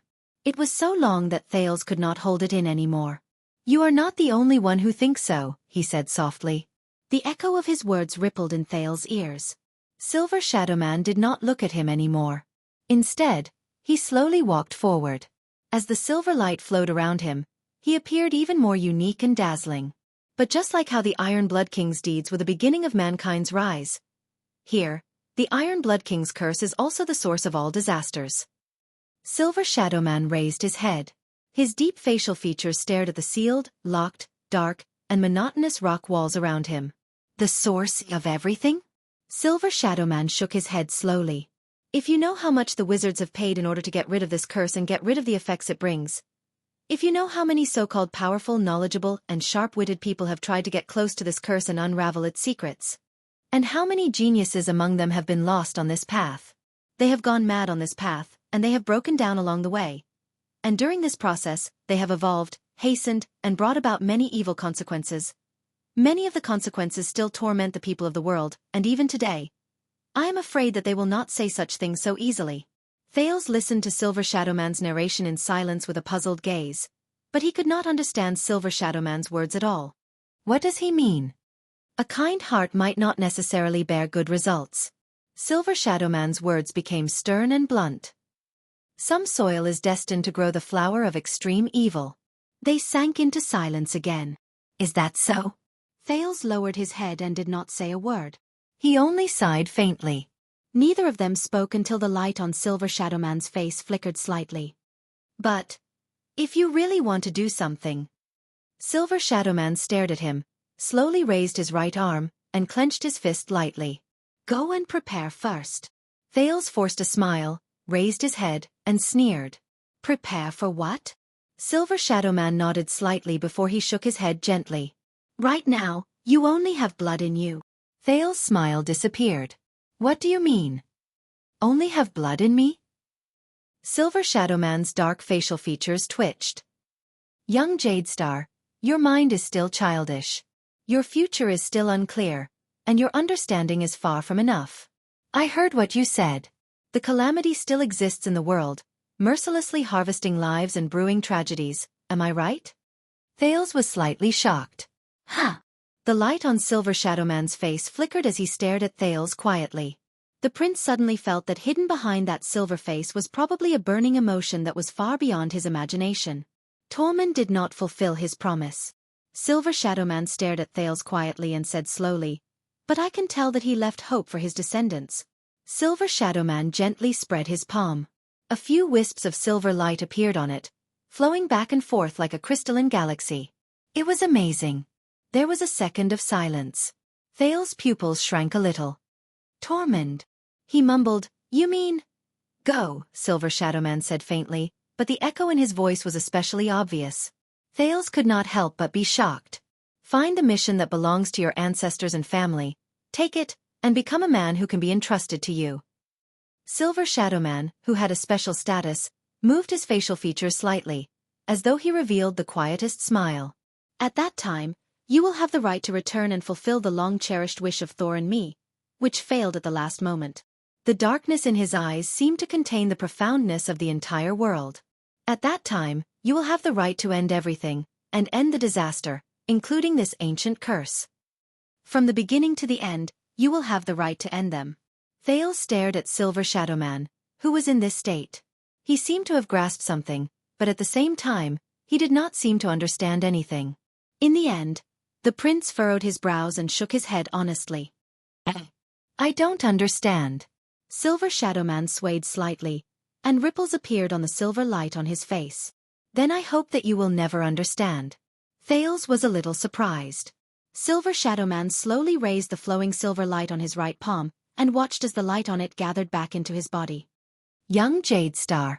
As he walked forward slowly, he approached Thales and said faintly, Thank you for giving me a few precious, interesting and happy hours in the Dark Watch, which has no scale, no end, no future and no direction. Although I will soon forget. Return to the past. Thales stared at Silver Shadowman. The emotions in his heart were complicated and indescribable. In the next moment, Silver Shadowman placed his right palm on Thales' face. He leaned forward and placed his forehead, which was formed by silver light, on Thales' forehead. He looked into Thales' eyes quietly. Thales only felt a slight chill at the center of his forehead, where the silver light flowed past. He stared at Silver Shadowman, who was staring at him with a profound gaze. He only felt that the person before him shone with a silver light that he could not look at directly, and he had to squint his eyes. But his eyes were incomparably deep and serene. Thales had never looked into the eyes of this extraordinary Silver Shadowman at such a close distance. He even had the illusion that the stars of the entire universe were hidden in the man's dark eyes. May the mountains tolerate your footsteps, and may the earth bless your journey. The light on Silver Shadowman's body lit up. With each syllable, the silver light on his body trembled.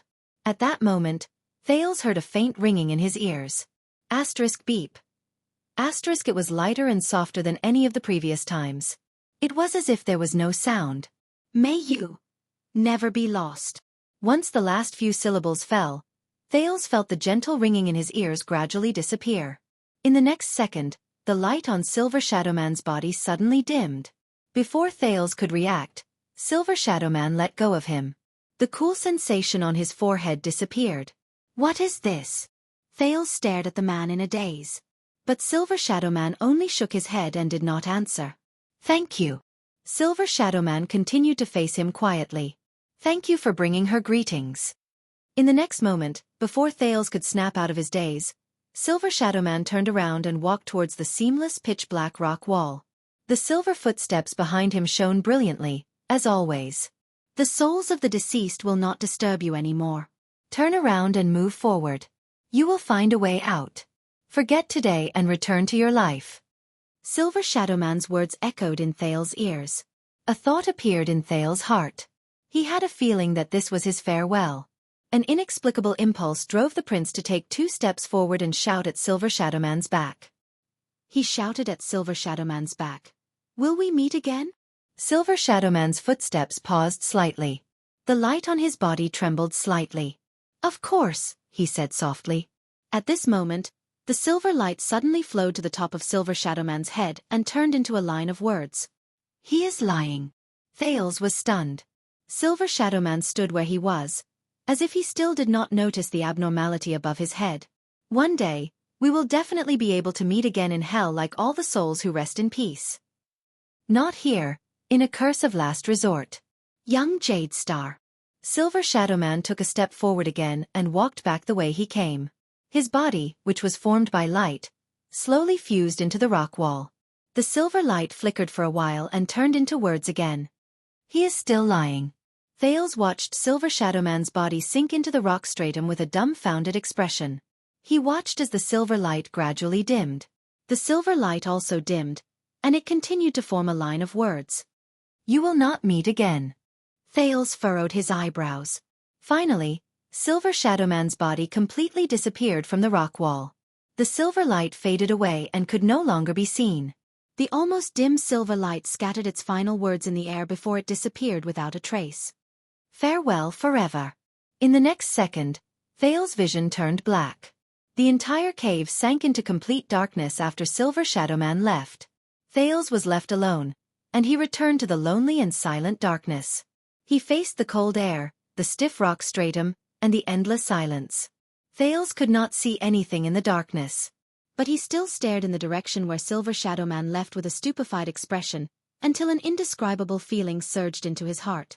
Not long ago, Silver Shadowman threw a heavy punch, manifested armor, and mocked him in a relaxed manner. It was as if that scene was still fresh in his mind. I'm already a dead person. The first day I opened my eyes here. I can only stay here, until I am destroyed together with it. I can only stay here, until I am destroyed together with it. It has been a long time, so long that I can't remember how long it has been. Thank you for being a dark guardian that has no scale, no end, no future, and no direction. You've given me a few precious, interesting, and happy hours. You have given me a few precious, interesting and happy hours. We will part ways in the end. Of course. One day, we will definitely be able to rest in peace like all the souls. Goodbye. In the next second, Thales clenched his fists. He gritted his teeth, took a step forward, and ran forward. At that moment, he felt an urge surge into his heart and seep into his veins. Asterisk bang. Asterisk his arm slammed against the solid rock wall. But Thales did not notice it at all. He desperately raised his hoarse and uncomfortable voice, gritted his teeth, and shouted in the direction of the rock wall. I will remember it. Remember it. The prince's voice echoed in the cave. Even if you have completely forgotten about it, even if you have already vanished into thin air, I will also remember this day. I will remember this day in the black track. Asterisk bang. Bang. Thales clenched his trembling fists and knocked on the rock wall forcefully. He hoped that this could be transmitted to the other end of the rock stratum, to the other end of the lonely night. Hey, did you hear that? In the bottomless darkness, the indignant prince sucked in a long breath and held back the sourness in his nose. I will always remember you. I will remember your name. He practically stuck himself to the rock wall and shouted that name with all his might. Raikaru. Chapter 356. Thales stayed in the darkness for a while. He calmed himself down, turned around, and walked away cautiously in the darkness. What does that guy mean? Thales cautiously touched the cold rock wall beside him and thought with a heavy heart, I'll find a way out just by turning around? But Thales raised his head and looked at the darkness in front of him. He could barely see anything, and he felt a headache coming on. When he thought of the possibility of finding an unfamiliar head on the dark rock strata, or suddenly seeing a stiff face, the terrified prince finally gave up on the idea of activating the Sin of Hell's river to explore the way. He used his hands and feet to explore the rock wall beside him and the ground under his feet, not daring to relax. However, the difficulty of the black track was beyond Thales' expectations. He had only taken a few steps when he immediately felt something strange under his feet. Asterisk crash. Asterisk it was the sound of rocks rolling down. Shocked, Thales could not react at all. He only felt that there was nothing under his feet. He lost his balance in the midst of his scream. His upper body leaned forward, and he fell down. What? Knowing that he was in trouble, he subconsciously hugged his head and chest to prevent himself from suffering more damage from the impact. However, Thales' luck was obviously worse than that. His elbows barely touched the ground, but he could not stop his body from falling. He continued to slide and even rolled forward due to the inertia. Asterisk T. Thales thought in panic and pain. This is still a damn slope. Asterisk crash. Asterisk as his body continuously collided with the rock strata, Thales protected his head and face. He curled up his body like he did when he was beaten in the abandoned house a long time ago, trying his best to avoid getting hurt during the rolling. In the dark, his back hurt from the impact, and his knees and elbows were also bruised quite a bit. His clothes were torn in many places on the rough ground. The burning sensation spread throughout his body, and Thales could not help but curse this damned place again. Finally, after rolling for the 6th or the 16th round, the dizzy Thales finally stopped with a loud bang and a sharp pain in his left elbow. He touched a flat ground that was not so stiff. Damn it! In the darkness, Thales lay on the ground moaning in pain. How should I get out? However, in the darkness where he could not see anything, a low, hoarse and chilling moan came faintly. Ah! Thales, who was rubbing the wound on his elbow, immediately felt his scalp tighten. Who is it? The voice was intermittent without any rhythm, and it faintly sounded out in the cavern, light and mysterious. Who dares to disturb my sweet dreams? A gasp that sounded like a struggle before death followed. A chill crept up Thales' back. Seriously? Thales exhaled in pain and shivered slightly in the cold air of the black track. It was hard to believe that he had encountered those things again. Which idiot is it? The voice continued, and there was a chilling rhythm to it. How dare you? He did not dare to move, much less make a sound. He only wished that he was a senseless and ignorant rock right now, afraid that he would be discovered by something unknown in the dark. How dare you come to my resting place? Wait a minute. Questions arose in Thales' mind as he listened to the terrifying soft moan. This voice. He raised his head abruptly and spoke in a trembling voice in the darkness. Kurtz? Surprised and puzzled, Thales asked tentatively in the dark. Is that you, Kurtz? The panting in the darkness paused for a moment. A few seconds later, the creepy, mysterious voice turned into an even colder laughter. Hee hee. The cold laughter reverberated in the air and spread out in a low voice. So it's you, kid. It sounded like... Thales felt a chill in his heart. Why does it sound so strange? He swallowed hard and at the same time with confusion and fear, he asked anxiously, You are still alive? The silence in the darkness lasted a long time. During those few seconds, Thales could even hear his increasingly rapid heartbeat. No. The cold voice came again. Kurtz's voice was a little gloomy and even weak. There was an inexplicable ghastly feeling in her voice. I'm already dead. Thales immediately froze. He closed his eyes and sighed softly. Sigh. Kurtz, she. At that moment, Thales said dejectedly, I'm sorry, Kurtz. That was my fault. I couldn't. However, as if she was aware of his emotions, Kurtz's voice traveled into his ears once again. This time, it was different. But, if you climb down from my body right now, Kurtz's weak voice became clearer, and Thales gradually grasped the dissatisfaction and anger in her words. If you don't continue to suppress me, I can still be resurrected. Thales felt a chill run down his spine. Then, realizing something, he let out a startled cry and quickly climbed back in a flurry. He left Kurtz's pitiful back. I was wondering, why is this piece of land so warm and so soft? While Kurtz moaned in pain and hissed in dissatisfaction, Thales, who was embarrassed and terrified, apologized profusely, and escaped the crime of manslaughter. In his haste, he helped up the pitiful Kurtz, who had escaped death and was panting on the ground. You're actually all right. I saw you. In the darkness, Thales tugged at Kurtz's arm with surprise and excitement. He blurted out, You're actually all right. Thales could feel that Kurtz was rolling her eyes at him in disdain in the darkness. Look at what you're saying, this is nothing. The seamstress was still weak, but her words had returned to normal. I grew up among piles of dead people. The seamstress leaned against a protruding rock and panted. You're very tough. Thales exhaled deeply and curled up the corners of his lips. Is that so? I'm glad that you're all right, the prince whispered. Kurtz's grumbling stopped for a moment. A second later, her loud voice rose again. It's just that the rock strata collapsed out of the blue. Kurtz seemed to be pounding her back hard in the darkness. I'm indeed a little unlucky. It feels like wherever I go, the ground collapses. I must have forgotten to bring my lucky leggings when I went out. Thales raised his head. The rock strata collapsed, he nodded and repeated. So, you can't see those souls of the deceased, Thales whispered. Kurtz's puzzled voice rose from the darkness. Ha! Those what? Thales snorted and shook his head gloomily. It's nothing. So, he was the only one who could see and knew that the collapses were the work of the souls of the deceased. Thales remembered when they appeared in the rock wall. Whether it was the sin of Hell's River that caused them to show their violent forms, or the cleansing of the power of eradication that allowed his eyes to see those souls of the deceased, Thales sighed. This method of using the sin of Hell's River to strengthen my eyesight or hearing might seem very convenient, but this is practically the same as seeing ghosts with my eyes open. At this moment, rumble. As a low rumble sounded, the ground shook again. Thales and Kurtz held their breaths at the same time. It can't be? The seamstress' voice rose in disbelief. It's going to happen again? Is it really going to collapse wherever I go? A loud crash rang in their ears. Bang. Thales subconsciously raised his arms to protect his head and retreated as he sensed the crushed stones charging at him. The ground shook more and more violently. A strange ominous feeling rose in Thales' heart. Know this tremor. Thales had a strange feeling, as if he knew what was about to happen here.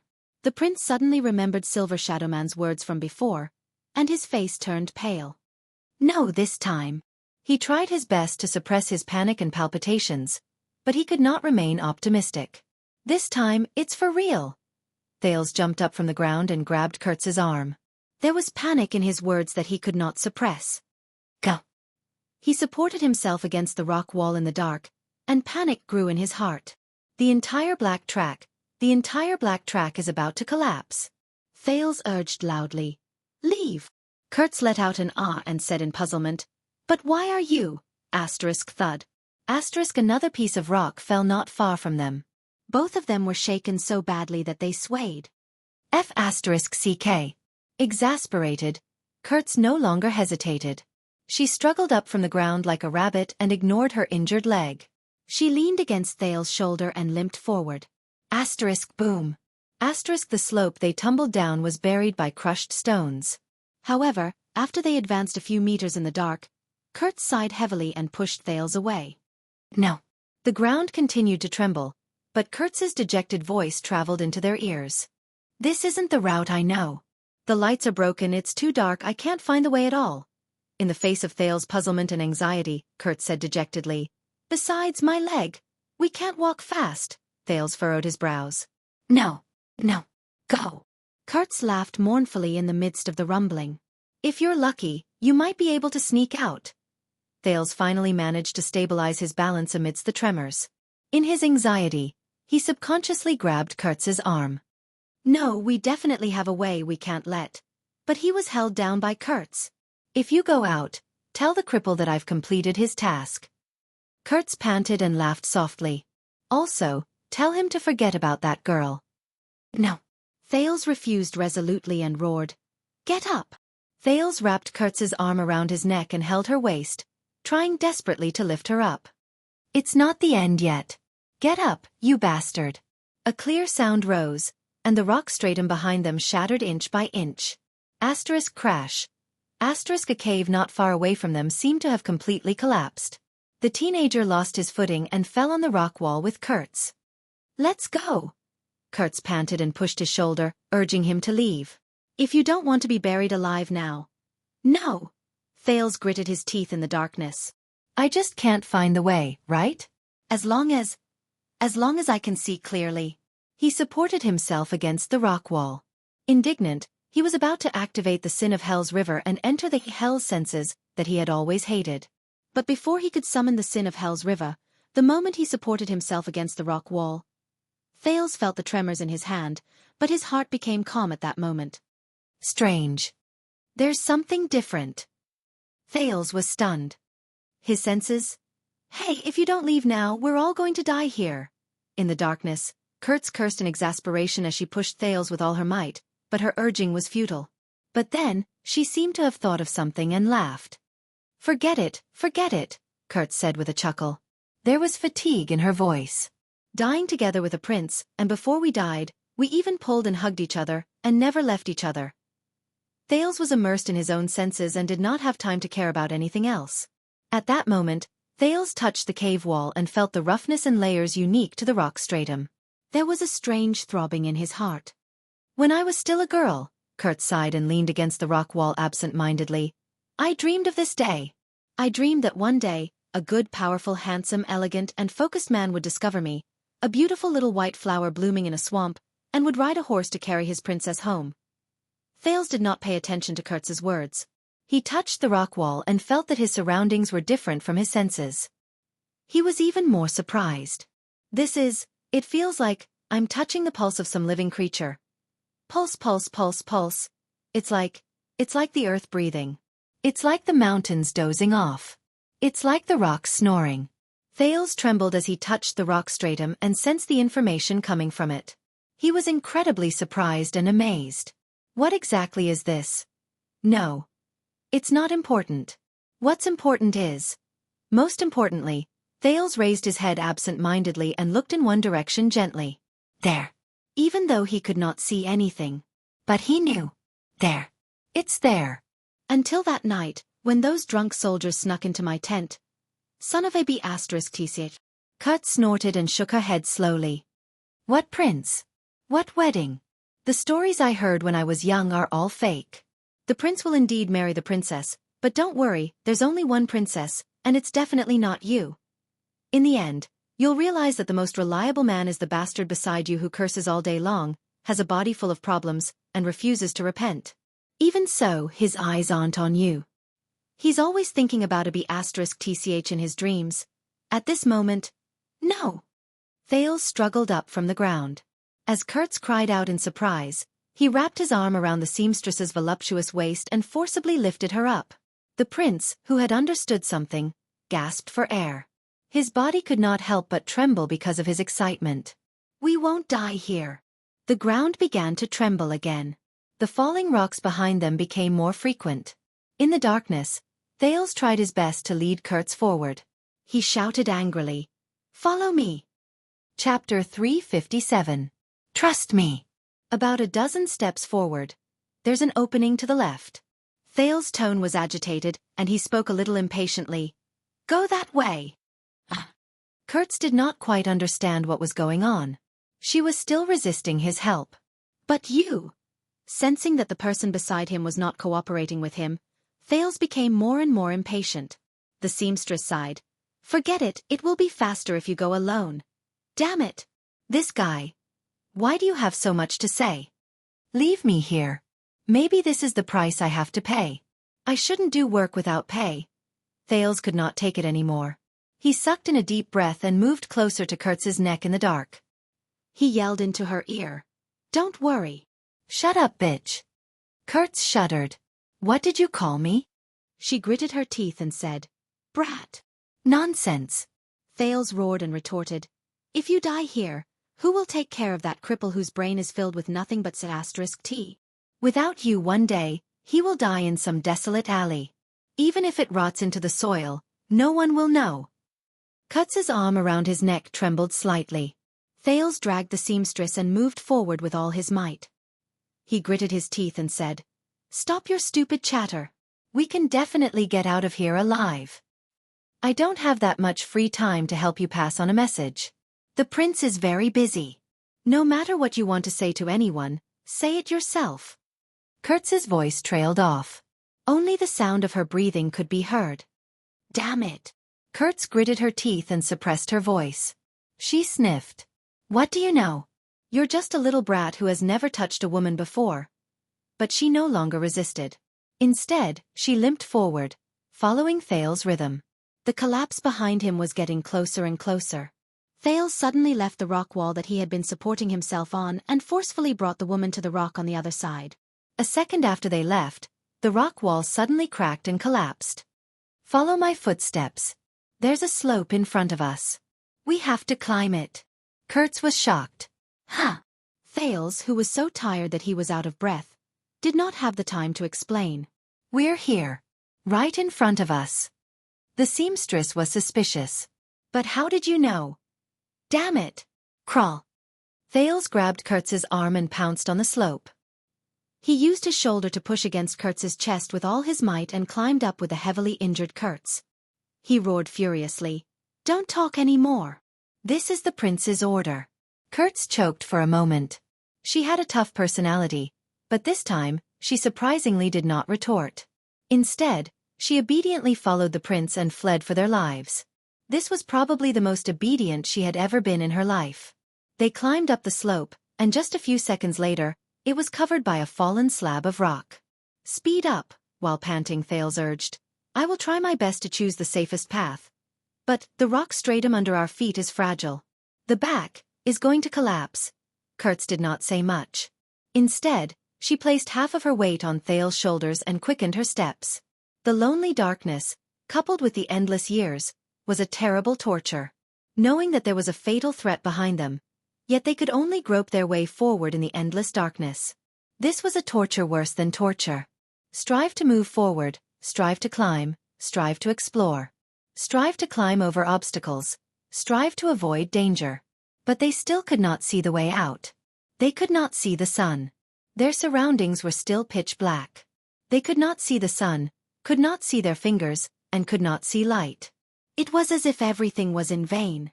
Why aren't we there yet? Did we go the wrong way? The hope in Thales' heart gradually faded away. He had a feeling that if he was the only one moving forward, he would sooner or later be tortured to madness by this terrible torture. But now, he felt the similarly warm body on his right.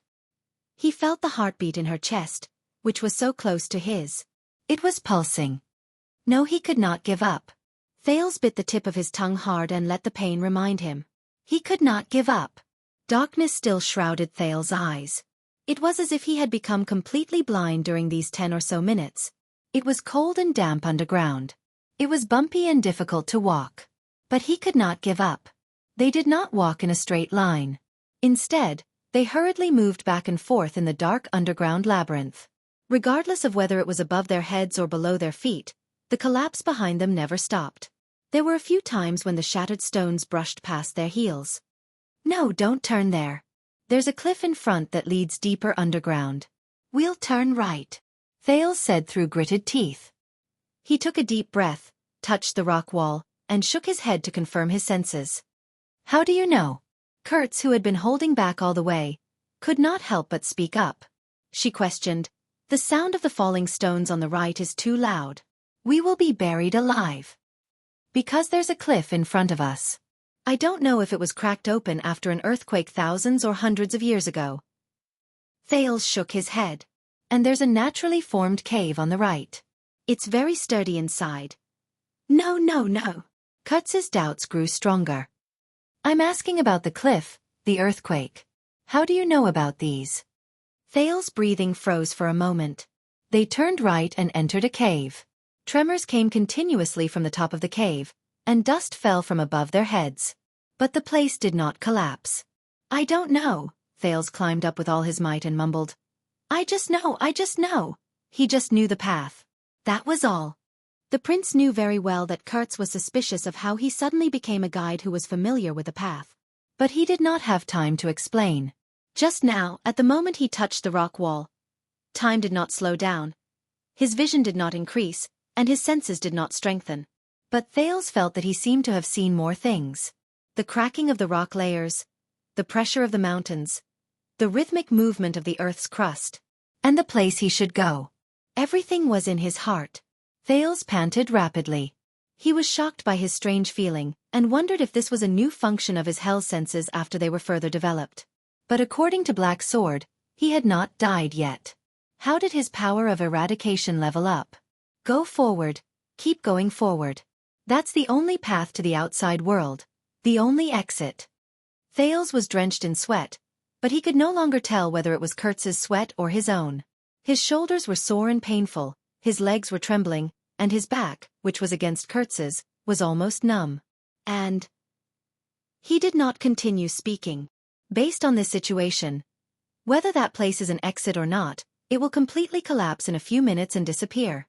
The black track will be completely isolated from the world's sight. However, just as they climbed up a gentle slope, Kurtz suddenly spoke. This feeling.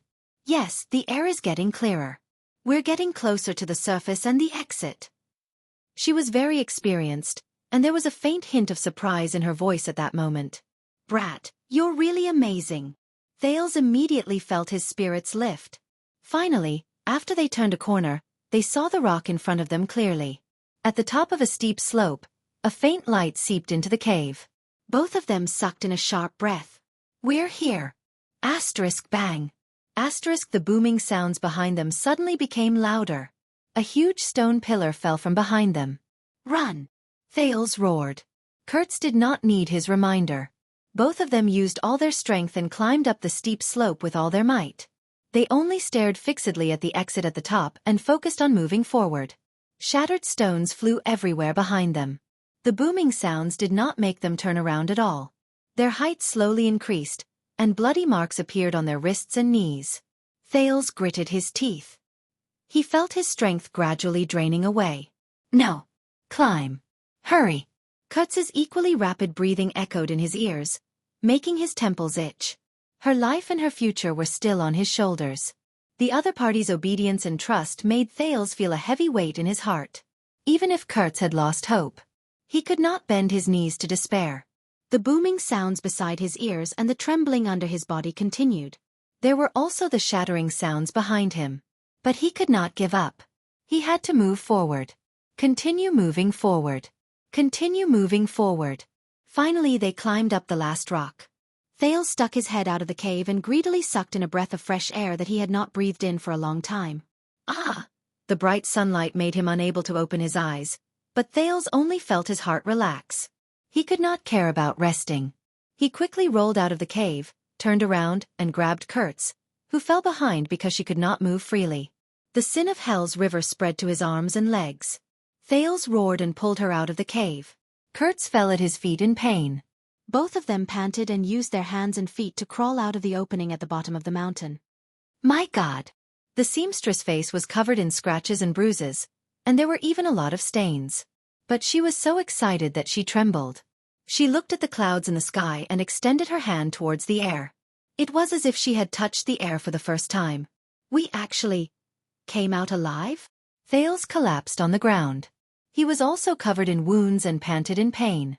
But a few seconds later, he laughed heartily. At that moment, boom! Amid the loud noise, a strong gust of wind suddenly blew in the cave, stirring up a huge cloud of dust. Thales and Kurtz had to raise their arms to cover their heads. At the same time, they coughed continuously. Cough, cough. What the hell? After a while, the huge cloud of dust dissipated.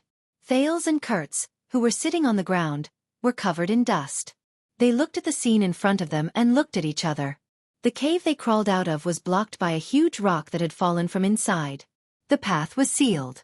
If they had come out a little later... Kurtz stared at Thales, who looked like a refugee. She suddenly burst out laughing and lay down on her back. Thales laughed as well. He, too, slowly lay down on the ground. They lay in the opening at the foot of the mountain and laughed together. They laughed for a few minutes. At that moment, the prince sincerely felt that he could see the sky and the sun. How blissful! Compared to the people underground. As he thought about it, his mood turned cold. Hey, have you been here before? How did you know the exit? Kurtz was done laughing. She lay on the ground and stared at the blue sky and white clouds she had not seen for a long time. A sense of satisfaction rose in her. Thales' smile froze a little. I've climbed the black track no less than 10 times. The seamstress snorted and laughed. But I've always been the one leading the way. In the next second, Kurtz abruptly flipped herself up from the ground. She placed her hands on both sides of Thales' shoulders, and her knees clamped around the prince's waist. She pressed herself on top of Thales, blocking his line of sight. Don't tell me that this is a compulsory course for the nobles or the royal family. Kurtz's gaze was rather sharp. She nodded slowly, and her eyes drew closer to Thales. Even the suzerain's family in Heroic Spirit Palace doesn't know about this terrible place. It took us a few generations to find our way out, and many of us never came out again. Thales stared at her anxiously. This posture made the teenager feel rather uneasy. Kurtz's gaze became sharper. His heart beat faster and faster. This is bad. How should I explain it? Ha ha ha, I'm just joking. Kurtz suddenly laughed again. We've already escaped. Who cares how you found out? Look at how scared you are. Thales heaved a sigh of relief. But... Kurtz's eyes turned, and she scrutinized him with a contemplative look. You're quite calm. It doesn't seem like your first time. Ha! Thales was stunned. Kurtz switched from propping herself up with her palms to propping herself up with her elbows. She drew closer to Thales. Her chest was about to bump against Thales' chest. Thales stared at her nervously. Kurtz observed his expression and smirked. No wonder you dare to call me AB*TCH. Hee, you've played with quite a number of girls, haven't you? This time, Thales choked, and his face really turned red. Ahem. He turned his head away awkwardly. That's not true. Is it? Didn't you feel rather good when you bumped against my chest just now? Kurtz narrowed her eyes and stared at him as if she had caught him in the act. Thales felt awkward again. Right about why I know the way. That's because... Tisk. Kurtz watched Thales change the topic. She shook her head in disdain, turned around, and sat back down. Thales escaped from her restraints. He anxiously fled from the spot and stood up. But he was immediately stunned. This is... He raised his head and looked at the towering mountain, the layers of rocks, the tranquil soil, and the tenacious trees before him. Thales' gaze moved upwards again. He looked along the curve of the mountain, and he could see the entire mountain range that stretched outwards. Under the sunlight, it looked so special. This is the Sighing Hills. He exhaled slowly and walked forward without realizing it. He touched the rock strata that towered in front of him. This was the first time Thales stood outside the belly of the mountain. At the foot of the mountain, he looked around at the towering mountain range that surrounded and protected Dragon Cloud City. It lay quietly on the ground, under the clouds. The scorching sun, the blowing wind and rain, and the footsteps of travelers never made it move. From ancient times until now. From the present to the future. To eternity. There was a strange magnificence to it. At that moment, Thales suddenly understood. It was not the sin of hell's river. It was not the senses of hell. It was... You're asking me why I know the way? Thales was lost in thought for a moment. Because someone gave me a blessing before we parted. What? Kurtz's expression changed. A blessing? Thales felt the rock straight a tremble under his palm, and he smiled. Yes. He lowered his head and looked at the sealed cave. That figure appeared in front of him again. May the mountains tolerate your footsteps. May the earth bless you on your journey. He blessed me. Thales stared at it in a daze. He thought about the deep underground and said with complicated emotions, to never be lost. So, I found a way out. Kurtz observed Thales for a few seconds. She looked at the absent-minded expression on his face. Hey! Kurtz sighed and shrugged. Another crazy one. Thales snapped out of his daze and chuckled. Maybe. The two of them lay quietly on the ground and recovered their strength, which had been greatly depleted. There was no terrifying darkness, no soundless loneliness, no falling rocks behind them, and no tremors on the ground. At that moment, it was as if the whole world had become lazy. Thales rested his head on his arm and looked at the faintly visible human figure on the mountaintop. The corners of his lips slowly curled up. Heroic Spirit Palace, he said faintly. Kurtz was stunned. What? Thales looked at the black figure and muttered in a daze. That's the palace where the Archduke of Dragoncloud City lived for generations in the magnificent Dragoncloud City. It was built on the dangerous peak, and it suppressed the peak of the mountains, he smiled faintly and said. But, why is it named this way? Kurtz furrowed her eyebrows and looked at him as if she was looking at a lunatic. Heroic spirit? You'll have to ask the person who built it. Thales snorted softly. He shook his head and was filled with emotions. In the language of the ancient Northlanders, it means the dead souls of heroes. A gentle breeze blew past, bringing fresh air to the small flat land at the foot of the mountain. The sun was blocked by clouds, and the two of them welcomed a hint of shade. Thales stared at the mountaintop. Did you know, Kurtz, that in a certain corner of this city, under a certain mountain range, there might really be the dead souls of ancient heroes? The teenager sighed. Day after day, year after year, without seeing the sun, without end, and without anyone knowing. In the darkness that Dragoncloud City and the people can't see, watching over this city and this land. Kurtz raised her eyebrows, and the way she looked at Thales became increasingly strange. At that moment, the prince suddenly remembered the first time he met Silver Shadowman. Silver Shadowman clutched his throat in a daze, and his arm, which shone with silver light, was dangerously pierced into his chest. Just as he was about to take his life, he suddenly stopped. Thales was slightly stunned. He subconsciously extended his hand to his chest and pressed downwards. The teenager shuddered slightly. Thales' expression slowly darkened. With complicated emotions, he said, "What do you think, Kurtz?" Kurtz looked at Thales with a pitiful gaze as if she was looking at a patient. She turned around in resignation. "You're asking me? Here he goes again, this crazy brat," she criticized in her heart. "Who knows? I see." Thales continued to touch his chest. He could not help but curl up the corners of his lips to reveal a faint smile. "That's right." He looked at the towering mountain peak and smiled. "Who knows?" The feeling under his palm gave him the outline of a pair of glasses. It was that pair of glasses. Chapter 358. Under the clear sky, Thales and Kurtz stood outside a small house in the wild and watched two saddled draft horses grazing leisurely in front of them. "Are you sure you don't need me to send you back?" Kurtz asked as she scratched her head while leaning on a tree branch. Even though Dragoncloud City's search is limited to the city, all the major checkpoints must have been notified. Thales inhaled lightly and looked at the small house in front of him with a light heart. It was a hiding spot outside the city belonging to Glee Ward and his brothers. These bumpkins from Shield District had long since arranged for their subsequent escape through their own people, who were transporting their necessities and excrement. Thales' face darkened again when he thought of this. Two draft horses would graze on the grass while they watched them docilely. Perhaps the adventures in the Black Track were too exciting, but for a moment after they escaped, Thales almost forgot the main purpose of their trip. But when he recalled it, all sorts of feelings welled up in his heart. Thales breathed in the air that smelled like grass in the wild and looked at the stubborn weeds under his feet. He could not help but sigh at the coniferous forest unique to Northland in the distance. It had been 6 years. He had walked out of Dragon Cloud City. From time to time, the prince would look back at the mountain in the distance and imagine the bustling and messy streets on the other side of the mountain, as well as the rough and majestic palace. He shook his head and put an end to these past memories with a smile. And do you know where you're going? Kurtz frowned. Yes, I know the direction, and I also know where the checkpoints are and where I can't go. Thales recalled the map and remembered the route Raphael had pointed out to him. He found that it was still quite clear. Don't worry, someone will pick me up ahead. And Thales stepped on the ground and felt the strange pulse under his feet. He said in a low voice, I know the way.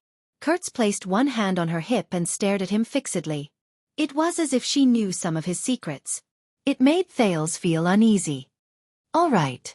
After a while, the seamstress spread her hands. If you reach the place, let go of the reins. This is the Fallon family's old horse. It knows how to go home. Speaking of which, Thales looked at the horse with a worried expression. He remained alert and tentatively tugged on the reins, ready to dodge the horse's hooves at any time. However, he was immediately stunned. What happened?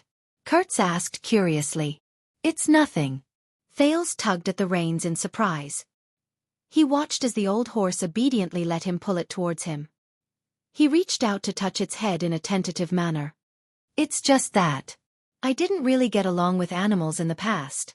Horses are one of them, but today, the Fallon family's old horse looked at him docilely. It even stuck out its tongue and licked Thales' palm in an intimate manner. Thales suddenly felt a great sense of accomplishment. What was going on today? Single dog welfare? Even animals are obedient? He blinked and felt that the world was really strange. Then, he recalled Nicholas' horsemanship teachings in his memories and nimbly got on the saddle. Kurtz looked at the obedient old horse, then looked at him in disdain. Tisk, look at how familiar you are with this. You must have ridden many good horses before, right? Thales raised his eyebrows in resignation and was about to leave. Wait. Kurtz suddenly opened her mouth and revealed a strange smile. I'll give you one last present. Come here. Let me tell you a little secret about Gleeward. Thales responded in a stunned manner. However, based on their friendship after they escaped from the cave through life and death, he obediently moved his horse forward and bent down to put his ear close to her. Gleeward's little secret? Could it be? Unexpectedly, the moment he bent down on the horse's back, Kurtz grabbed him by the neck and flashed a mischievous smile, as if she had succeeded in her scheme. Thales was shocked. In the next second, Kurtz tiptoed forward and intimately approached Thales' cheek. Smack. She planted a kiss on Thales' lips. Thales was stunned for a moment. In the next second, he was so shocked that his jaw dropped. Why you? What are you doing? With a horrified expression, Thales' reaction was exaggerated. He tugged at the reins and retreated while he wiped his lips. It's still wet. She actually licked it. Licked it. He felt the sensation on his lips and pointed at Kurtz in disbelief, who was grinning mischievously. Why you? Ha ha ha ha. Kurtz held her belly and laughed so hard that she bent over. Brat, your reaction is really interesting. Thales stared at Kurtz in a daze. He realized that she only thought that this action was a prank? She's treating this as a prank? Are you kidding me? Thales forced himself to put on a disgusted expression. As he wiped his lips, he said in exasperation, Hey, this joke isn't interesting at all right? Who do you think you are? Oh, it's not interesting? Kurtz's eyes darted around. She stuck out her tongue and licked her lips nimbly. She winked cunningly at him, who was on the horse. What, do you want to go further? Thales was so frightened that he lifted the reins again and took a step back. Thales was in a mess. He felt that the whole world was filled with malice. He really did not know what kind of expression he should use to face this crude and violent woman. Tisk. When she saw his reaction, Kurtz said in disdain, It can't be your first kiss, right? How lame. Thales' expression darkened. The pride in his heart made him feel that he could not show any signs of weakness. Humph, conceited woman. Thales put on a disdainful expression. My first kiss was much more beautiful than yours. But he's a pervert who kills without batting an eyelid. Kurtz laughed out loud in response. Thales shook his head in embarrassment. He was just about to fling the reins and leave. Thank you, child. Kurtz's voice traveled into his ears. It was a little deep. Thales turned his head around, puzzled. I remember. When you grow up, you have to be a good man. At this moment, Kurtz's expression was a little gloomy. You have to take responsibility, and you have to be the kind that others can entrust their shoulders to. Even in the deepest darkness, she said absent-mindedly. There was a desolate expression on her face. No one knew what she was thinking about. Thales paused for a moment. He felt a little sour in his heart. Thank you, Kurtz, he said quietly. But Kurtz giggled and shook her head. Kurtz is a nickname, not my official name. Thales put on a puzzled look. The cripple has a big tongue. He thinks that my name is too long, so, after so many years, I'm already used to Kurtz. Kurtz ran her right hand through the hair in her forehead. She swung her head backwards and combed her messy hair to the back of her head. With the toss of her head and the stretch of her waist, Kurtz's movements were smooth, natural, elegant, and neat. Coupled with her graceful figure, there was a strange sense of beauty in her movements. At that moment, Thales suddenly had a thought that made him feel slightly ashamed. This woman with a gruff voice before me seems to be rather charming? Thales coughed softly and quickly shook his head. He chased away the boring thought and the strange feeling that had just returned to his lips. Christina. Kurtz smiled charmingly. Christina Ramon, that's my real name. Thales shrugged. All right, Miss Ramon. But he was immediately stunned. Ramon. Thales mulled over the family name, and his expression changed slightly. His gaze when he looked at Kurtz was different. I heard from Glee Ward that your father was a military doctor? Kurtz furrowed her eyebrows. Yes, a lunatic. He was abnormal before he disappeared. And my biggest gain from being by his side was learning how to suture people, whether they were dead or alive. She shook her head in disdain. It was obvious that she did not think much of her father. Is that so? At that moment, Thales was in a strange mood. He could not put his feelings into words. How did you come to Dragon Cloud City and Shield District? Kurtz froze for a moment. More than 20 years ago, my father shoved me into the hands of an old comrade and disappeared. Kurtz shrugged. I ran into a few bastards and a bunch of bullshasterisk tea in the military camp. Then I met the cripple, and he brought me out. A few seconds later, Thales said with great difficulty, Your missing father, what's his name? Maybe I can help you find him. Kurtz fell silent. Cobb or Kobo? I can't remember. She waved her hand in a seemingly indifferent manner. It's okay, I've always thought that he was dead anyway. Kurtz snorted softly. I never counted on him either. But she immediately noticed that Thales shuddered slightly. The prince looked hesitant, and his expression was unusually solemn. He lowered his gaze. It was as if he did not dare to face her. What's wrong? Kurtz asked, puzzled. She then deliberately put on a bashful smile, raised the corners of her lips, and teased him again. Oh, you can't bear to part with me, right? You want to marry me and bring me back to the castle? But Thales had no intention of teasing her. He did not pay attention to Kurtz's words at all. He only nodded anxiously. Kurtz, I will pay attention. The prince's voice was a little gloomy. He turned his horse around. If I can find him. Find your father. He said dejectedly. And thank you. Miss Ramon. Kurtz looked at him strangely, but in the end, she did not say anything.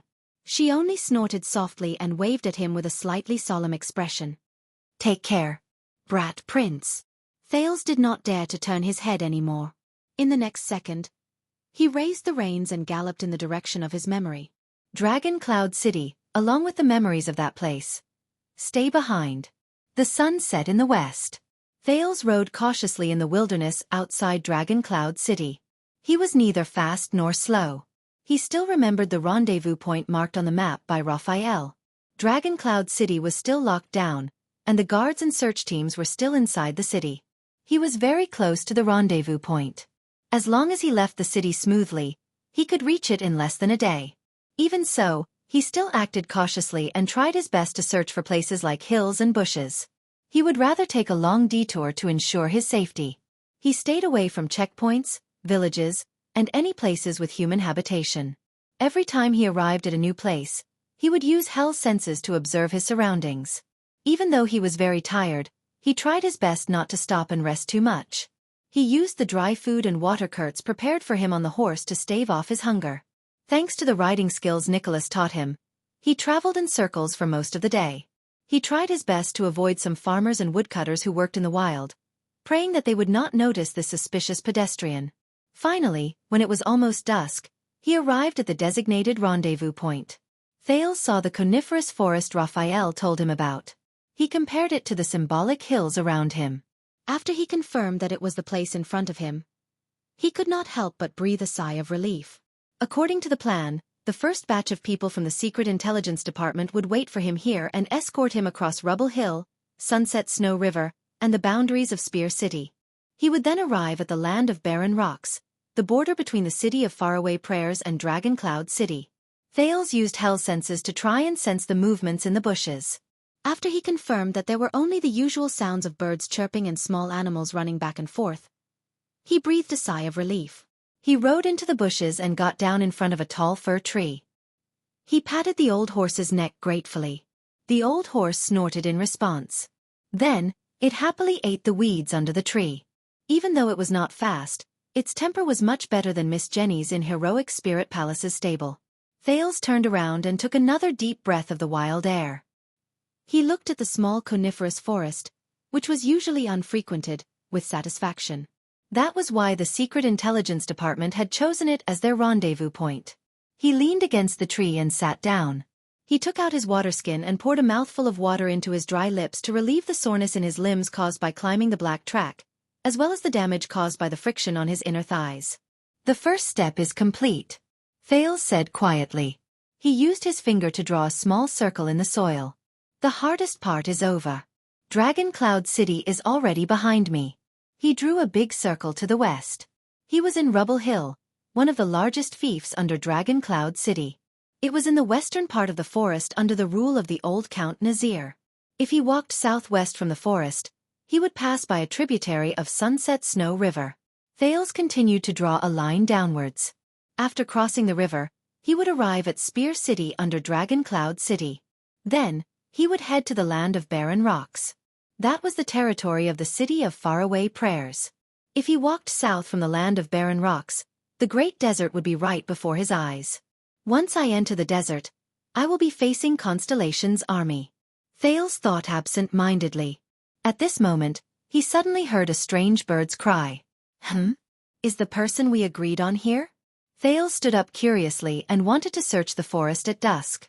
Asterisk bang. Asterisk in the next breath. Almost at the moment he heard the loud noise, Thales felt pain in his back. He lost his balance due to the huge force behind him. He fell to the ground with a thud. The pain in his chin had just arrived. Before Thales' nerves could give him a normal response, he felt his back tighten. Asterisk bang. Asterisk a heavy pressure came at him. Thales was shocked to find that his hands were firmly gripped by someone. What's wrong? Thales instinctively wanted to struggle, but only then did he realize that his whole body was pressed to the ground. His hands were locked behind his back, and he could not move. Even the sin of Hell's river could not react in time. Asterisk thud. Asterisk his water skin fell to the ground at this moment. Water dripped weakly into the soil. Wow! A rather familiar male voice rang out. It sounded like the sound of a gong being struck. He laughed loudly and said, "Look what I caught. A big, lively fish." When Thales heard this voice, he thought of something, and his face instantly turned pale. The prince gritted his teeth and tried his best to raise his head. With his face covered in mud, he looked behind him. "It's you!" Thales cried out in grief and indignation. "The Raven of Death!" As the prince roared angrily, a flock of birds was startled away from the bushes. Under the setting sun, the vanguard of the City of Faraway Prayers diplomat group, the Raven of Death, Ned Monty, one of the 5 war generals, was kneeling on Thales' back. He pressed down on Thales' struggling hands. With a malicious smile, the Raven of Death slowly moved closer to Thales' ear. "Shu, young prince. For the sake of our mutual convenience, let's be a little gentler. Okay?" Thales could only see the man's brown hair from the corner of his eye. But he could feel that Monty's method of suppressing him was very professional. Whether it was turning over or kicking, he was in the worst position. He could not exert any strength at all. Not to mention that Thales had already used up most of his strength because of the black track. The prince's heart sank. How could it be him? Why is he here? Where are the people from the Secret Intelligence Department? Wait. Doesn't that mean? Monty's smile was a little scary. With the excitement of catching prey, he said softly, "Are you looking for the people from the kingdom's Secret Intelligence Department?" At that moment, Thales' pupils shrank. His heart skipped a beat. "I'm sorry, they're all very busy now." Monty's words made Thales' heart turn cold. All very busy. Thales looked at his surroundings in disbelief. The quiet forest, the silent air, and the lifeless air. Yes, the people from the kingdom's Secret Intelligence Department should have been waiting for me here a long time ago. But there's no movement at all. What's going on? The kind of busy that I'm unwilling to do you understand? The Raven of Death chuckled, and for some reason, it sent chills down Thales' spines. So I volunteered, generously, and took the initiative to take over this task from them. He licked his lips and looked at Thales, who had his head turned away with a pained expression. With the joy of toying with his prey, he chuckled coldly.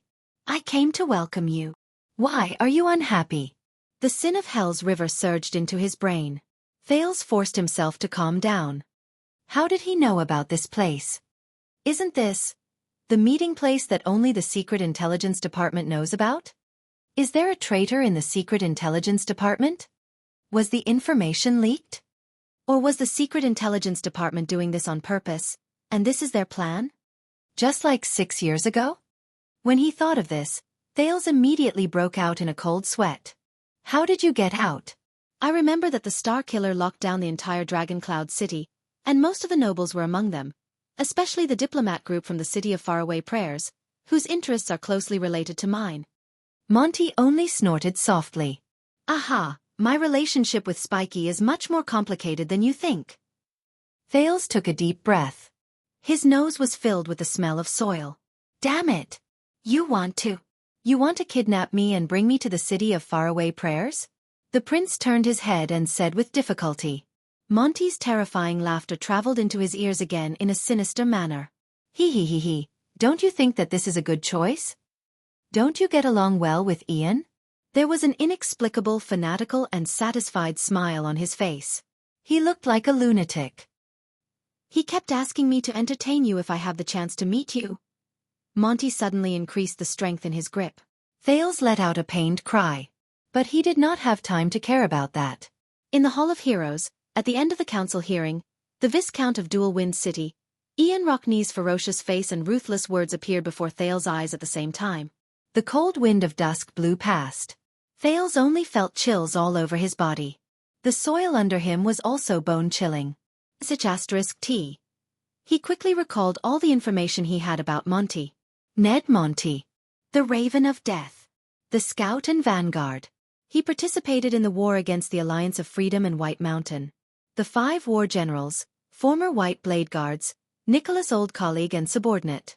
Now, he's the Lord of the City of Faraway Prayers, the diplomat group's vanguard. He's preposterous, has a big mouth, and has a terrifying smile. Wait! Thales stopped thinking and said through gritted teeth. Monty's terrifying laughter stopped for a moment. Think about it. Even though Thales looked disheveled and his life was threatened, he still tried his best to maintain his tone. He said coldly, "The Prince of Constellation disappeared in Dragon Cloud City. But a month later, I mysteriously appeared in the City of Faraway Prayers. Do you know what this means?" Monty stopped laughing, but his light-colored eyes were fixed on Thales without moving. The chill in his gaze was terrifying. "You should also know that I am the key to the war between the City of Faraway Prayers and the Alliance of Freedom," Thales said with a cold smile. "And if I suggest to Archduke Rockney that Constellation can help them, the condition is..." At this moment, the Raven of Death suddenly laughed out loud. Ha ha ha ha ha ha. Thales, who was interrupted, was slightly stunned. Monty looked very happy. His face was full of excitement, and the curve of his smile was wider than before. He widened his eyes at Thales, and he looked rather terrifying. I remember now. A professional told me this before. Thales' jade star is not big, but he is very troublesome. So there are the necessary rules to deal with the young prince. Thales was slightly stunned. What? Deal with me. Necessary rules. Monty's expression darkened, and he chuckled softly. For some reason, Thales was terrified. He instinctively felt that things were not good. The first rule. The Raven of Death's smile melted, as if ice had turned into ice water, but it was still as chilling as ever. Make him shut up. In the next second, Monty's expression became stern. His right elbow struck the back of the teenager's head at lightning speed. Asterisk thud. Asterisk a heavy, muffled sound rose.